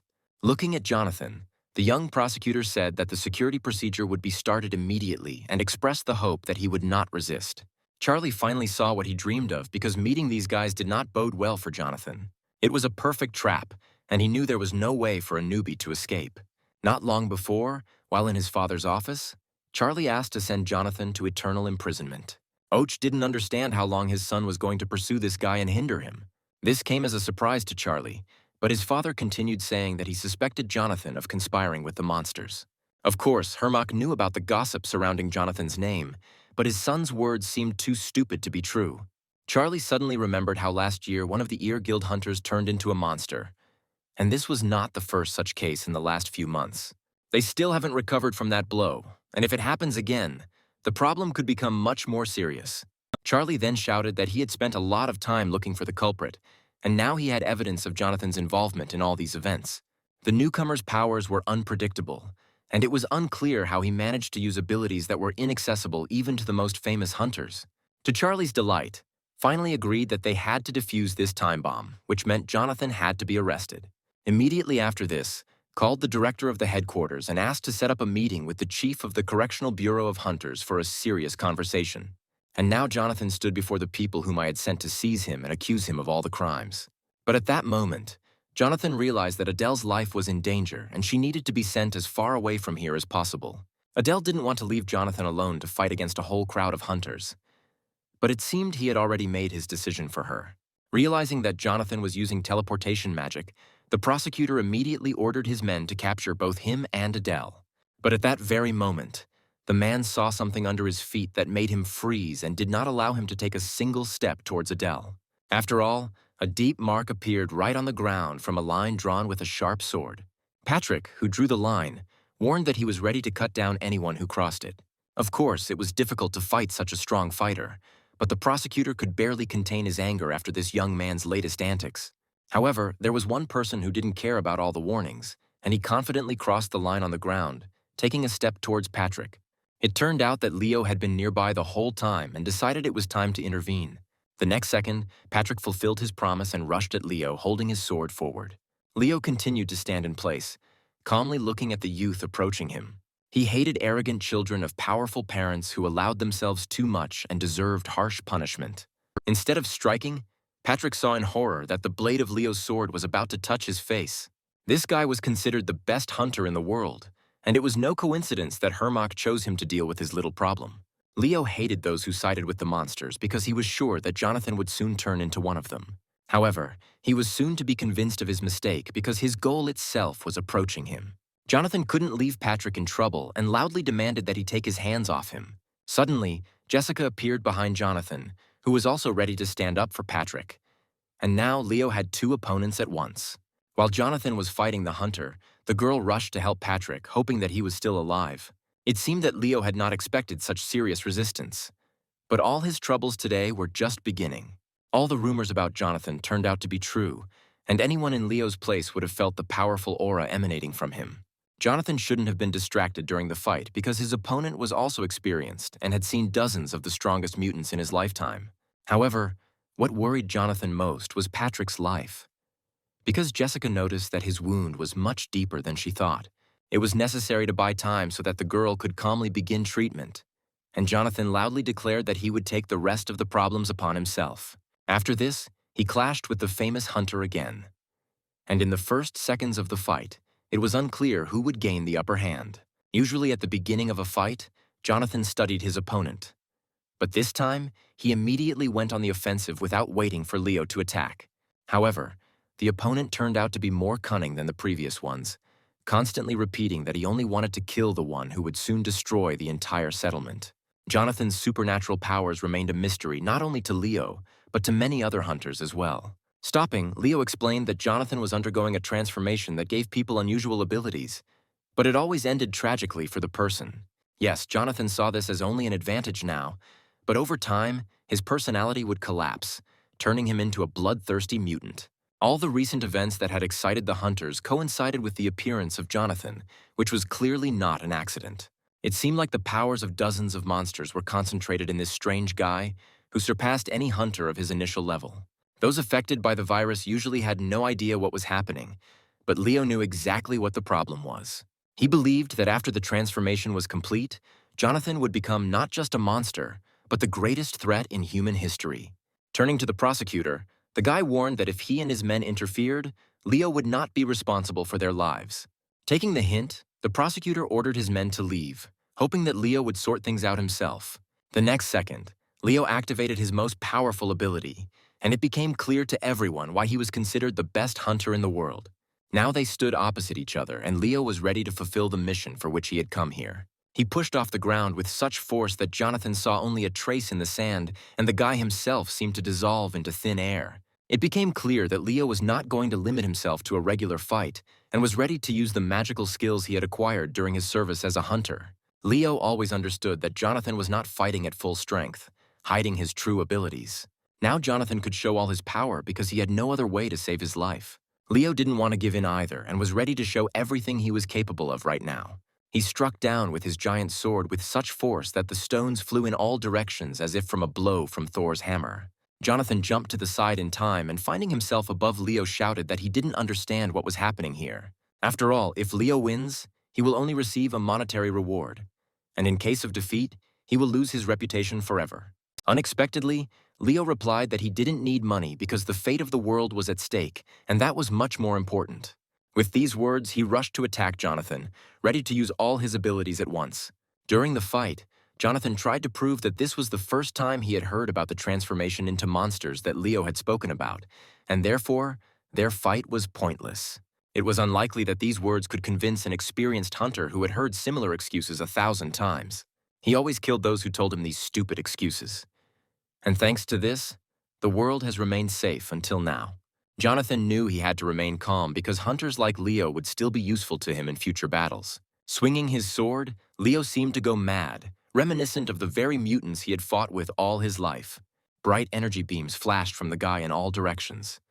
And now he was ready to use all his energy against Jonathan. Leo decided that Jonathan would thank him in the afterlife for preventing him from turning into a monster and becoming a threat to humanity. Imagine his surprise when he realized that his opponent didn't even feel his magical blow. Jonathan had magical armor that he kept for just such an occasion, meaning all of Leo's efforts were in vain. It was hard to believe, but Jonathan really was one of the strongest hunters, surpassing even Leo in strength. Suddenly, a bright flashed in the distance, and this energy seemed all too familiar to Leo. Activating his ability, Jonathan struck with the black sword, responding with the same powerful move from the hunter's arsenal. For the first time in his life, Leo's sword had a dent that could only have been left by the strongest hunter or deity. Looking at his defeated opponent, Jonathan loudly warned that he was holding back his strength because he had no need to kill the best hunter with whom he would like to fight shoulder to shoulder against monsters someday. To Leo's credit, he withstood the blow that once crushed the ice dragon, and even Jonathan didn't expect it. Perhaps Leo somehow transferred the force of the blow into the ground using electric mana. But either way, his entire face was covered in blood. It was perhaps one of Leo's best skills, and even if it was his only talent, Jonathan knew what a serious warrior he was facing.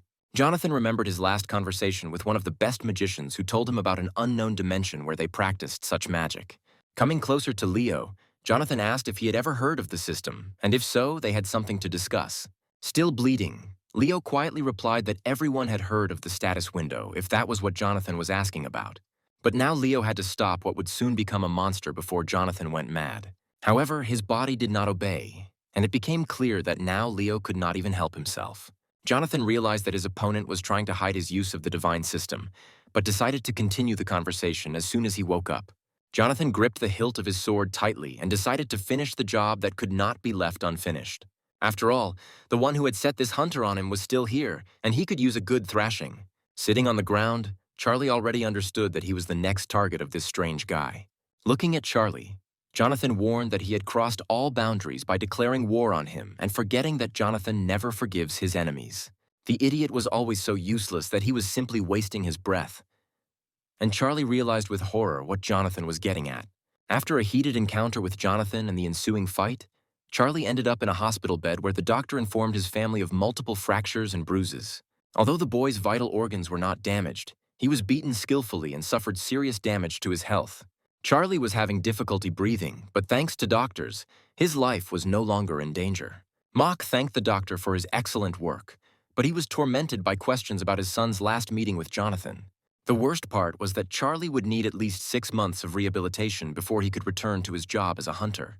Did not expect such cruelty from Jonathan and realized with horror that he had raised a real beast in human form. Meanwhile, Patrick complained to Adele that he almost died and showed himself to be a real hero. Adele immediately realized that Patrick was exaggerating and gave him a friendly pat on the back. Laughing, she said that Patrick still fought well and she saw every move he made. At this time, Jonathan was talking seriously with his friend Jessica and asked if she had ever met people like them. Jessica didn't understand what Jonathan meant by this question and how they were different from the others. Jonathan explained that they had been working for the gods for a long time, and it seemed to him that no one else was doing it. Jessica unexpectedly admitted that she had long suspected Leo of such work and was sure that he was hiding something. Jonathan also began to suspect Leo because a reliable source told him that a lower god had worked in this place before him. Jessica countered that any god in control of the system could have gone there alone. The girl was surprised that this lower god who arrived before Jonathan was from America. After all, at the top of Olympus, hardly anyone would brag about their American origins. But Leo declared it openly as if he did it intentionally. In addition, Leo was fluent in mana, a level of mastery only available to a god. It turns out that he could freely use mana in the human world, where such a concept did not even exist, and used it to his advantage. It seemed too perfect to be a simple coincidence. And Jessica thought seriously about Jonathan's words, trying to find answers to her questions in them. She understood what Jonathan meant, but to conclude that Leo was so much like them would be wrong. Jonathan continued to insist on his suspicions and did not understand what more evidence Jessica needed. Jessica explained that people cannot say exactly how the god system is controlled. But one thing is clear to her. She reminded that only 2 people in the world can control this system, and these 2 people are now in this room. Jonathan, who had never heard such a confession, asked if she was really sure about it. Jessica replied that he would understand everything himself when the time came, and would be convinced that they were the only ones who could use the system for their own purposes. Jonathan had to take her word for it because Jessica had never lied to him, and there was no point in arguing with her. Jessica was always right because it was she who taught Jonathan in the very beginning how to prevent wars between the higher gods. Suddenly, Jonathan received a notification on his phone from the Hunters Association that the gate in the nearest village had increased its rank. Patrick jumped because it was in this village that Jonathan had recently fought with Leo, and he wondered if it was just a coincidence. It was unclear what had happened to Leo, but Jonathan knew they needed to get to that village as soon as possible. They soon approached the village, but Jonathan was confronted by mutants who had emerged from the gate. Jonathan did not expect that the gate could grow to such a size and release all the evil that had been hiding behind it for a long time. First, it was necessary to deal with the mutants because each of them could single-handedly destroy an entire settlement. Jonathan, using magic and other abilities, instantly destroyed an entire squad of mutants. Suddenly, Jonathan heard someone crying for help not far from him, and the voice grew louder with each passing second. It turned out that one man had broken away from the others and was running towards Jonathan in a panic, screaming in fear. Running towards Jonathan, he collapsed to the ground, and Jonathan tried to figure out if he was okay and if he needed help. The man grabbed Jonathan by the hand, and it was unclear what had scared him so much and who he was running from. He said that they needed to leave immediately because if the old man found them here, he would kill them both. Jonathan did not understand which old man they were talking about and what was happening to this man who was clearly not himself after the horror he had experienced. He also couldn't understand what was happening in the fog, but he had a bad feeling. Jonathan thought that if a forgotten god had emerged from the gate, then this skirmish with the monsters would seem like a walk in the park. When new mutants appeared behind Jonathan, the system activated the intuition skill, and he turned around in time. The blow missed Jonathan's face, and he was lucky that he had the skills he had gained in past battles that had saved his life more than once. Jonathan didn't keep us waiting long, and with a direct kick to the head, he instantly killed the monster. But the adventures did not end there, because these mutants had abilities that Jonathan had never encountered before. It became clear that they had the ability to regenerate, and soon, right before Jonathan's eyes, their bodies were restored. These mutants turned out to be much more difficult than Jonathan initially thought, and now he will have to use mana to deal with them. Jonathan was a little upset that he had to waste mana on monsters that he wanted to save for the gate. There was no other choice, and Jonathan prepared to use his power.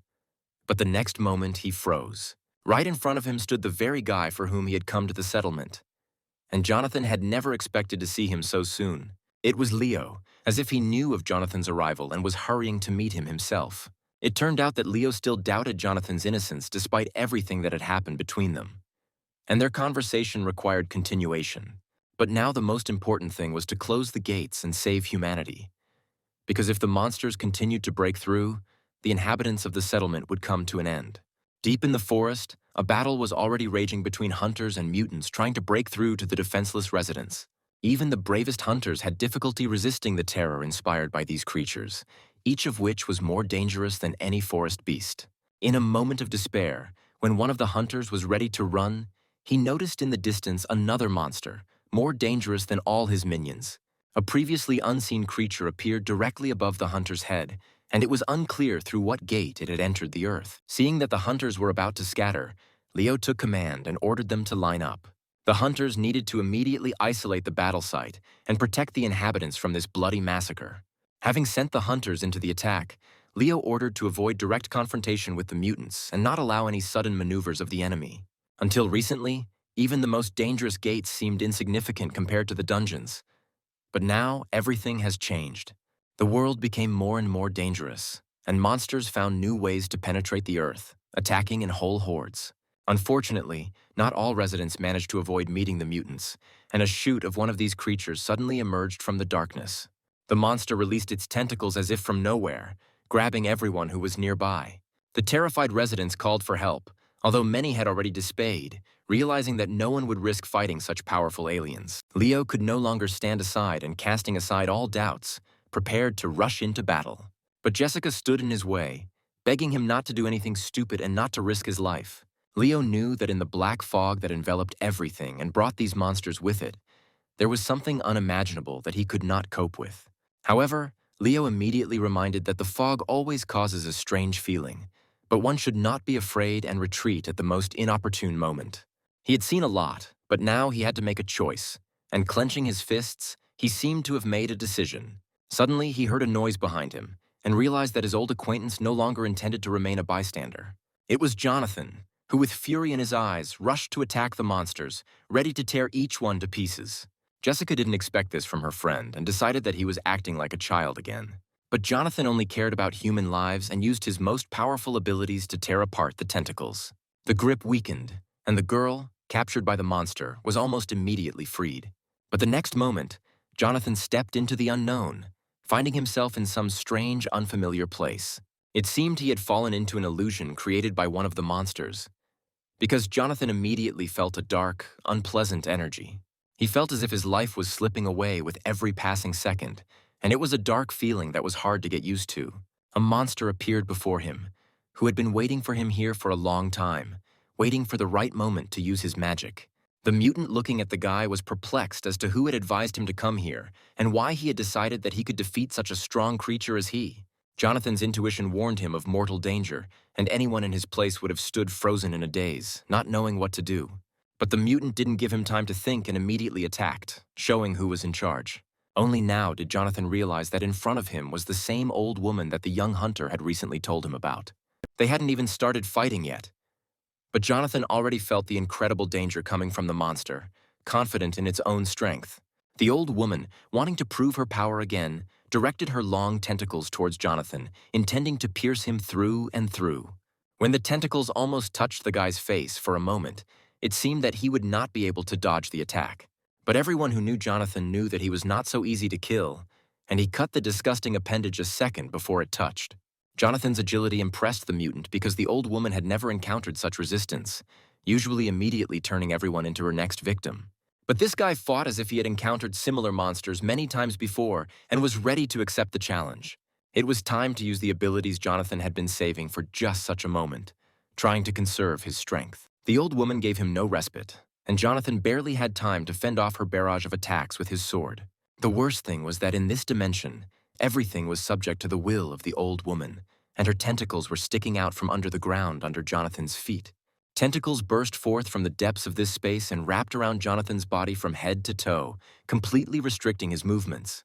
And then the omnipresent tentacles dragged Jonathan towards the old woman, who was still standing in the same place.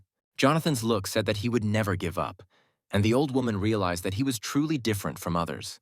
But now she was eager to see this guy's true face, and she wasn't going to delay it.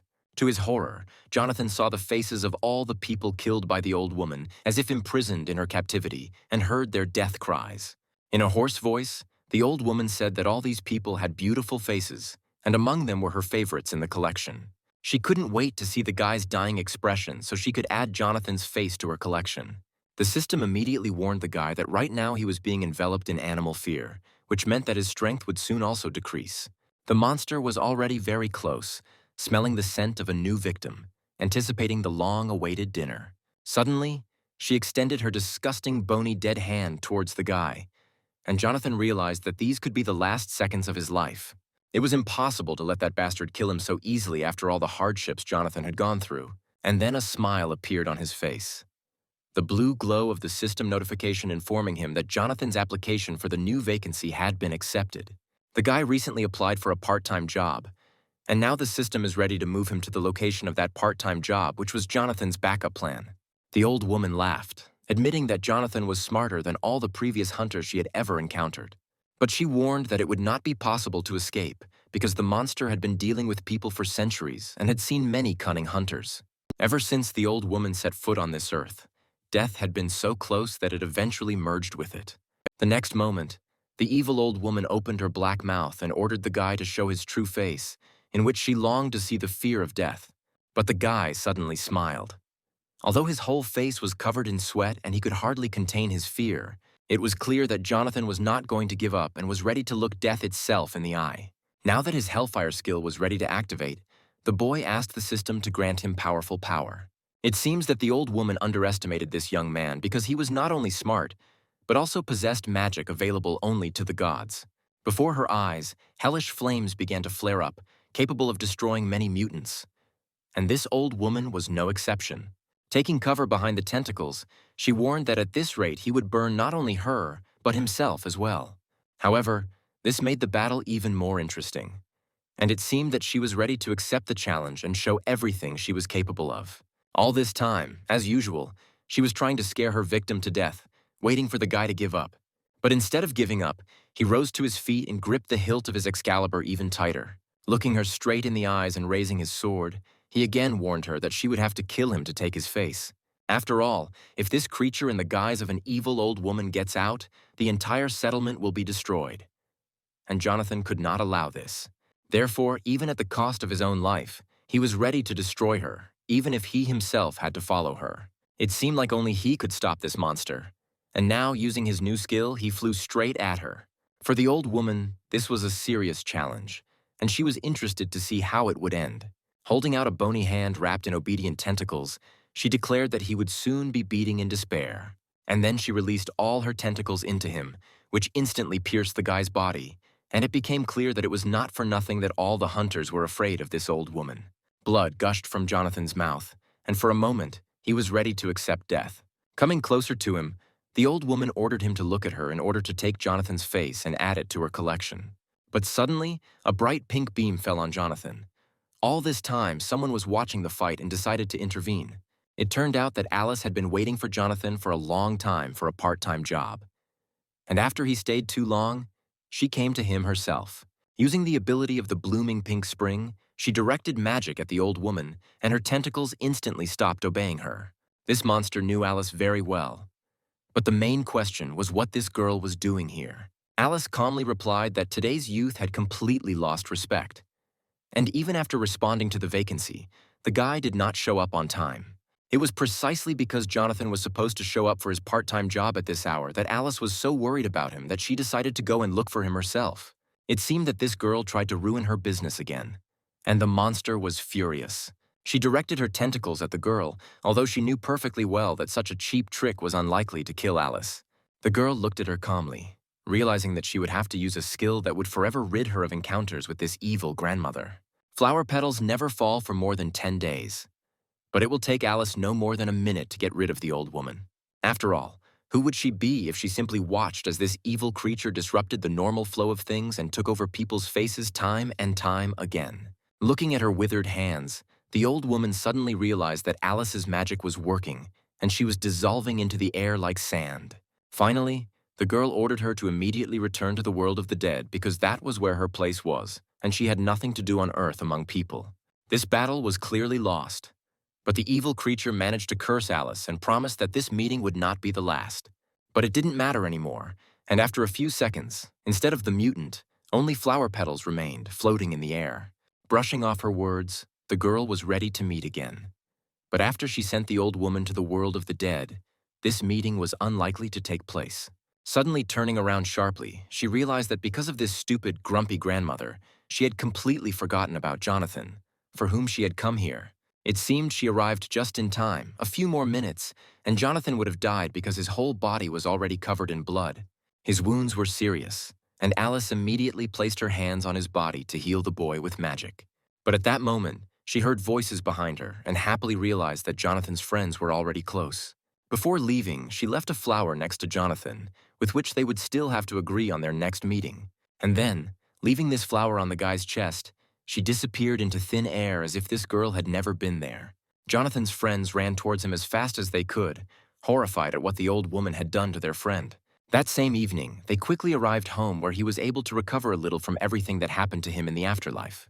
He was still lying on the bed, unconscious for a long time. But at some point, the girl noticed that her friend had finally woken up. He had a terrible headache. And at first, Jonathan could not remember all the details of the meeting with the old woman and how he managed to get home at all. Jessica immediately said that he would be fine because he was now in his room and was not in any danger. He was found alone in the fog, lying on the ground. And to tell the truth, he was lucky to survive that fight. Unexpectedly for Jessica, the guy suddenly started talking about the fact that the old woman was able to appropriate other people's faces, and his own face could easily add to her collection. This creature was much stronger than those mutants with whom he had ever entered into open combat. Yes, this forgotten goddess was comparable in strength to the highest deity, and in her danger she surpassed many gods from Olympus itself. Having entered into open combat with her, the guy greatly overestimated his capabilities and could have paid for it with his life. Imagine Jessica's surprise when she learned that the old woman was even able to break the window of her side job. The girl couldn't believe that this old woman's strength was enough to destroy the system window. And besides, how could they now receive information about new vacancies? But Jonathan immediately tried to calm her down, saying that he would soon restore this system window using magic. For some reason, Jessica continued to act as if a real tragedy had happened. Although there was no reason for it now, although it was understandable since the system window was a data protocol that covered all dimensions at once, never in her life had Jessica heard that the system could fail. And she moved even closer to her friend's bed so as not to wake the boys sleeping on the floor. At some point, Jonathan realized that this news had dramatically changed Jessica's mood and tried to explain that they had no reason to panic yet. But the girl did not want to listen to anything, and the idea came to her that now they would have to ask for help from Hephaestus himself. However, right now Hephaestus was forced to go on a short journey, so it was not possible to contact the god. At that moment, Jonathan suddenly heard a quiet voice coming from the very flower Alice had left on his chest. This voice sounded so clear as if the girl was still somewhere nearby, although there was no one else in the room except the boys.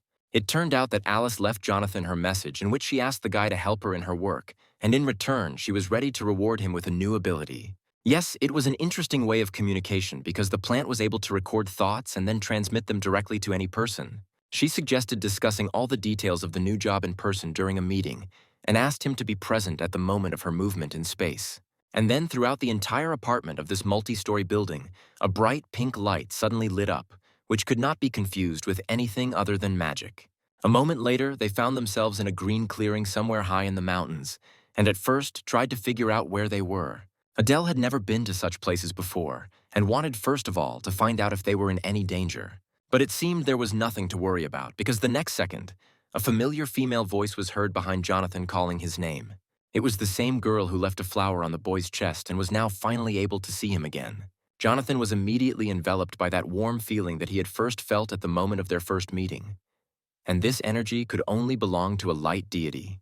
Besides, she easily dealt with that evil old woman, which meant her strength exceeded even that of that powerful monster. But for some reason, Patrick, as usual, was not in the mood and thought that this little girl was just wasting their time. His words were spoken completely out of place. And Jonathan felt ashamed for his young priest. And he went straight to the girl and asked her to play somewhere else while they were busy with important adult matters. But looking up at him, she reminded him that it was she who had managed to save Jonathan and that Patrick might never see his friend again. Jonathan quickly ran up to Patrick and, grabbing him by the head, immediately apologized to Alice, saying that this young man was simply not in the mood today. It seemed that only now did Adele realize that this little girl really was a true goddess. And she responded by being surprised at how quickly these children, whom she remembered as very tiny, had grown up. But now there was no time to waste on long greetings, so Alice suggested that they get to work quickly. After all, in her magical garden were the souls of children who were yet to be born. And Jonathan and his friends had to water all these flowers in the meadow. Adele was delighted with this kind of work and dreamed that such tasks would be encountered as often as possible. However, the same could not be said about Patrick, who continued to behave in the same way and believed that the work was completely useless. But the girl had already prepared a huge jug, which each of the boys had to take to fill it to the top with water. The body of water where they had to do this was located next to that high mountain where they had to head right now while it was still not dark outside. In addition, at the foot of this mountain was Alice's dwelling, and if they went a little further, they would find a large reservoir with clean water. Patrick knew that this task would be much more difficult, because now they would have to climb to the very top of this mountain. Towards evening, they finally completed the task, and having filled their jugs to the top, watered all the flowers in this magical garden. The whole group was so tired that some of the guys collapsed with their entire bodies on the ground, unable to even move. At first, Jonathan thought that watering the flowers would be the easiest job he ever had to do. But now he realized that he had been very wrong. Alice, watching everything from a tree branch, reminded that in this world, everything has its reason. She added that repairing such a complex mechanism as the system window requires a certain amount of effort. Seeing that the main thing had already been done, Alice asked Jonathan to follow her and not lag behind. By evening, when the sky was strewn with stars, they reached the dimension where Jonathan was supposed to find answers to his questions. Jonathan climbed the steep stairs carefully, as it was easy to trip in the dark, just as Alice had warned. On the way, Alice once again emphasized the importance of watering the garden of unborn souls, because today, they cleanse the souls of children who will soon be born. Jonathan, however, did not understand the connection between watering the garden and fixing the system window, and Alice's words seemed mysterious to him. Alice continued to explain that karma is the sum of all a person's actions, and that today, Jonathan had greatly improved his, and this would benefit him in the future. Once upstairs, Alice hurried Jonathan, who had noticeably fallen behind and was in danger of missing something important. Having reached the pond that Alice had spoken of, Jonathan realized that the water in it was not simple, but filled with magic. Alice, laughing, suggested that Jonathan plunge completely into this magical reservoir and feel its power himself. Jonathan, approaching the shore, was ready to swim, but was a little afraid that this adventure could be dangerous. Having dispelled his doubts, Alice suddenly pushed Jonathan into the water so that he would not hesitate. Jonathan closed his eyes for a moment, anticipating a meeting with the unknown and experiencing the same fear as during that meeting with the old woman. Opening his eyes, Jonathan realized that he was already in a different place, not where he and Alice had come. Looking around, he saw that this place was strikingly similar to where he had already been. Everything around was built from familiar puzzles, and even the sky seemed painfully familiar. Magic petals from Alice's garden floated in the air, and their presence here seemed mysterious. Having carefully examined one of the petals, Jonathan guessed that Alice's garden was not accidentally called the Garden of Unborn Souls, and probably each petal contains a human soul. The petal, like a pure child's soul, shone with white light. But Jonathan did not understand why it was here. Suddenly, he noticed a puzzle piece in front of him that was glowing just like the petals. Jonathan realized that the puzzles were starting to come together into a single picture. But what was the guy supposed to find out in this strange place? The next moment, he saw something incredible and suddenly felt like a little child. In front of him stood Alice, who seemed to be able to be in 2 dimensions at once, and she clearly had something to say. A flower from her garden appeared in Alice's hands, which she wanted to give to Jonathan so that he could maintain contact with all the creatures of this world. It turned out that this flower contained the energy of beings from 3,000 worlds, and now this valuable relic belonged to Jonathan. Jonathan could hardly believe what was happening because Alice really kept her promise and thanked him for helping with watering the garden. He was, however, worried about whether he was even worthy of such a valuable gift that this kind girl had bestowed upon him. Alice responded by patting Jonathan on the head and telling him not to worry about anything. Looking into Alice's face, Jonathan felt his connection with her weakening, her touch becoming less and less noticeable. The next moment, he opened his eyes and found himself in the same dimension he had been in a few minutes ago. Alice stood over him, happy that he had woken up because she had already begun to worry. Jonathan had been lying on the cold ground for too long. It was getting dark outside, and it was time for them to go back. Turning to Alice, Jonathan told her about his dream, which seemed amazingly real, and he couldn't understand where he had been all this time. Alice answered mysteriously that she didn't understand what he was talking about, and that now was not the time for talking, but that she needed to check the system window. It turned out that while Jonathan was in another dimension, Alice had already fixed the system window, and now it was working properly.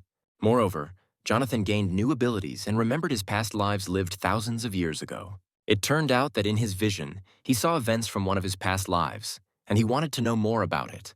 However, of all the memories of the past, only one fragment was available to Jonathan. The rest remained hidden. To Alice's surprise, Jonathan began to thank her profusely, which briefly caught her off guard.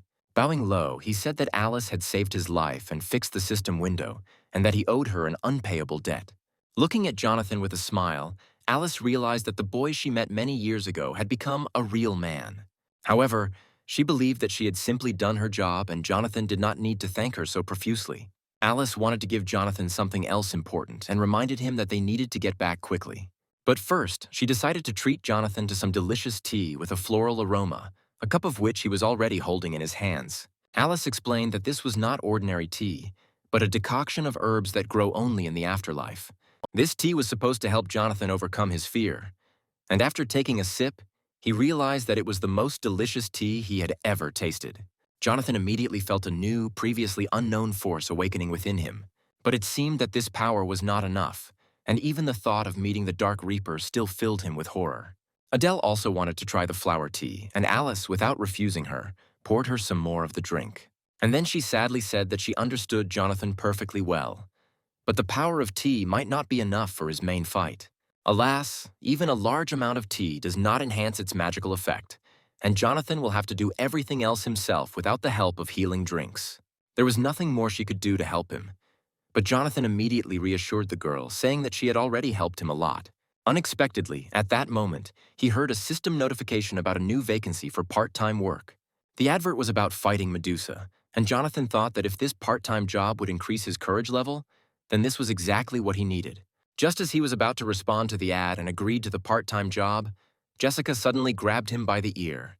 She didn't seem to like the idea of fighting Medusa, and she realized that Jonathan had been taking on any job he could get lately. You'd have to be a complete idiot to agree to something like that. And Jessica was willing to do anything to dissuade Jonathan from this idea. After all, if he thinks he has become immortal, he is very much mistaken because a couple of extra holes in his body will not just heal. Besides, Jonathan should have thought not only about himself, but also about those who cared about him. Because the guys would never forgive themselves if they let him go to this dangerous part-time job. The guy had to listen to a hail of accusations. His face was covered in sweat, and he had only one thing left to do. Jonathan fell to his knees in front of Jessica and asked for forgiveness for all the bad things he had done in his life, saying that he was terribly guilty. The guy still thought that the vacancy was not bad, but only if he had sufficient training could he agree to this job. Suddenly, Jessica changed her mind and explained that only 3 things were needed to fight Medusa. First of all, he must obtain the sandals of Hermes in order to reach the island, which is impossible to reach without this relic. In addition, you will need an invisibility helmet to approach Medusa undetected and have time to strike with Excalibur. And finally, the guy needs a mirror shield so he doesn't look Medusa straight in the eye during the battle and get petrified by her gaze. Unexpectedly, Adele said that she could easily get all these things and that Jessica could trust her completely. It was a great answer, but Jessica added that the place where Hermes' sandals are now is always short of people to work part-time, so they could send someone else there. Most likely, Jonathan will have to go for the sandals, taking his faithful priest Patrick with him, so that it will be easier for the 2 of them to find them. Soon, they found themselves in a place where thousands of letters were flying everywhere, and the messengers were busy with work. Looking up, Patrick was surprised at how many letters were in one place and could not figure out who they were all intended for. And then Jonathan, looking up, saw one of the senior messengers who had been waiting for them for a long time and was glad to see them. It was a very young messenger in the same sandals that Jessica had spoken of, and he joyfully greeted the new workers. The young man immediately warned that it was not easy to work in the Hermes Postal Service, and in addition, they had to obey their boss in everything, which was now him. Jonathan replied that they enjoyed hard work, so there was no need to worry. But if the young man doesn't mind, Jonathan would like to immediately receive Hermes' sandals as payment, since it was for them that they agreed to do this part-time job. The messenger immediately agreed and suggested that they immediately begin work, of which there was more than enough in this place for everyone. A second later, a whole mountain of letters towered over the guys, which they had to send to different addresses. That same day, they went to the Colosseum, where Jonathan was to fight Ares in a training fight that his opponent still remembered.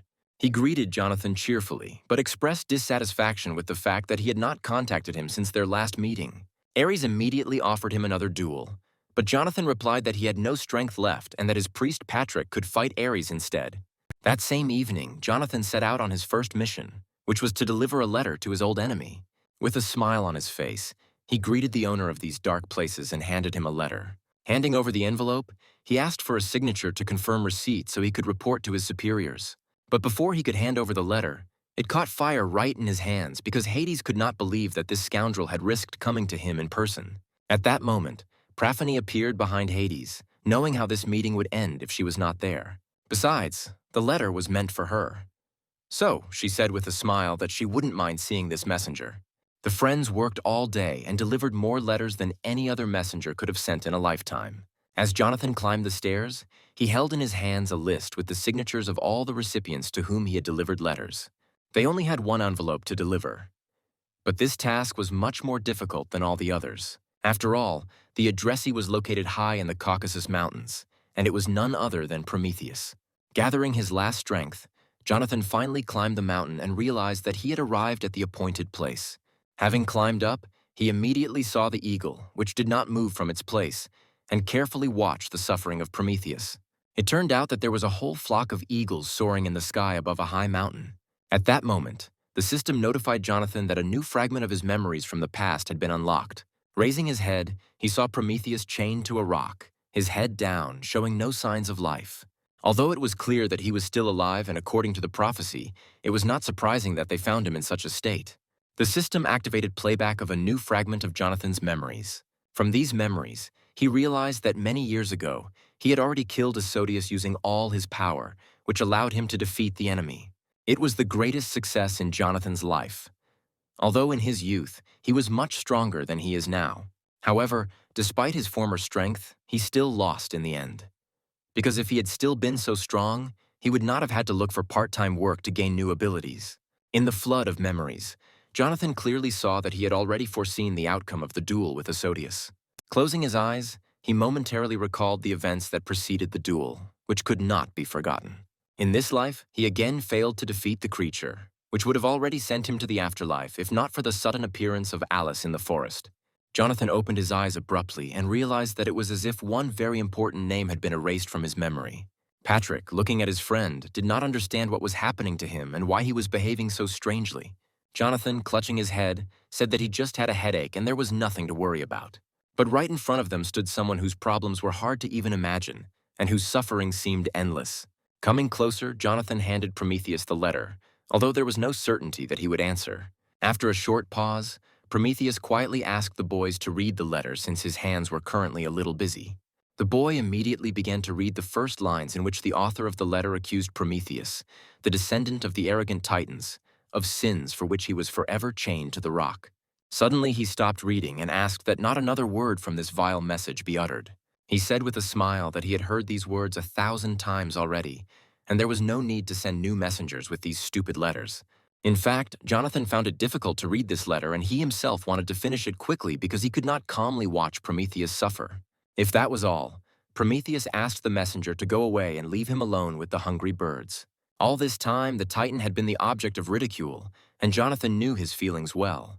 And then Jonathan realized that only he could free the unfortunate man, and stretching out his hand, used his magic. Prometheus, not understanding the boy's plan, asked Jonathan what would happen after using magic.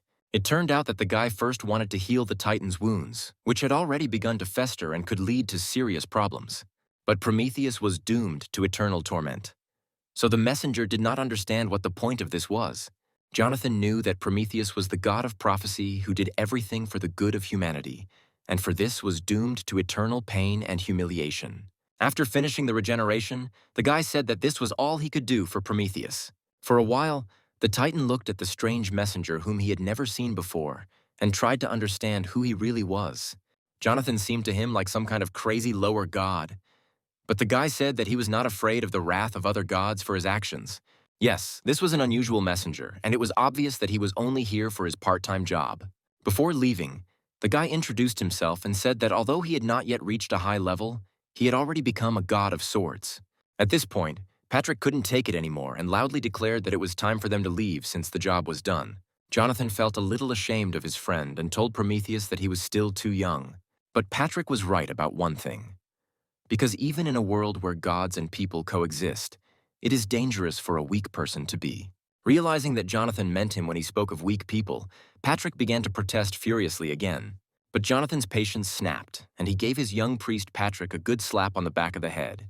In the end, Jonathan told his priest everything that had accumulated in him over the past weeks because Patrick was causing him too much trouble. Prometheus listened in amazement to the stream of curses that the two showered upon each other right before his eyes. It was strange for him to see such communication between a god and his priest, because many years ago he had not seen anything like it.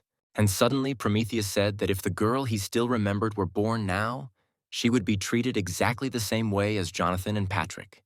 Realizing that the Titan meant Pandora, the guy immediately asked about it, and the Titan was surprised that the messenger knew this name. But it was unclear how he knew this girl because she lived a very long time ago, and Jonathan could not have met her in this life. However, the story of Pandora was widely known, and legends were made about it. So there was nothing surprising about this. Suddenly, Patrick said that he had heard about Pandora's box, and Prometheus asked him to tell him what he had missed while he was chained to the rock. If they know anything about this, the Titan would be grateful if they could explain it to him briefly. This was not difficult for Jonathan, and he immediately told her that Pandora had divine beauty, and the gods generously gifted her with various talents. However, this girl had been very curious all her life, and it was this excessive curiosity that caused the terrible disaster. Of course, Prometheus was deeply in love with her, but unfortunately, she did not pay attention to all his prophecies. It turned out that the Titan knew much more than Jonathan, and the guy asked him to tell him everything he knew about Pandora. Only now did Prometheus realize that the young god had helped him only for the sake of prophecies. Jonathan would be lying if he said he wasn't interested, but he didn't help the Titan out of self-interest. Yes, this guy was eloquent, and such a confident answer brought a slight smile to Prometheus's face. And then he began his story about how his flesh had been torn to pieces 1,000 times and had grown back together again. And after all these endless years of suffering, he was so tired that now he just wanted to share his story with the guys. The guys froze, listening to the prophecies of the formidable Titan intended specifically for them, and remained on the top of the cliff for a long time, remembering his every word. When Jonathan returned, he was beaming with satisfaction after a hard job for which he was to be rewarded. Patrick reminded Jonathan that they had come too far and could have used teleportation. He was right, because the journey turned out to be exhausting. Although Jonathan did get a valuable trophy, which were those very sandals of Hermes. In addition, Jonathan unlocked some memories and heard prophecies from Prometheus himself, although he was not able to make out all the words. Pandora was the mysterious girl from ancient mythology, and the real Pandora's box, which carried chaos, had not yet been opened.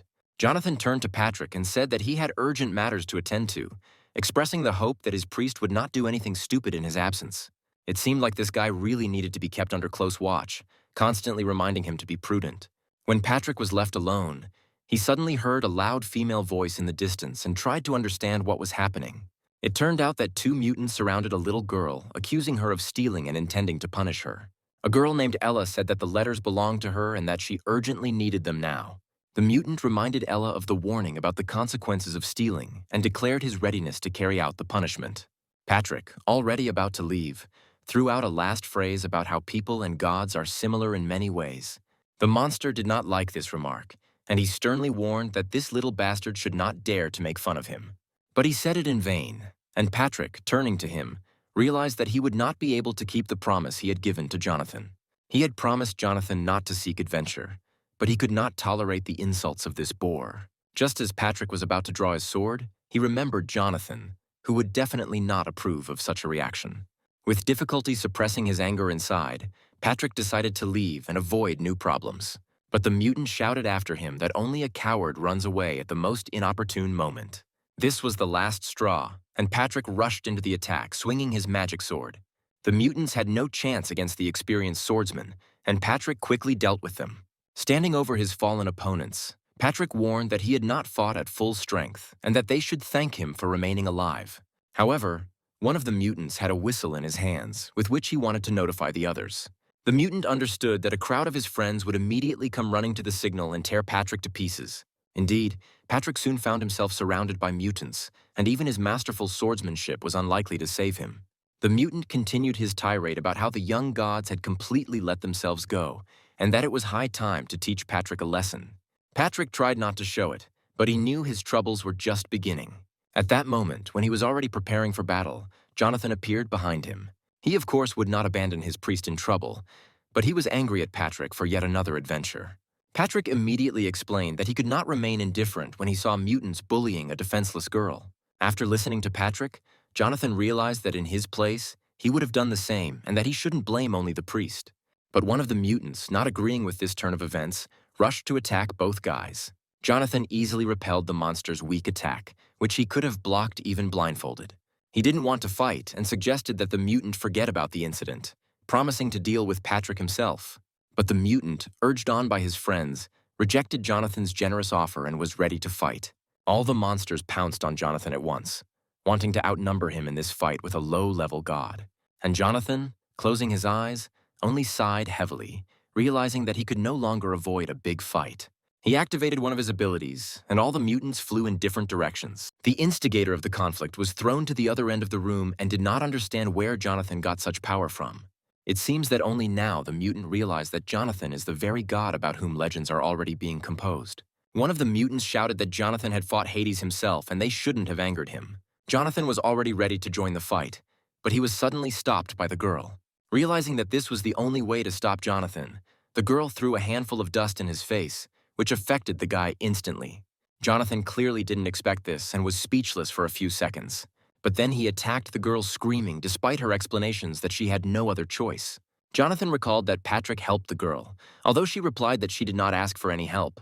Jonathan found it strange that low-level gods would allow themselves to treat a girl named Ella, who was known to everyone on Olympus in this way.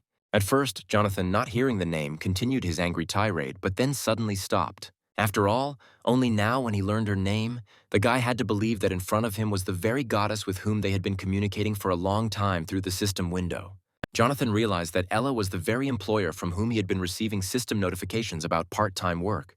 It turned out that she herself had long wanted to meet him in person, and the guy could not understand why she needed it. Then she suddenly offered Jonathan another interesting part-time job that no one knew about yet. The guy was worried about how she knew about all his previous part-time jobs since he hadn't looked for new ones for a long time. Due to the large crowd of people around, she suggested moving to a more secluded place for conversation. They found a cozy place where they could calmly discuss the details of their new part-time job. During the conversation, Jonathan realized that Ella was a fortune teller and therefore knew everything in advance. He had recently met Prometheus and was now surprised by such an abundance of profits in the world. In order not to waste time, the girl suggested getting straight to the point. The essence of the new job was to catch and kill Medusa, a task that only the most experienced hunter could accomplish. Knowing that this would not be difficult for him, Jonathan simply asked where to begin. First of all, he needed to learn to fly confidently since he had only recently become the owner of Hermes' boots. Ella knew that boots alone were not enough, and that good flying required long training and honing of skills. Even with natural talent, it takes at least a year to reach a high level of flying skills, and such a privilege does not come easy. For more stable flights, as Ella explained, Jonathan would need wings, which had long been the best artifact for this purpose. True, the cost of the wings turned out to be quite high, about 20,000 gold per pair, and it is unlikely that you will find a lower price. This was bad news because Jonathan did not have that kind of money, and he started looking for another way to get it. Suddenly, he realized that there was a way to get wings even without money. A brilliant idea came to his mind, and the girl immediately asked what he had in mind. Jonathan said he intended to pay for the wings in Ella's name, hoping to fly as well as she did. She did not object, but warned that her name was not of much value since she was not the most famous god on Olympus. Despite this, there was nothing to lose, and Jonathan opened his system window to bring the idea to life. Luckily, the idea worked, and within a few minutes, Jonathan was happily floating in the air. Looking down from above, Jonathan felt an incredible surge of strength that he had never experienced before. He didn't understand why the gods were so clinging to their power when the same abilities could be obtained through talent. The first part of the plan had been successfully completed, and they had to move on to the next stage without delay. Watching Jonathan from the ground, Ella was pleased with how easy it was for him to fly, even though he was only making his first attempts. His turns in the sky gave the impression that he had mastered this flying skill all his life. Only now, Ella was finally convinced of the truth of the rumors about the new god and his exceptional talent. Without turning around, she suddenly asked Jessica if she shared her opinion or if she would argue again, as she usually did. Jessica was surprised that Ella noticed her, even though she had crept up completely silently. Turning around, Jessica admitted that she had felt her presence for a long time and was glad to be able to look her in the eye. Ella, it turned out, was ready for this meeting and was not at all like the other gods Jessica had met. Jessica had a unique ability to remember everyone she had met over her many lives. However, in this world, not all the names were known to her yet, and Ella was one of those gods that she encountered for the first time. Unexpectedly, even after her presence was revealed, Jessica continued her attack, intending to fight Ella. Jessica threw her foot forward, knocking Ella off her feet and causing her to lose her balance and almost fall onto the grass. Jessica immediately launched a powerful blow with her magic blade, but Ella, remaining calm, dodged it.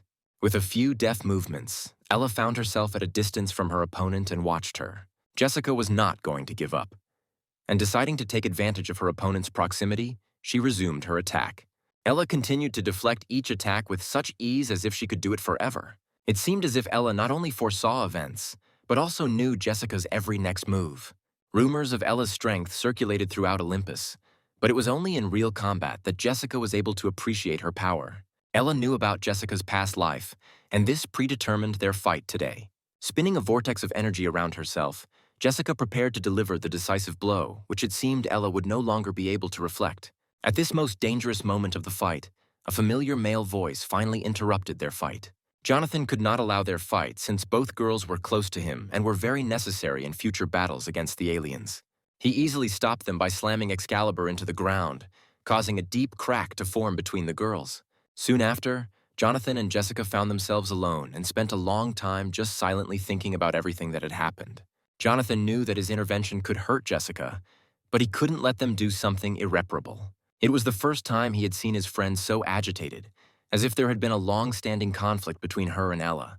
Besides, it's strange that Ella, having just suggested that Jonathan kill Medusa, suddenly remembered some urgent matters. Jonathan walked closer to his friend Jessica and quietly asked if Ella was really an evil god. To his surprise, Jessica, who had never met the girl, still decided to attack her. This was not at all like Jessica, who usually talked everyone out of fighting and separated rivals. The guy understood that Jessica was not telling him something and wanted to hear the truth so as not to remain an outside observer of her problem. But Jessica continued to stand with the same expression on her face, and it was clear that something was seriously bothering her. At some point, the guy realized that he was interfering in her personal affairs in vain, and perhaps he should leave her alone with her thoughts. His main task now was to overcome his fear so that the next time he met a mutant like the old woman, he would not retreat. He told Jessica that she needed to deal with her fear now because it would be much harder in the future. Jonathan had to take this part-time job from Ella, and the girl understood that he was right in many ways. He couldn't turn down the part-time job just because Jessica suspected something about Ella. Finally, the guy asked her directly if she was okay and if she needed help, but she said everything was fine and swiped her finger at the system notification window to get new items. And then Jonathan realized that he had become the owner of an invisibility helmet and a mirror shield with the help of which he could cope with Medusa Gorgon. Jessica suddenly became cheerful and said with a smile that she would look forward to him getting home from his part-time job. At home that same day, the girl spent some time remembering her meeting in that forest that day. While trying to find information about the girl, Jessica realized that she knew almost nothing about her. And it seemed strange to her how she was able to contact Jonathan. Lying on the soft bed, she stared at the ceiling for a long time, going over the events of the day in her head. She seemed to be beginning to suspect that this new feeling in her heart was jealousy of Jonathan's new girlfriend. Perhaps if Fanny were here now, she would say that it was love and would start pestering Jessica with these nonsense. Jessica still convinced herself that she had attacked Ella only because she feared for her life and Jonathan's. Although, if you think about it, only a year had passed since she met Jonathan. And during this time, she simply could not fall in love with him. But right now, it felt like their relationship had been going on forever, and she knew this guy as well as she knew herself. Perhaps this feeling was caused by the endless repetition of the lives lived, although there may be something else here. Suddenly, tears started streaming from her eyes, and she realized that she was simply too tired over the past few years. Curled up on the bed, the girl realized that she wanted to run away because the burden had become too much. She wanted to live without knowing anything and to get rid of the visions of the past that constantly appeared in her memory. But after crying a little, she suddenly realized that if she continued to behave like this, she would never achieve her goal. It was impossible to waste time on useless emotions that do not lead to anything good and do not solve problems. Wiping away her tears, she realized that Jonathan was the only one who could help her, and she had no other choice. If she helps him complete his mission, he will definitely repay her in kind. And if he agrees to do what she asks, she will finally be able to close her eyes and drown in infinity. Meanwhile, Jonathan, noticeably tired from wandering through the dense forest, was already walking towards Medusa's lair. He was accompanied by Ella, who walked ahead, looking around carefully and prepared for any danger. It was unclear why they moved here because they could have immediately ended up in the lair of Medusa the Gorgon. However, Ella had already warned that they needed to hide their presence in the forest as much as possible, so it was better to go on foot. Jonathan still deserved a short rest, so he asked to stop and rest for at least a short time. But the girl didn't want to listen, saying that Jonathan was constantly faking and she was used to it. However, there was no point in resting now because their goal for which they had come to these green thickets appeared in the distance. In the thickest part of the forest, they saw a girl with green hair. Her back turned to them, who was most likely Medusa. With a short gesture, Ella told Jonathan to waste no time and attack before Medusa noticed them. The speed with which the boy rushed into the attack surprised even Ella, who herself was quite a dexterous fighter. A second later, he was already standing next to the girl, ready to do what he came to this forest for. With one sweeping movement, he chopped her body off, and it was clear that she would not survive. Of course, he felt sorry, but circumstances forced Jonathan to use cruelty even towards this girl. He stood there for a while longer, realizing that a second blow would no longer be necessary. Suddenly, Ella shouted loudly from afar for Jonathan to get out of there immediately because his life was in danger. The guy didn't immediately understand her words and loudly asked why she didn't come closer. Imagine his surprise when another mutant appeared next to him, who was the main mistress of the forest and their true goal. It turned out that Medusa had two sisters, and Jonathan saw the oldest of them in front of him right now. And then looking up, he realized that everything was much more serious than it seemed, and speed alone would not be enough. Marianne stared at him, and there was such horror in her eyes that anyone who dared to look at her would immediately freeze in fear. But a second later, Marianne realized that the guy had disappeared, having slipped away in some incredible way. Of course, this infuriated her. She could almost taste the prey, anticipating a hearty dinner. At that moment, the middle sister came up to her from behind, hearing her loud screams. Like everyone in their family, Zara was a mutant who had recently awakened from a long hibernation. The older sister abruptly declared that now was not the time to sleep because a stranger had snuck into their lair and was hiding somewhere nearby. It was clear from Zara's expression that she didn't believe a word her sister said, who in their right mind would go into their lair. However, Marianne continued to insist, and Zara gradually began to understand that her sister was telling the truth. With her ability, Zara could verify Marianne's words. No living creature could hide from her special gaze. Having activated the ability and caught Jonathan's thermal spectrum, she immediately understood where he was hiding and prepared to catch up with the sly one. Realizing that he had been exposed, Jonathan realized the futility of his invisibility mode against this monster's magic. Now that capture seemed inevitable, it was necessary to escape from this damned place. He immediately activated his fast-running skill and rushed away, hoping to escape. But this was not the first time Zara had encountered fugitives, and no one had ever managed to escape from her so easily. Sneaking up on unarmed girls was mean, and Zara and her loyal snakes were ready to punish Jonathan Crui for it. Ordering the snakes to attack, she directed them toward the boy, hoping that they would bite him and inject him with deadly poison. Jonathan knew that this poison could kill even the largest monster, so his chances of survival were practically zero. But having run a little further, he suddenly saw the fist of Zara's sister, Marianne, flying straight into his face. The blow was so powerful that any other hunter in Jonathan's place would have died instantly. Realizing that the guy turned out to be a weakling, the mutant was already looking forward to feasting on a new victim, hoping that Jonathan would be tastier than the previous hunters. She even wanted to cut it into small pieces to avoid the indigestion that happened after the last hunter she swallowed. But becoming someone's prey was clearly not part of Jonathan's plans, as he had already encountered many powerful mutants on his path. True, now he was facing two powerful monsters with poisonous pets posing a mortal danger. But in his hands appeared Excalibur, his reliable friend in the fight against Hyle monsters. He deftly dodged the attacks of the snakes that grew straight from Zara's head, like living poisonous hair, capable of killing any creature. It seems like it's time to use the new skill that was strengthened after meeting Alice. Using Wave Slash, Jonathan released a white energy beam that could cut through the cursed snakes like a knife. And so it happened.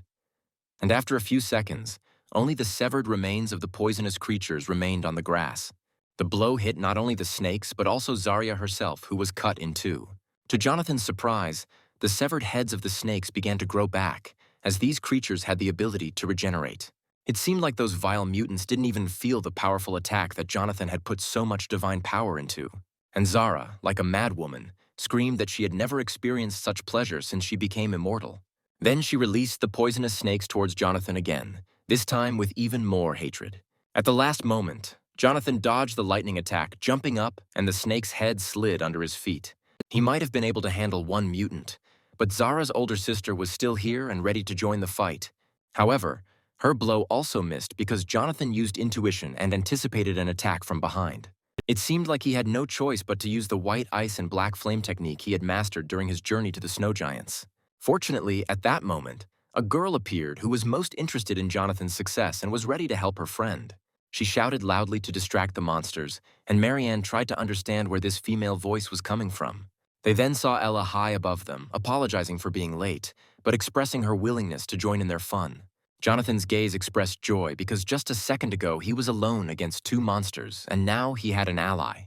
Her plan was simple because by dumping the dust deposit stored at the top of the hill onto the monster's lair, she would solve this problem in one fell swoop.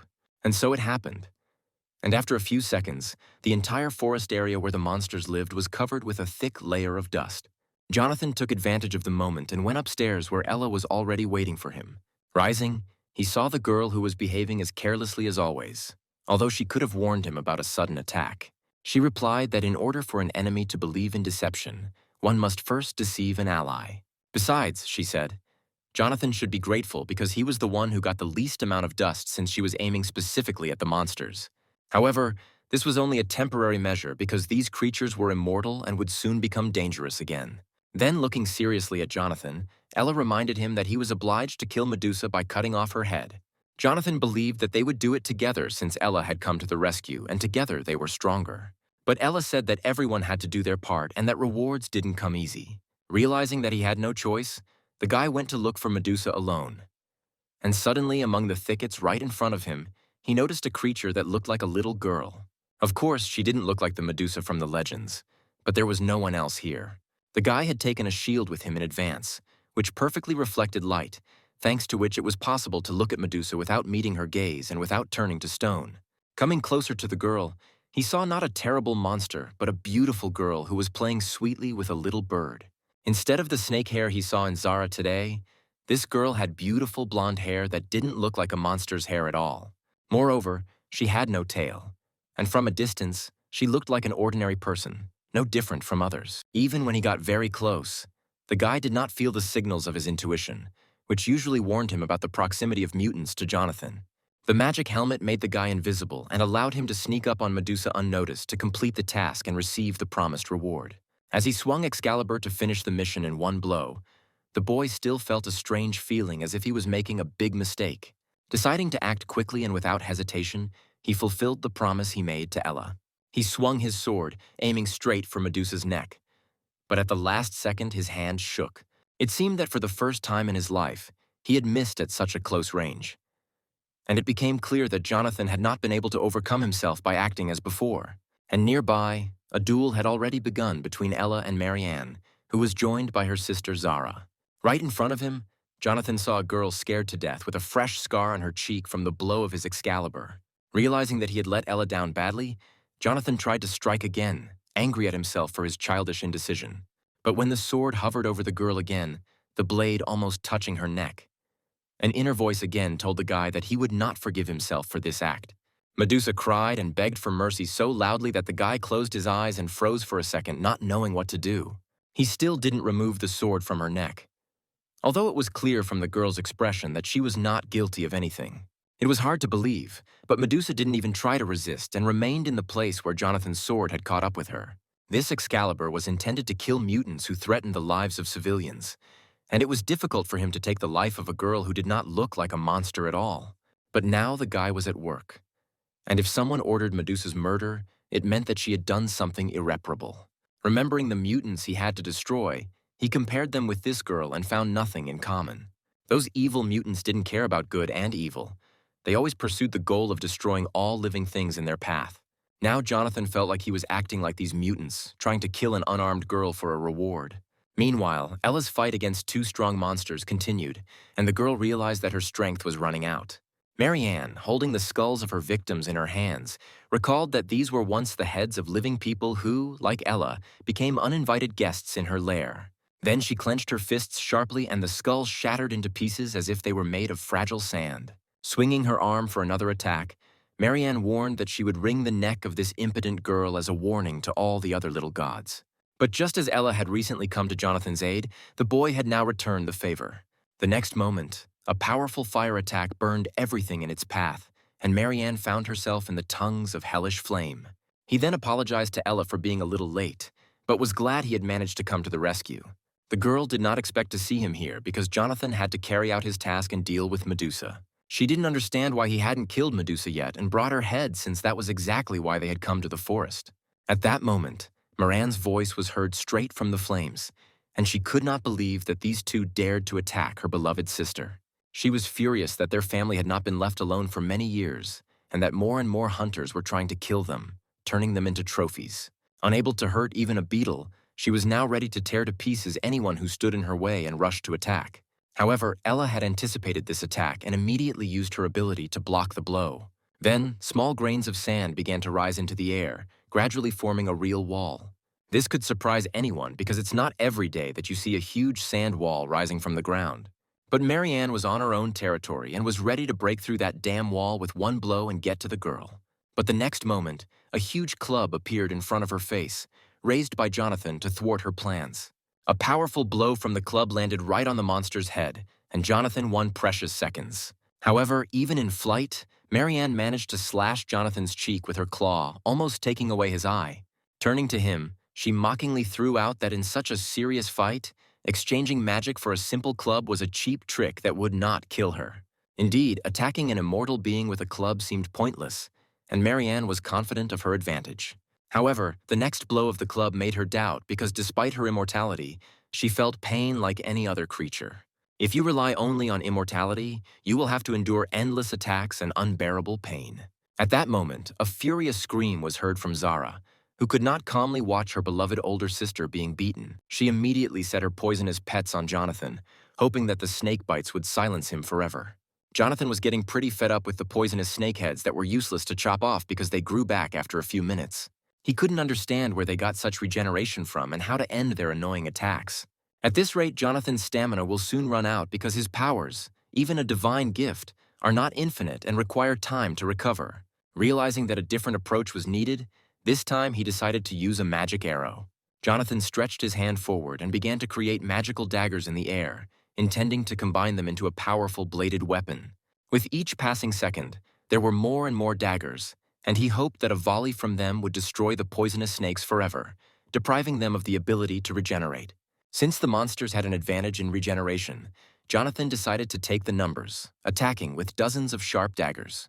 Gathering all his strength, he rushed into the attack, seeking to end this immediately. As he approached Zaria, it became obvious that her long, poisonous snakes were useless, and in a matter of seconds, they were chopped up like ropes with a sharp knife.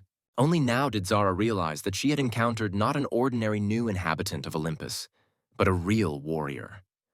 And for the first time in her life, she felt animal fear. Jonathan couldn't stand these monsters any longer, and no amount of persuasion would stop him. He unleashed a barrage of attacks on Zara, using all of his abilities, and it seemed like he was capable of destroying the entire forest. After a series of crushing blows, none of which Zara was able to block, she collapsed onto the green grass. Just as Jonathan was about to deliver the final blow, he heard a familiar plaintive female cry behind him. It was Medusa, who begged for mercy for her sister who was only protecting her family. She did not understand why people and gods were so cruel to them because her sisters had never harmed anyone. Seeing Medusa, Ella, without thinking, covered her face with her hands, afraid of being petrified by her gaze. Jonathan also closed his eyes, realizing that no magic could protect him from Medusa's curse. Although he remained standing, he continued to watch Medusa through the reflection in his shield, gradually becoming convinced that the girl did not pose a threat to him. Medusa had the opportunity to escape, but she bravely returned to save her sisters. Ella knew Medusa's true nature, but she still wanted to kill her, and Jonathan could not understand the reason for this obsessive goal. Ella snapped that it didn't matter now, and they had come to the forest to finish what they had started. Besides, Jonathan had already signed the contract and received an advance, so he couldn't refuse the assignment. Of course, there was some truth in her words. But Jonathan decided to ask one more important question. He asked Medusa if only people turned to stone from her gaze, and she replied that her ability worked on any living creature. However, the little bird on her shoulder did not turn to stone, even though Medusa was looking straight at it. The jellyfish did not know the answer to this question. She picked up the bird as a chick when it fell from the tree. Jonathan wanted to continue asking questions, but suddenly realized that Ella had hidden important details of the mission from him from the very beginning. Medusa continued her story about how the frightened chick bit her finger when she picked it up. Ella was starting to feel sick of this sweet talk, and she sharply reminded them that they had not come to the monster's lair for chatter. She stated that Jonathan needed to overcome his fear and kill Medusa to receive the reward he deserved. The baton was still in his hand. The guy clutched it tightly, confident in his every decision. Suddenly, the girl again saw an object flying at her head and thought that she could not avoid death. The poor girl's whole life flashed before her eyes, and she remembered that terrible day when she had to walk in chains through the crowd that hated her. When Medusa passed by, everyone whispered that she had been caught the previous evening in the temple of Athena with Poseidon, where they had committed various indecencies. They thought that this sweet girl she pretended to be had cleverly fooled everyone. When she appeared before Athena, she listened to dirty accusations of indecent behavior in her temple. In response, the girl swore that she had done nothing of the sort and that she and Poseidon were simply talking. Athena, unable to bear such impense, hit the armrest of the throne with her fist and declared that she was disgusted to listen to these false excuses. Tears welled up in Medusa's eyes, and she didn't understand why no one believed her. Athena was clearly irritated by this girl and seemed to no longer want to play childish games with her. Jumping up from her seat, Athena declared that Medusa would answer for her base act, and she would make her do it. From that moment on, Medusa could forget about her cute face because everyone who looked at her would turn to stone. She was strictly forbidden to close her eyes or deprive herself of her sight. Otherwise, the curse would transfer to her voice. Athena decided to make Medusa regret her stupidity forever without being able to fix anything. Every day, Medusa felt resentment and injustice, experiencing undeserved suffering.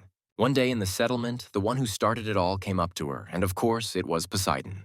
Poseidon reminded Medusa that she had heard him say unpleasant things about Athena behind her back, and that this was bad news, first of all, for her. As the Sea King, he could not allow these rumors to insult his niece in her own temple. It is hard to imagine a punishment worse than death, but that is exactly what befell this girl. Ever since Athena cursed her, Medusa could not close her eyes and turned into stone everything she looked at. Poseidon suggested that she hide on a forgotten island that no one had ever visited. While on this island, Jonathan, ready to hit the unfortunate girl with a club, suddenly realized that he was making a mistake. The club fell next to Medusa. Jonathan deliberately deflected the blow, changing his mind about carrying out his plan. He quietly said that he never wanted to kill her and that he had just been doing his job all this time. Turning to Ella, the guy said that he would no longer perform this task and that he was sorry to break the contract with her. The girl had to listen to his confession that he would never give her Medusa's head. Jumping up from her seat, the girl launched into an accusation against the man who had recently signed a contract with her. The guy reminded that you can't kill someone for your own benefit because this is the fate of evil monsters and the devil himself. Clutching her head, the girl realized that she had lost the performer almost at the moment when the job was done. Jonathan suspected from the very beginning that Ella was hiding something and knew about Medusa's true fate. He asked her who really wanted this girl's head and who was the real customer of the murder. She didn't want to reveal all her cards to him because he wasn't doing his job for free and had to keep quiet and do his job. Having said this, she disappeared into thin air, leaving behind only a bright, magical light. Soon, the guy decided that he would figure this out later. But now he needed to do what was perhaps the most important thing in his life. He slowly approached Medusa, whom he had wanted to kill just a few minutes ago, but now intended to do something completely different. Placing his hand on her face as she closed her eyes, he used his regenerative ability to heal her wound. The scratch left by the tip of his blade on Medusa's cheek began to heal almost immediately, and the skin began to smooth out. After a few seconds, the small wound was almost invisible. Only a drop of blood remained, which the guy was initially afraid to touch. Jonathan knew that he could gain special powers if he licked that drop of blood, but he couldn't decide. Medusa continued to sit on the grass with her eyes closed, trying to figure out when she would be able to open them. Having decided to take a desperate step, the guy brushed away a drop of blood and prepared to feel the new abilities in action. Smiling, he realized that he could now look Medusa straight in the face. And even after drinking her blood, he would not turn to stone. The girl began to slowly open her eyes, not yet knowing that Jonathan had acquired a new ability and could now look at her fearlessly. Opening her eyes, she suddenly realized that for the first time in many years, she was looking directly into the face of someone who had not turned to stone under her gaze. Jonathan looked at her blue eyes with a smile, which did not at all resemble the eyes of an evil monster. He imagined Medusa's eyes as red and terrible. But this girl's eyes were beautiful, like those of an angel. He had unraveled the secret of the curse and was now ready to share this rare knowledge with Medusa. Without listening to him to the end, the girl burst into tears of happiness because she terribly missed his simple look and was tired of her endless loneliness. The guy, of course, tried to calm her down, realizing that such a curse could drive anyone crazy. Now all that was left for them to do was to lift the curse that Athena had placed on Medusa in her temple. The next day, Jonathan was already far from this place, preparing to meet Jessica, who had made a date in a strange place. Having waited his turn, the guy finally heard an invitation to go to the 32nd room where the recently built sauna was located. In the recently renovated part of the dungeon, a special sauna was equipped for all highly hunters, and now the entrance was always open for Jonathan as well. This place was a place where one could quickly restore mana and heal wounds. So Jonathan was eager to see for himself the wonderful properties of the sauna. Opening the door and going inside, he saw a man he did not expect to meet at all. It was Leo, who for some reason was still here and had also come to the sauna at someone's invitation. Without looking up, Leo immediately recognized Jonathan and was clearly not pleased by his presence. As Jonathan passed by, he couldn't understand why Leo would wear a mask even in the sauna when at least here he could take it off for a while. Instead of greeting, Leo said that 3 days ago there had been another gate breach which had killed dozens of people. The guy didn't understand how Jonathan could calmly relax in the sauna because such a high-level hunter like him should be busy with this incident. However, there were many terrible things happening in the world, and Jonathan could not be everywhere where tragedy occurred. At that moment, a voice came from the loudspeaker inviting Ella to go into the same room where Jonathan and Leo were. Unsuspecting, the girl entered the room and for the first few seconds did not notice the familiar guys. Jonathan was very surprised by her appearance because it couldn't be a simple coincidence that the three of them were in the same room. Leo also couldn't believe his eyes when he saw Ella and even jumped up from his seat, trying to understand whether it was an accident or someone's plan. Leo couldn't believe that his sister was alive because he had been looking for her for a long time. But she hadn't contacted him. Judging by her appearance, the girl felt great, and there was not a scratch on her body. Only now did Jonathan realize that Ella was the sister of his longtime rival. And this news took him by surprise. Jonathan couldn't understand what was going on and why he didn't know anything about the relationship between Leo and the girl who had been giving him extra work all this time. Leo had no fewer questions, and he also did not understand why the girl did not tell him that she was fine. He continued to call her sister, and Jonathan suspected that they were hiding their relationship. At first, she simply looked down, unable to utter a word because she had nothing to say. At that moment, Jessica appeared in the sauna and immediately noticed the gloomy atmosphere instead of the expected joy from the meeting of brother and sister. She was probably the only one who could tell Jonathan the whole truth, and he still wanted to know why she was the last one to know. Jessica was alarmed by Ella's behavior from the very beginning, so she conducted her own investigation. It turned out that none of the gods had ever heard of this girl, and there was not a single entry about her in the Olympian journal. So Jessica began to be tormented by doubts, because if there are no records about Ella, then perhaps she is the forgotten deity. Jonathan also felt that there was a familiar energy coming from the girl, and that was probably why she said that her name was worthless. Jessica had to go on a long journey to other worlds to find those who could shed light on this mystery. She eventually managed to gather information from different dimensions, even though the answer was right under her nose the whole time. In the forest near Medusa's lair, she suddenly realized that Ella had been hiding something from her and the other guys all this time. Hunter Leo had a missing younger sister with the same name, and he couldn't figure out what Jessica was hinting at with her story. Jessica continued to insist that Ella would not be reduced to the level of a forgotten god, even though her name was unknown to the other Olympian gods, and she didn't even have an extra job. To be honest, the girl didn't think that there would be anyone else who could manage the system of gods as well as she and Jonathan. Approaching Ella, Jessica asked directly who she really was and what else they didn't know about this mysterious girl. Ella's brother, of course, could not remain on the sidelines and demanded that she stop talking nonsense about his sister. He was grateful to Jessica for helping him find Ella, but now he had absolutely no idea what she was talking about.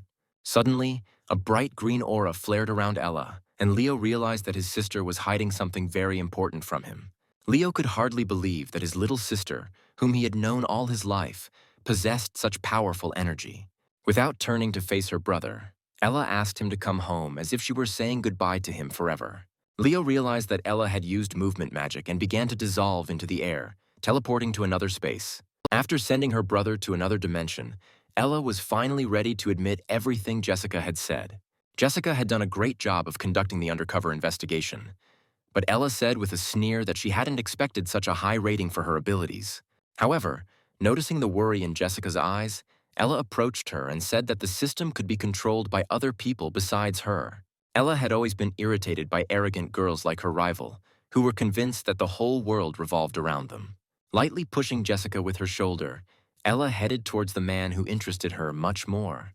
Walking up to Charlie and looking him straight in the eye, Ella declared that it was he she wanted to talk to first. Suddenly, she announced that Jonathan must pay for not living up to his name and breaking the terms of the contract. Charlie understood that there was some truth in her words, but he also had a question for the girl. It was unlikely that he would be able to talk to Ella now because Jessica was next to her and more serious events were unfolding elsewhere. After all, new gates opened over the city and its inhabitants once again found themselves in mortal danger. Ella could easily move to the gate, and the next moment the sand began to rise under her feet. It was obvious that Ella was heading to the very epicenter where these giant interdimensional gates had opened. She suggested that Charlie change places and talk where no one would disturb them. Jessica, looking up, understood Ella's plan and was very surprised that the gates above the city opened today. The whirlwind around Jessica swirled with such force that she could barely stay on her feet and could not see anything around her. A moment later, the same magic that Ella had used to transport herself and Jonathan to another space poured out of the open gate onto the ground.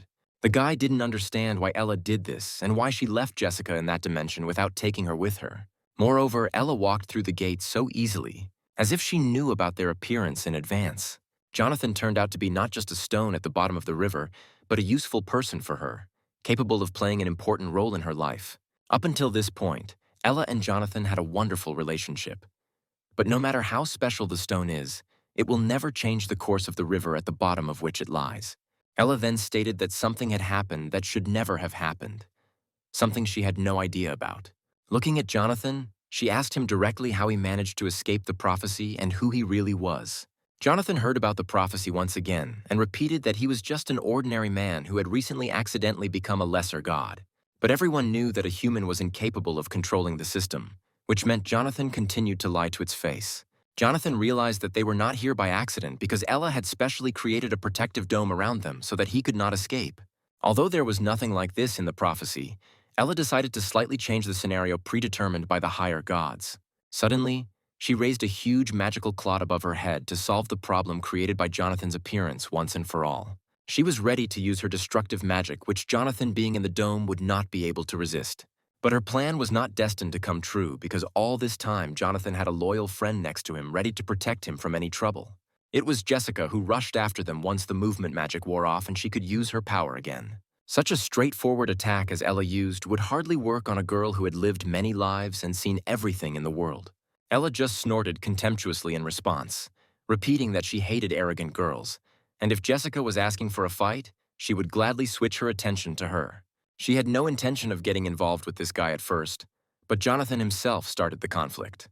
Her intentions remained unclear, but Ella used such powerful magic as if she had been preparing for this fight for a long time.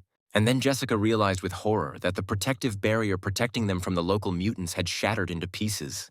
Jessica thought that this girl was completely crazy for deciding to feed them alive to a horde of hungry monsters. Jessica was tired of Jonathan's lies because she knew for sure that the guy was hiding many more secrets about his origin. She wanted them all to die here and now because there was already a horde of mutants hanging over them, ready to tear them apart. There were so many aliens that even a whole team of highly hunters couldn't handle even half of them. For the first few seconds, the young people, frozen with horror, simply looked at the approaching crowd of mutants. Jessica screamed in despair at Ella that she had done something irreparable and apparently did not fully understand how it would all end. After all, if all the mutants from the demon world flooded onto Earth, its inhabitants would not have a single chance of survival. Now no one but them could stop these monsters, and Jessica decided to first deal with the one who summoned them from the underworld. It was Ella. It was her magic that opened the way for these creatures, and now she was ready to prevent her rival from somehow correcting the situation. Jessica ran towards Ella at top speed, clutching the magic blade tightly in her hand. In just a moment, she rushed past Ella, managing to inflict a deep wound on her. Ella had not missed a single blow for a long time, and now, for the first time in a long time, she felt real pain. But suddenly she smiled, noting that Jessica had noticeably increased her speed over the past couple of days. Now was not the time for talking, and Jessica threatened to cut Ella's throat if she did not answer her questions immediately. The main question was why Ella had summoned these mutants and what she was going to do next. Jessica found it strange that she still hadn't figured out Ella's plan, since even Jonathan was beginning to guess her true origins. Jessica was probably familiar with this situation and had probably experienced the consequences of opening a gate that would release legions of demons. These words really resonated in Jessica's soul, and she asked again who Ella really was. If Ella was sent by the Demon King himself, then all this time she was the culprit of all the troubles that made Jessica shed tears for so many nights. Suddenly, Ella used her ability and looked into her opponent's eyes with a hypnotic gaze, trying to confuse her. Apparently, she wanted to use her magic to temporarily deprive Jessica of her ability to resist and deliver the decisive blow. Under the influence of hypnosis, Jessica fell to the ground, unable to utter a word. Her worst nightmare, which had haunted her for many years, immediately appeared before her eyes. She saw again the ruins that the city had become, and it was precisely the vision that often haunted her dreams. It was hard to accept, but it seemed like she was about to fail and die again, only to be reborn and continue this endless cycle. Perhaps this is her destiny, and she should no longer resist what is destined from above. At some point, Jessica stopped resisting and simply waited for the fatal blow from Ella. But at that moment, on the sand where Jonathan had stood, there remained only a trace of the powerful push with which he had risen into the air. After all, it was Ella who taught Jonathan the technique of flight in the forest, and now he seemed ready to use it against her. Clenching his fist, he reminded her that she was deeply mistaken and that it was time to answer for her actions. He stood between Jessica and Ella, making it clear that he would not allow his friend to come to harm. Jonathan reminded Ella that cities and countries were built by people over centuries, and she had no right to destroy all of it. The world order could not collapse from one attempt by a weak girl who could not even cope with Medusa.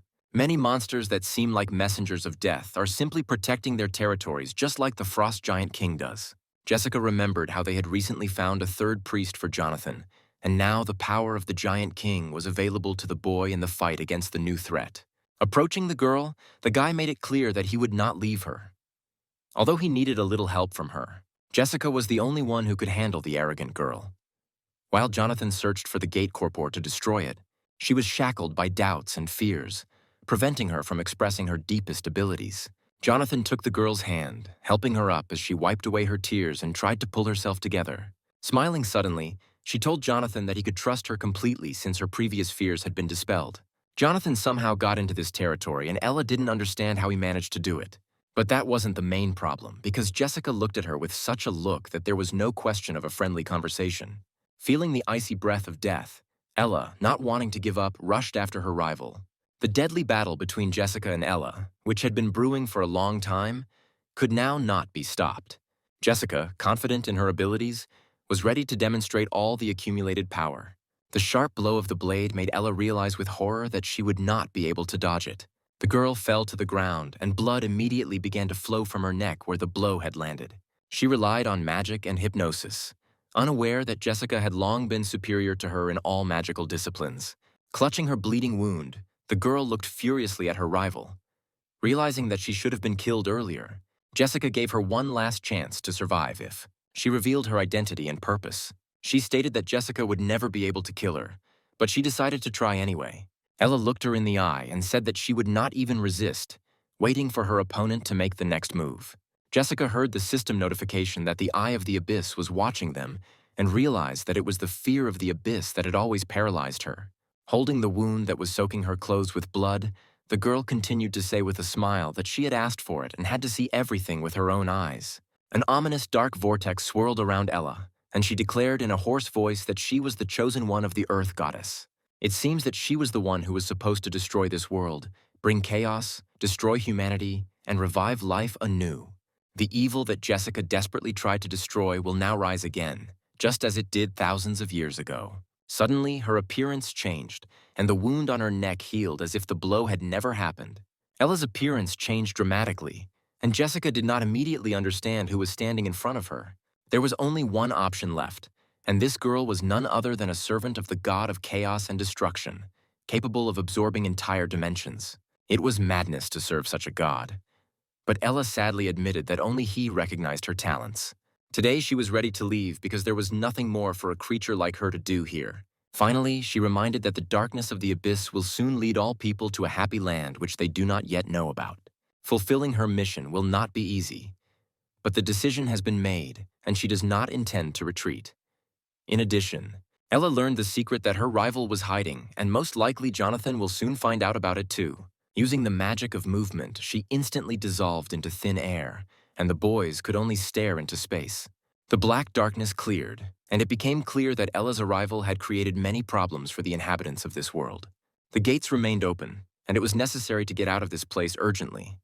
While there was still an opportunity to do so, Jessica understood that any minute now monsters from the afterlife dimension would appear here, and it was hard to say how many of them there would be this time. This time, Jonathan had a hard time because he spent a lot of magical power to prevent Ella from carrying out her plan. But even this power was not enough to destroy the gates, and they still hung in the sky, threatening the entire city. In a rage, Patrick grabbed the first stone he could find and almost threw it at the gaping gates, although he knew it was pointless. Adele understood that if the barrier had not been restored, a catastrophe of an unprecedented scale would have broken out, which humanity would not be able to cope with. The boy smiled encouragingly at his friends, saying that they had done a great job, especially Adele, whose magic had noticeably increased. The fire was almost extinguished, but the mutant invasion continued, and Jonathan was ready for battle.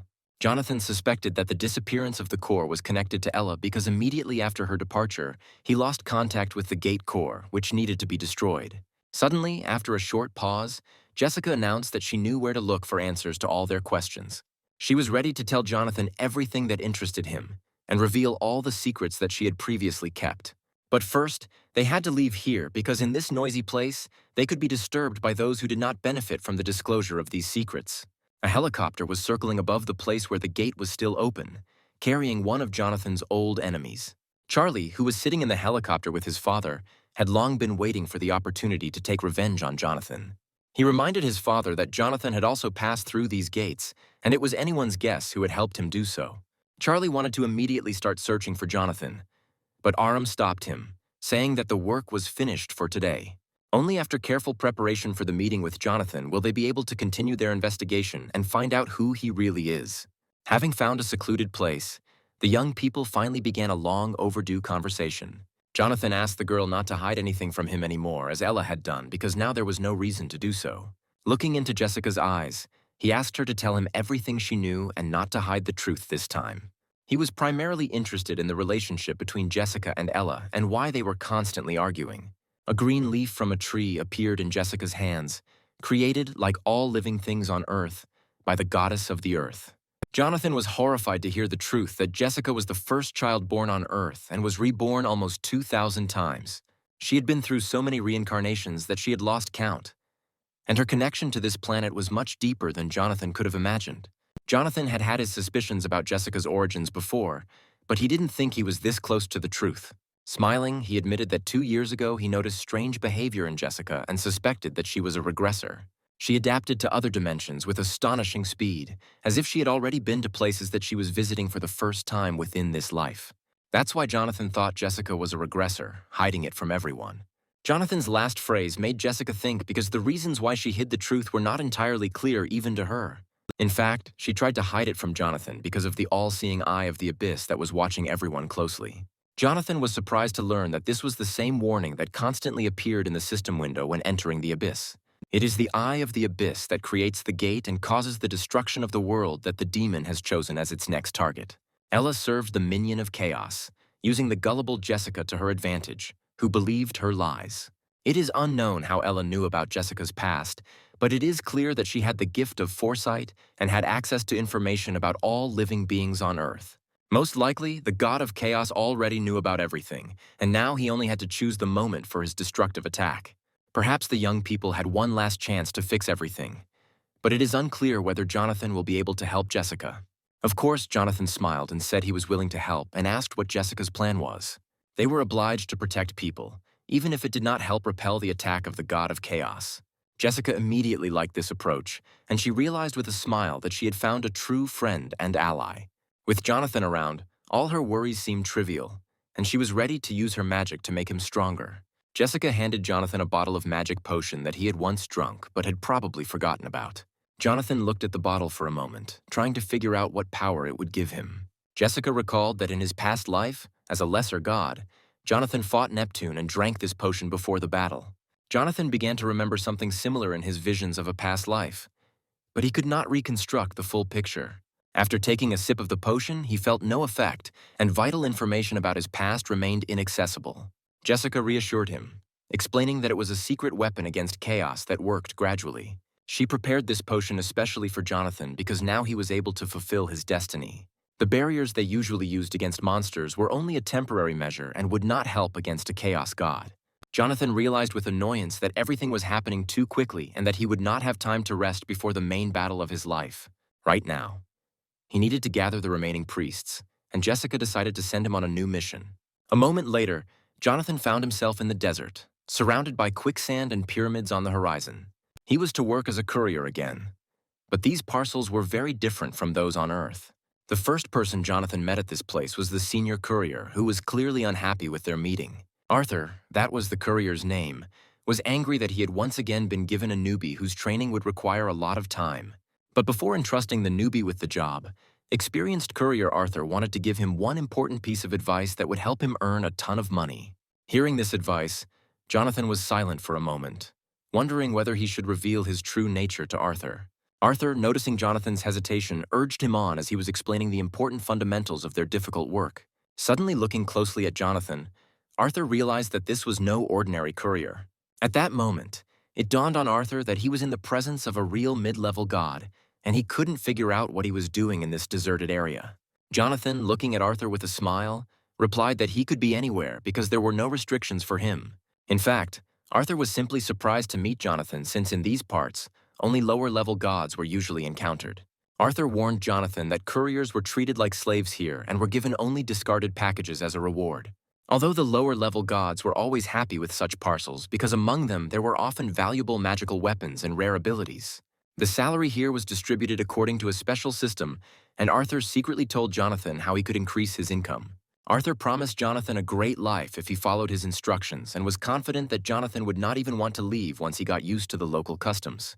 In response, Jonathan unexpectedly put his hand on Arthur's shoulder in a friendly manner and declared that from now on they should help each other. Before they began working together, Jonathan asked Arthur for one small favor. Arthur found it strange that a guy he barely knew would immediately ask for a favor. Looking up at the top of the pyramid, Arthur realized that Jonathan was aiming very high because he wanted to be involved in deliveries that were entrusted to him by the rulers of the pyramid themselves. Such deliveries were only entrusted to experienced couriers, so it was unlikely that anyone would have entrusted them to Jonathan. Arthur offered Jonathan some tips that would help him get such deliveries if he decided to take on such a difficult task. At this moment, their conversation was overheard by one of the couriers, who clearly did not like the newcomer's idea. The guy was waiting for an answer from him, and in such a situation, the courier would hardly be able to refuse. Urged on by the other couriers, Arthur was forced to agree to Jonathan's proposal as there was no time left to think. First of all, they had to unload the huge mountain of parcels that had already accumulated.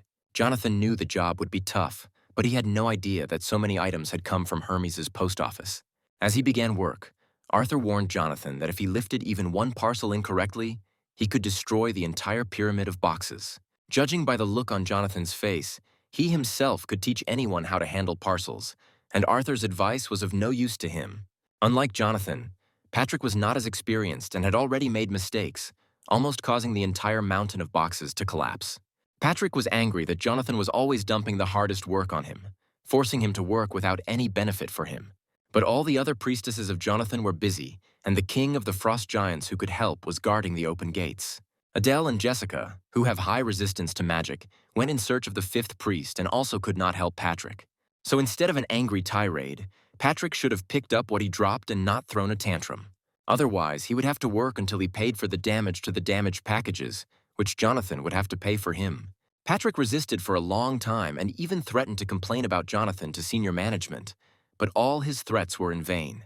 By the end of the day, they had finally finished the job, and Patrick had done it flawlessly for the first time. Arthur smiled and congratulated Jonathan and his assistant on successfully completing their first task and praised them for their excellent work. As a reward, he gave Jonathan a medallion, one of the sacred relics that could protect its owner in case of danger. This artifact, which could store packages, was needed to enter the pyramid, where Jonathan planned to get a more profitable job. Arthur asked Jonathan again if everything would be okay once he received the valuable artifact. But Jonathan assured him that he could rest easy. Taking the sacred relic in his hands, Jonathan immediately felt the powerful magic emanating from it. Like a vacuum cleaner, he easily sucked into his new magical artifact all the parcels that were piled up next to him like a wall. The preparations were complete, and now it was possible to begin the main part of the task. Unlike the Greek gods who preferred to live on Olympus, Egyptian deities usually lived in pyramids like this one. From a distance, the pyramid seemed huge, and Jonathan guessed that up close it would look smaller than from the other end of the desert. However, when he approached the wall of the pyramid, Jonathan became convinced that Arthur had not lied, and that the pyramid was indeed taller than all the structures in the world. All that remained was to figure out how to open the door and get inside. Although the answer to this question was obvious. After all, Jonathan now had a new magical item and that magical phrase that he said when he took the artifact in his hands. At that very moment, a bright yellow light flashed in front of them and the boys realized that the gate had opened. Finding themselves in front of a huge warehouse where hundreds of people were working, the guys realized that they had come to the right place. But in order to pass through the hall, they had to face a guard who blocked their path. The guard sternly declared that they were not allowed to pass and that he would guard the entrance from all uninvited guests. Jonathan was puzzled because he was just a courier delivering parcels and should be a welcome guest in the pyramid. The guard reminded him that the pyramid was a sanctuary of the gods and pharaohs, and Jonathan's companion must sacrifice his own hands so that they could enter. The boy objected that Patrick, his personal priest, was supposed to help him with his work. But how could he do it with one hand? At this moment, the guard saw that Patrick had already crossed the line and was inside the pyramid. A huge paw of a guard appeared above Patrick, who was about to carry out his threat and take the hand of the unfortunate priest. The guard reminded that there are no exceptions to the rule, and the guy will have to say goodbye to his hand. Patrick had experienced a lot during his travels with Jonathan, but this was the first time he had felt such horror. Everyone who knew Jonathan knew that he would not allow this monster to deal with his loyal priest. The next second, Jonathan found himself above the guard and delivered an unexpected blow. Landing deftly on the stone floor, Jonathan promised to personally deal with this sudden problem. Seeing how easily the boy fought, the guard realized that he was facing a middle and perhaps even a higher deity. But now the guy was in the guise of a simple courier and still dared to challenge the guardian of the pyramid, thereby earning punishment. The guard was filled with anger, and Jonathan's attack did not convince him to let the guy through. There was rage in his eyes because no courier had ever dared to contradict him before, let alone engage in battle. But as we know, Jonathan was not an ordinary courier, and none of the guys working here could have delivered such a masterful blow. The guard didn't have time to understand what had happened, as his body began to move on its own. And at some point, he found himself right at Jonathan's feet like his faithful dog. And just as a faithful dog does not bite its owner, so the guard should have met Jonathan at the very gate and not snapped and rushed into battle. The guard had no idea that this guy had once managed to tame Cerberus himself, so he dealt with this dog in no time. In addition, the guard's wagging tail clearly showed that the magic had worked 100%. The guy, of course, understood that it was not easy for the guard, but with a smile, he threatened him with all kinds of humiliation if he did not immediately answer the question and obey his commands. He would never agree to become some boy's dog. So the guard agreed to help him with this mission. Soon, they were carefully descending the stone steps of the staircase because in the darkness, almost nothing could be seen. Below, a guard pointed to a passage and confirmed that this was the very path to the top of the pyramid. The guy was surprised that the entrance to the top was underground, but the guard immediately explained that this road leads to the abode of the Sphinx. Raising his head, the guard pointed to the complex mechanisms of the labyrinth, the structure of which changed every day, and therefore it was impossible to pass without special permission. Jonathan has finally reached the place where he can complete the task and receive the long-awaited reward. Suddenly, a bright light flashed in front of Jonathan, the same as when he entered the pyramid, and he realized that he was in the most sacred place. Before them stood a huge living statue with a head. But the voices that were coming from, Jonathan realized, were coming from somewhere behind it. Suddenly, a voice was heard warning that in order to get what he wanted, the guy needed to guess a riddle. The creature hiding behind the huge stone head immediately noted the guy's confidence, but warned that everything would not be so simple.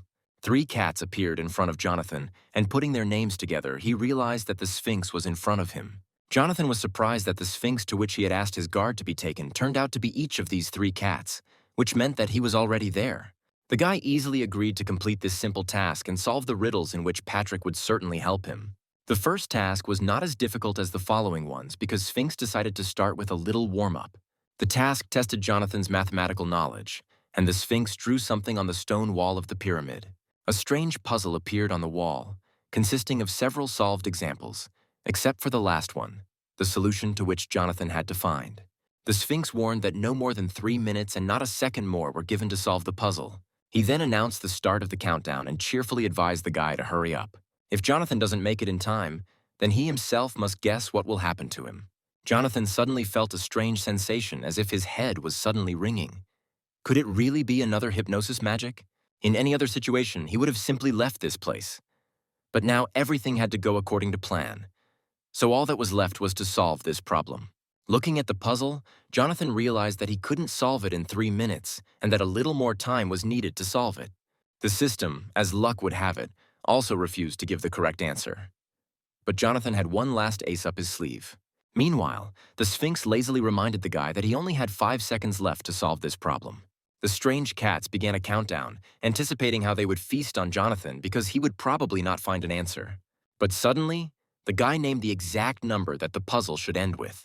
The Sphinx seemed to have seen for the first time a man solve this most difficult problem in just 3 minutes. Jonathan's secret was simple because his new friend Arthur was a real genius in mathematics and quickly suggested the correct answer through the system window. Now it was the cat's turn to fulfill their part of the deal and tell the guy everything he needed. However, the Sphinx declared that the first puzzle was just a light warm-up and now it was time for the next task. There were 3 Sphinxes in the room, which meant the guy had to answer 3 questions. The Sphinxes seemed to be enjoying themselves as they watched the boy risk his life in their lair trying to solve their riddles. Suddenly, a huge magical sword flared up right above Jonathan, hinting at a new test. At that very moment, one of the cats thought sarcastically that since Jonathan had coped with the math problem, this challenge was definitely beyond his capabilities. The cats clearly intended to win this little battle by cunning, forcing the boy to stumble at the most crucial moment. Suddenly, the Sphinx threw the sword at Jonathan's feet, barking at him to grip the hilt tighter. Looking at the cat's gloating face, Jonathan realized that the Sphinx had not intended to explain anything from the very beginning, but was just waiting for the moment to feast on him after the failure of the task. As Jonathan raised his sword, he heard a riddle about how to divide 3 combined objects of equal mass into 2 equal parts. This was the same strange riddle that the Sphinx had asked Jonathan. But the boy already knew the answer to this simple question for him. Inspecting the sword, Jonathan noticed that it was perfectly sharpened and ready to cut through anything it touched.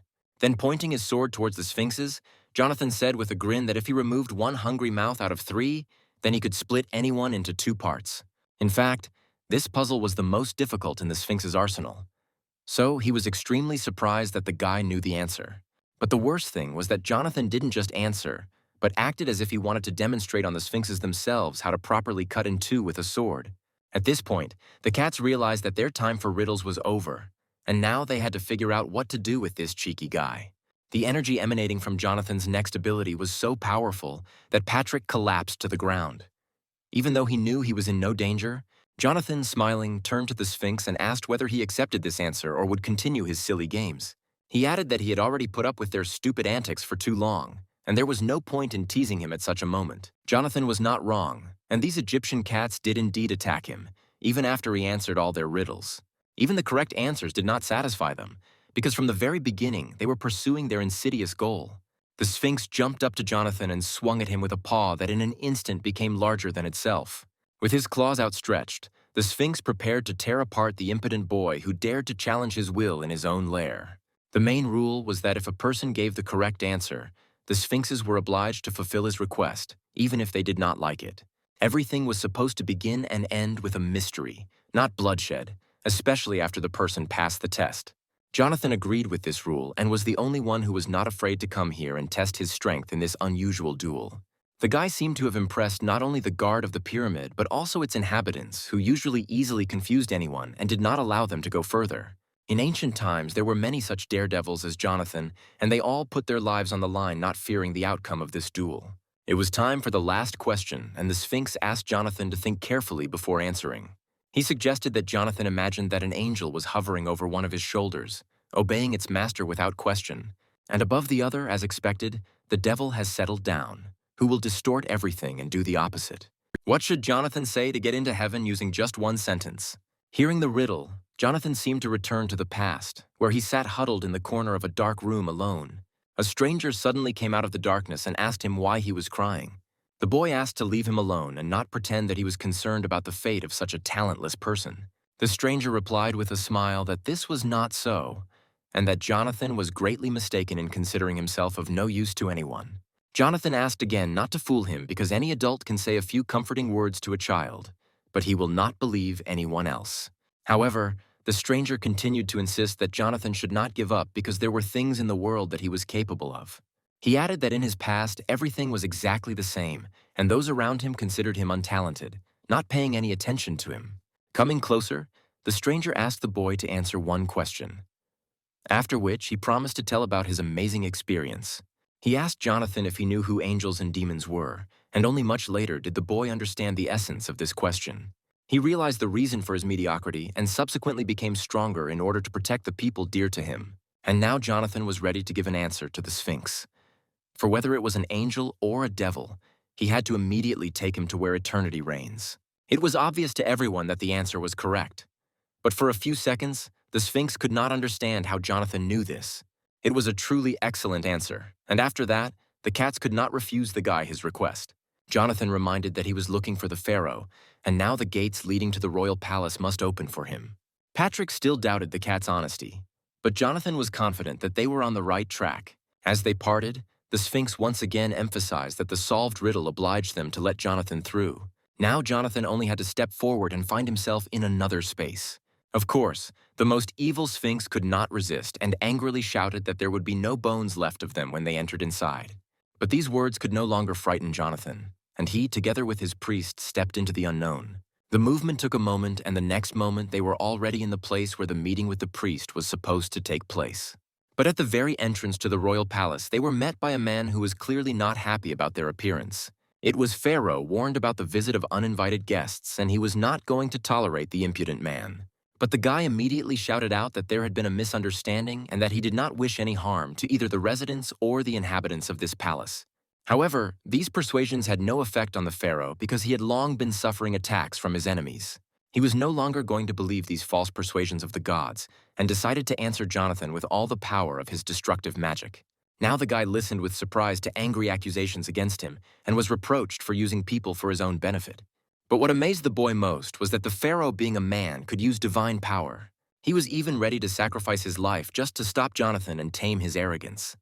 The arrogance of him and the arrogance of gods like him. The guy repeated once again that some mistake had occurred and he did not want to harm anyone present. Suddenly, there was a noise behind him and the guy realized that someone was watching from behind the half-open door. The guy's intuition immediately told him about the danger, and he was overcome with rage because it always infuriated him when someone tried to sneak up from behind. But there was no risk to be taken, and Jonathan immediately moved his priest to a safe place. He himself would also like to get out of here as soon as possible. But he lacked a little divine power for this. Besides, he did not come here to flee at the first sign of danger without even trying to find his new priest for whose sake he had come to the palace. At that moment, the door to the hall of the pharaoh's palace was illuminated by a bright white light, and the guy realized that he was about to encounter the supreme deity. The one who appeared from this door the next moment was well known to Pharaoh, and this meeting did not bode well. It was the god Set who heard the noise and decided to come here personally to see everything with his own eyes. He again appeared at the pharaoh's palace without an invitation, and the latter angrily declared that no one had invited him.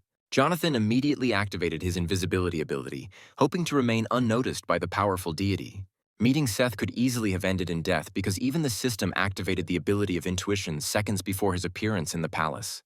The pharaoh angrily declared that he would never submit to his enemies or betray the people of his country, even if he had to fight Seth himself. But Seth did not keep himself waiting, and the next moment he furiously grabbed the pharaoh by the neck, squeezing him tightly in his hand. Raising the pharaoh above the palace floor, Seth ordered him to shut up unless he wanted to die immediately.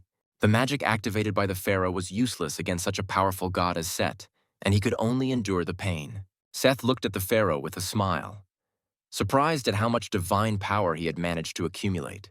The boy realized with horror that Seth was absorbing the divine power of the pharaoh and would probably take his soul along with it. Before leaving, Seth told Pharaoh that he had been given the great honor of becoming a sacrifice to the god, and that instead of cursing, he should be grateful. Seth again took all the divine power that the inhabitants had managed to accumulate and transferred it to the pharaoh, and he was again left completely devastated. Pharaoh remained lying on the floor, trying to find the strength to rise to his feet. He realized that what he had been fighting against for the past years had caught up with him again and defeated him and his people. But the pharaoh only wanted to protect those who were dear to him and those who worked all their lives for the good of his country. When he woke up for the first few seconds, he couldn't figure out where he was. Then, clutching his head, he realized that the nightmare was over. But the voice he heard made him doubt it. For this Jonathan, whom he cursed silently, was still in his abode and seemed to have no intention of leaving. The guy objected that he was not the damned god as Pharaoh had called him, but the one who had saved his life today. Those around Jonathan were delighted with the delicious sweets that he generously shared with them. But this hardly pleased the pharaoh, who today lost all the divine power he had accumulated over the years. At that moment, the girl gently put her hands on his shoulders and asked him to calm down and come to his senses. He had just recently been on the verge of death, so it was understandable that he was still confused and did not realize his words. Only now did he remember that Seth really wanted to kill him, but who then stopped him and saved him. The girl continued to talk about how, having absorbed such an amount of divine power, the pharaoh almost died, and this would have certainly happened if not for that guy. It was Jonathan, whom Pharaoh considered cursed by God, who saved him when everyone else was powerless. For the first time in his life, Pharaoh looked at the gods differently because Jonathan turned out to be kinder than many people. Of course, he understood that Jonathan had his own goal, and gratitude was not the only reason for his actions. And when, leaning on the fragile girl, he slowly headed towards the exit, Jonathan suddenly had an idea. He had found the one he was looking for she addressed him by the name borne by the priest destined to become Jonathan's next priest. Now there was no doubt that this was the very fourth priest that Jessica had spoken of. Then Jonathan asked Pharaoh to stop and listen to him in gratitude for saving him. But Pharaoh did not like Jonathan's familiarity and sharply warned him to watch his language. Moreover, he stated that he did not intend to communicate with Jonathan's people because he hated all of them since childhood. Pharaoh believed that Jonathan was the type who first extends a helping hand to the desperate and then sends them to hell. He still couldn't forget the horror from the past that made him hate people. When a terrible famine struck, parents ate their own children to survive. And then the plague broke out, and corpses lay in the streets like sand in the wind. A nightmare that those who lived through it will never forget. And in this endless despair, God offered him salvation, promising that by becoming Pharaoh, he could save all these people. So he became a representative of God and, using the skills given to him, saved and led people. The pharaoh was merely a vessel that accumulated faith and stored divine power, and all that hell on earth was the work of the gods. He realized that he was just a clown in a terrible performance, and that people were nothing more than cattle to the gods. Jonathan had never heard such a terrible story before, and could not imagine that such things were happening in these parts. Looking Jonathan in the eye, he asked him if he now understood where such fierce hatred for the gods came from in his heart.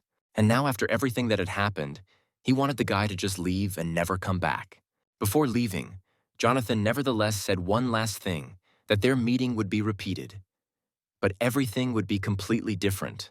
Jonathan, keeping his promise to Seth, spent the next month preparing to win the pharaoh's trust. A month later, ahead of Seth, he actually kept his word and appeared at the palace. Seth, as usual, barged into the palace without knocking like the owner, declaring that he only had a few minutes. It was time to absorb the divine power accumulated by the country's inhabitants, which he usually drew from the pharaoh's aura.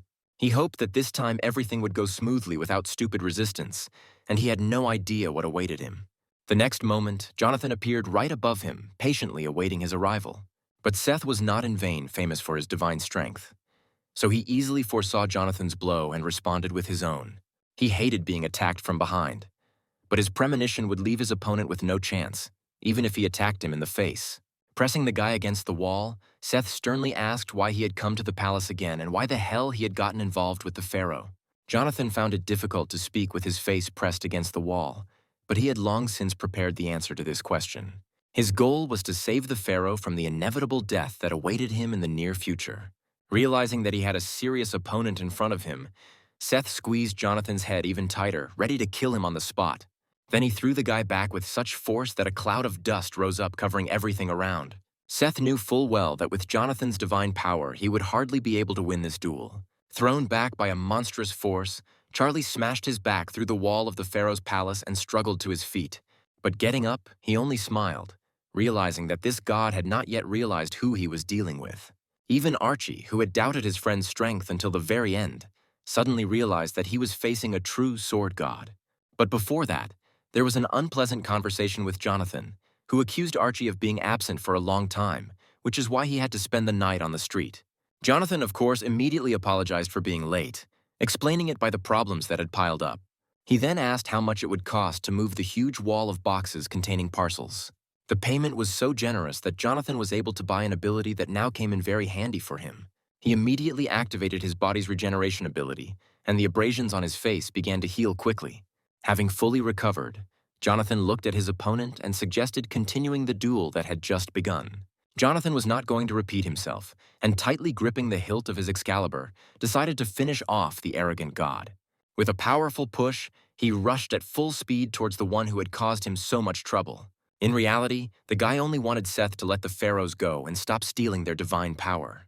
The next swing of the sword was so fast that it almost grazed Seth's chest, who was not used to such speed. It was hard to believe that a low-level god like Jonathan dared to attack him without fear of dying. Seth had assumed from the start that Jonathan would try to save everyone in the palace and had prepared his own surprise. Noticing the old man in the distance, Seth extended his hand towards him, wanting to make Jonathan regret his decision. Seth was too close to the old man, and Jonathan simply did not have time to react and protect the poor man. The god's huge hand was already squeezing the old man's head, and it was unclear what he had in mind. The next second, Seth threw the old man straight at Jonathan, ordering him to take this worthless thing away since he was so dear to him. But suddenly, Jonathan felt that the old man in his arms became weightless, as if his body began to dissolve into the air. But what happened to him? Right before Jonathan's eyes, the old man began to crumble like sand as Seth used his divine power. Seth continued to taunt Jonathan with a smile as he had just missed his chance to hit him. He still considered the pharaohs to be cattle, confident that none of them would dare change the structure of his pyramid. Now everyone in the palace became his victims, and the evil god turned his most powerful weapon on the pharaoh's children. The boy did not have time to react because he did not have the ability to resist such a powerful deity. Jonathan couldn't stand aside and rushed forward, standing between Seth and the boy, ready to take the blow. Seth couldn't believe that this god had decided to protect some people who probably also wanted him dead and wouldn't appreciate his kindness. He considered it wrong to give hope to these pathetic creatures, believing that this only made life more difficult for both the gods and the people themselves. Turning around, Jonathan realized that Seth had taken not only the boy hostage, but also all the other servants of the pharaoh. All those who did not manage to take cover were bound by magical chains, and their lives were in mortal danger. The evil god saw nothing wrong with breaking his own rules, considering himself the only master. It was a terrible sight. But all the servants who had recently served the pharaoh faithfully, one after another, turned into sand. But Seth was wrong about one thing, because Jonathan was exactly the kind of god who was ready to sacrifice his life to save people. He didn't care whether a person was talented or not. He was ready to do anything for the happiness of this world. These words only made Seth laugh because it was the first time in his life he had heard such nonsense. But if Jonathan was going to continue to protect these fools, he was going to face a force he had never encountered before. Seth attacked Jonathan again, this time intending to show him what he was capable of. The blow was truly powerful, and Jonathan only managed to thrust his Excalibur forward at the last moment. Then, turning his attention to the remaining servants in the palace, Seth directed the magical chains with sharp tips at one of the girls. Jonathan wanted to rush to her defense, but Seth was much faster than he expected. The next second, Jonathan again received a strong blow to the face, which clearly could not go unnoticed. The impact, like a hammer blow, sent Jonathan flying backwards, blood gushing from his mouth. Seth seemed to be enjoying fighting Jonathan more and more, as he had long hated the upstarts, who had recently become young gods. Without wasting any time, he approached his victim and delivered a series of monstrous blows that could kill anyone. Jonathan continued to fight back heroically, although it was clear that he was at his limit. Without outside help, he would hardly have been able to cope with such an opponent. But at that very moment, the pharaoh appeared in the palace. Never in his life had he seen a battle between two gods, one of whom was on the side of people. Suddenly, Elelenar appeared behind him, deciding to give him all her divine power so that the pharaoh could enter the battle and help Jonathan. The pharaoh understood perfectly well that after this, Elelenar would die, that this step meant certain death for her. But Elelenar said with a smile that she knew herself very well and would never forgive herself if she acted differently. She had little divine power left, and after Seth's magic, her body slowly turned into sand. Suddenly, an old man who had also met with Seth and whose days were also numbered placed his hand on Pharaoh's shoulder. He said with a smile that he had lived a long and happy life and therefore would do the same as this beautiful girl. As a result, everyone present in the hall gave their divine power to the Pharaoh, thereby signing their own death warrant. The boy burst into tears, realizing that these people had sacrificed themselves for his great mission. He clenched his fist, deciding that he would never lose after such a sacrifice and would not give his life away too cheaply. Elelenar asked him not to cry and promised her friend that they would meet in the afterlife. She had already tasted the glory and wealth of earthly life, and after wandering for thousands of years, she found true love. Having experienced all the joys of life, she was ready to move on, leaving behind all her past regrets. Just before her death, she promised Pharaoh that their shared happiness would return to them when the days of their bitter sorrow had passed. And a second later, all that was left of her was a mountain of sand. And the entire hall, recently filled with Pharaoh's servants, was covered with the same sand. Meanwhile, the fight between Jonathan and Seth continued, and the guy realized that he might not survive this fight. With each passing minute, the enemy became stronger and Jonathan's divine energy was depleted. Seth also got it in this fight, but he had no doubts about his victory and was ready to fight to the end. He wanted to finish off Jonathan so that he would no longer interfere with his plans and get under his feet. At that moment, someone appeared in the hall who could not forgive Seth for the suffering he had caused him and his people. The pharaoh, endowed with the divine energy of all the inhabitants of the palace, struck such a powerful blow that clouds of dust covered the entire hall for a long time. Even the stone ceiling of the palace was covered with cracks as if from cannonballs and threatened to collapse at any second. Seth remained where he was. Realizing that Pharaoh was no longer the easy prey he had become accustomed to seeing in his person, the pharaoh approached Seth and angrily asked him how it felt to fall from the top of the pyramid of which he was so proud. Seth couldn't believe that this man dared to raise his hand against him and use divine power that could kill him. With this, Seth crossed the line and the pharaoh was obliged to take revenge. And their duel today was to be the last. Jonathan saw the power of the pharaoh and was amazed at his might, which had remained hidden from everyone all this time. For Seth, it was all over, and Pharaoh knew perfectly well how their fight today would end. He loudly declared that this place would become Seth's grave, and that he would not be able to escape his predetermined fate. Seth believed that only the pharaoh was to blame for the pyramid being filled with blood, because he himself was ready to turn every inhabitant of this country into sand. Suddenly, 3 sphinxes appeared in front of Seth, who were not going to let him go. Standing up and heading towards his opponent, Seth asked the sphinxes not to interfere because he was very busy. Suddenly, he heard a loud sound behind him and an angry cat hiss, which made it clear that the sphinxes were serious. The sphinx immediately rushed to attack, knowing that Seth was now more vulnerable than ever before. For the first time, these creatures dared to attack him, and Seth wondered if they really didn't value their lives that much. The Sphinx felt that the loss of divine power had made Seth weaker, and now he would definitely be able to stop him. The Sphinx asked Seth the same riddle he had given Jonathan, giving him only 30 seconds to think about it. He warned that if Seth did not respond, he would remain in the pyramid until it turned back to sand. And 30 seconds later, everyone saw how the pyramid began to collapse and Seth was still inside. It was hard to believe that Seth had received no guarantees when he entered the pyramid since, as Jonathan reminded him, the pharaohs had imprisoned him on the lower level of that gigantic structure. Many residents were saddened by the loss of their only source of income since delivering packages from the pyramid allowed them to support their families. Jonathan's mission was complete, and Arthur was a little sad to part with him. However, he has earned so much money that his sadness will probably quickly pass the moment the guy starts spending this money. Taking off his glasses, Jonathan reminded him that he had not given him divine power so that he could take everything for himself, and offered to divide the spoils fairly. Arthur immediately agreed to share and did not mind giving something else to his new friend if Jonathan took a liking to an interesting artifact. This answer suited Jonathan because among the artifacts there was something interesting for him, which in the future could help in the fight against aliens. Suddenly in the distance, Jonathan saw Pharaoh sitting alone on top of a sandy hill. Approaching him, Jonathan suggested building a separate tomb for the pharaohs after the destruction of the pyramid. But Pharaoh was no longer connected to this land, and by scattering his ashes to the wind, the souls of the dead would gain freedom. All his life, Pharaoh strove to liberate himself and his people. But he suffered irreparable losses. Life goes on no matter what. And if they ever meet again, Pharaoh promises to repay Jonathan with kindness. Despite Pharaoh's initial distrust, Jonathan saved his life, which means he should treat this guy completely differently.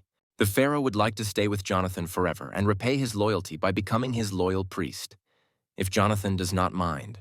In fact, this is exactly why Jonathan took on this job, which means his mission can be considered accomplished. Returning to Earth after being initiated into the fourth priesthood of Jonathan, Pharaoh was finally able to relax a little.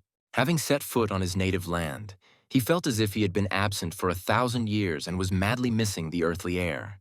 Most of all, he wanted to get home as quickly as possible and eat a portion of delicious chicken. But on the way, he met, who had been looking for him for a long time, was irritated by the young man's carefree appearance, as if he had no idea what was happening in the world. Jonathan didn't understand what was doing near his house and why he was following him like he was some kind of criminal. The man replied that their meeting was inevitable and that that day had finally come. Jonathan newspapers full of the latest news, which had become the main sensation in the city. Rumors began to spread throughout the city that Jonathan had deliberately opened some gates to sow panic and gain personal gain from it. To Jonathan's surprise, Ermac took this absurdity seriously and warned that running was useless. At that moment, Jonathan noticed hunters around him, ready to take him to the department for questioning. Air advised not to resist, otherwise he would be put on the wanted list throughout the country as a person who did not obey the legal demands of a government official. Once in the department, Charlie realized that this was a great opportunity to take revenge on Jonathan for past grievances. Jonathan still didn't understand what he was being accused of and why he was considered a criminal who had opened some kind of gate. He again stated that he had not done anything illegal and that he had nothing to justify himself took for. Accustomed to the young man's arrogance, foresaw such a reaction and prepared in advance. Among the hunters, there was one who was able to convince the guy to cooperate with them, and it became clear that he was somewhere here. And then asked Leo to come into the office, and Jonathan saw a familiar guy who didn't take off his mask even in the sauna. As he had promised, did not attend the interrogation, entrusting the matter entirely to Leo and leaving the room. In fact, Leo didn't mind being alone with Jonathan because right now he wasn't interested in the question of the open gates. Jonathan noted with a smile that he often recalled their last meeting in the sauna and did not expect to see each other again so soon, even in the interrogation room. Leo wasn't interested in such conversations and didn't care what Jonathan did or where he worked.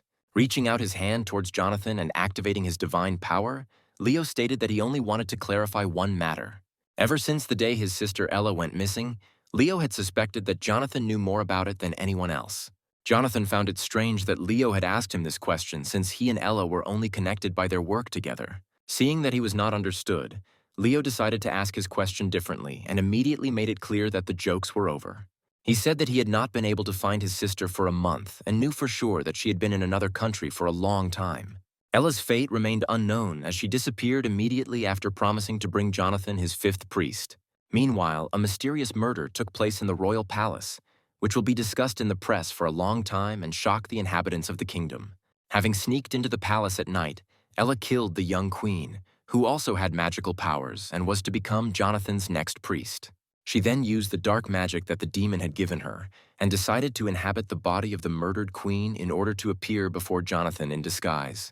Her plan worked perfectly because no one noticed the substitution and she didn't even have to fight the royal guards. Then she carried out her plan and the dark energy completely enveloped the dead body of the queen, making it its new shell. And just a moment later, finding herself in the body of her victim, Ella suddenly opened her eyes and was ready to take back everything that rightfully belonged to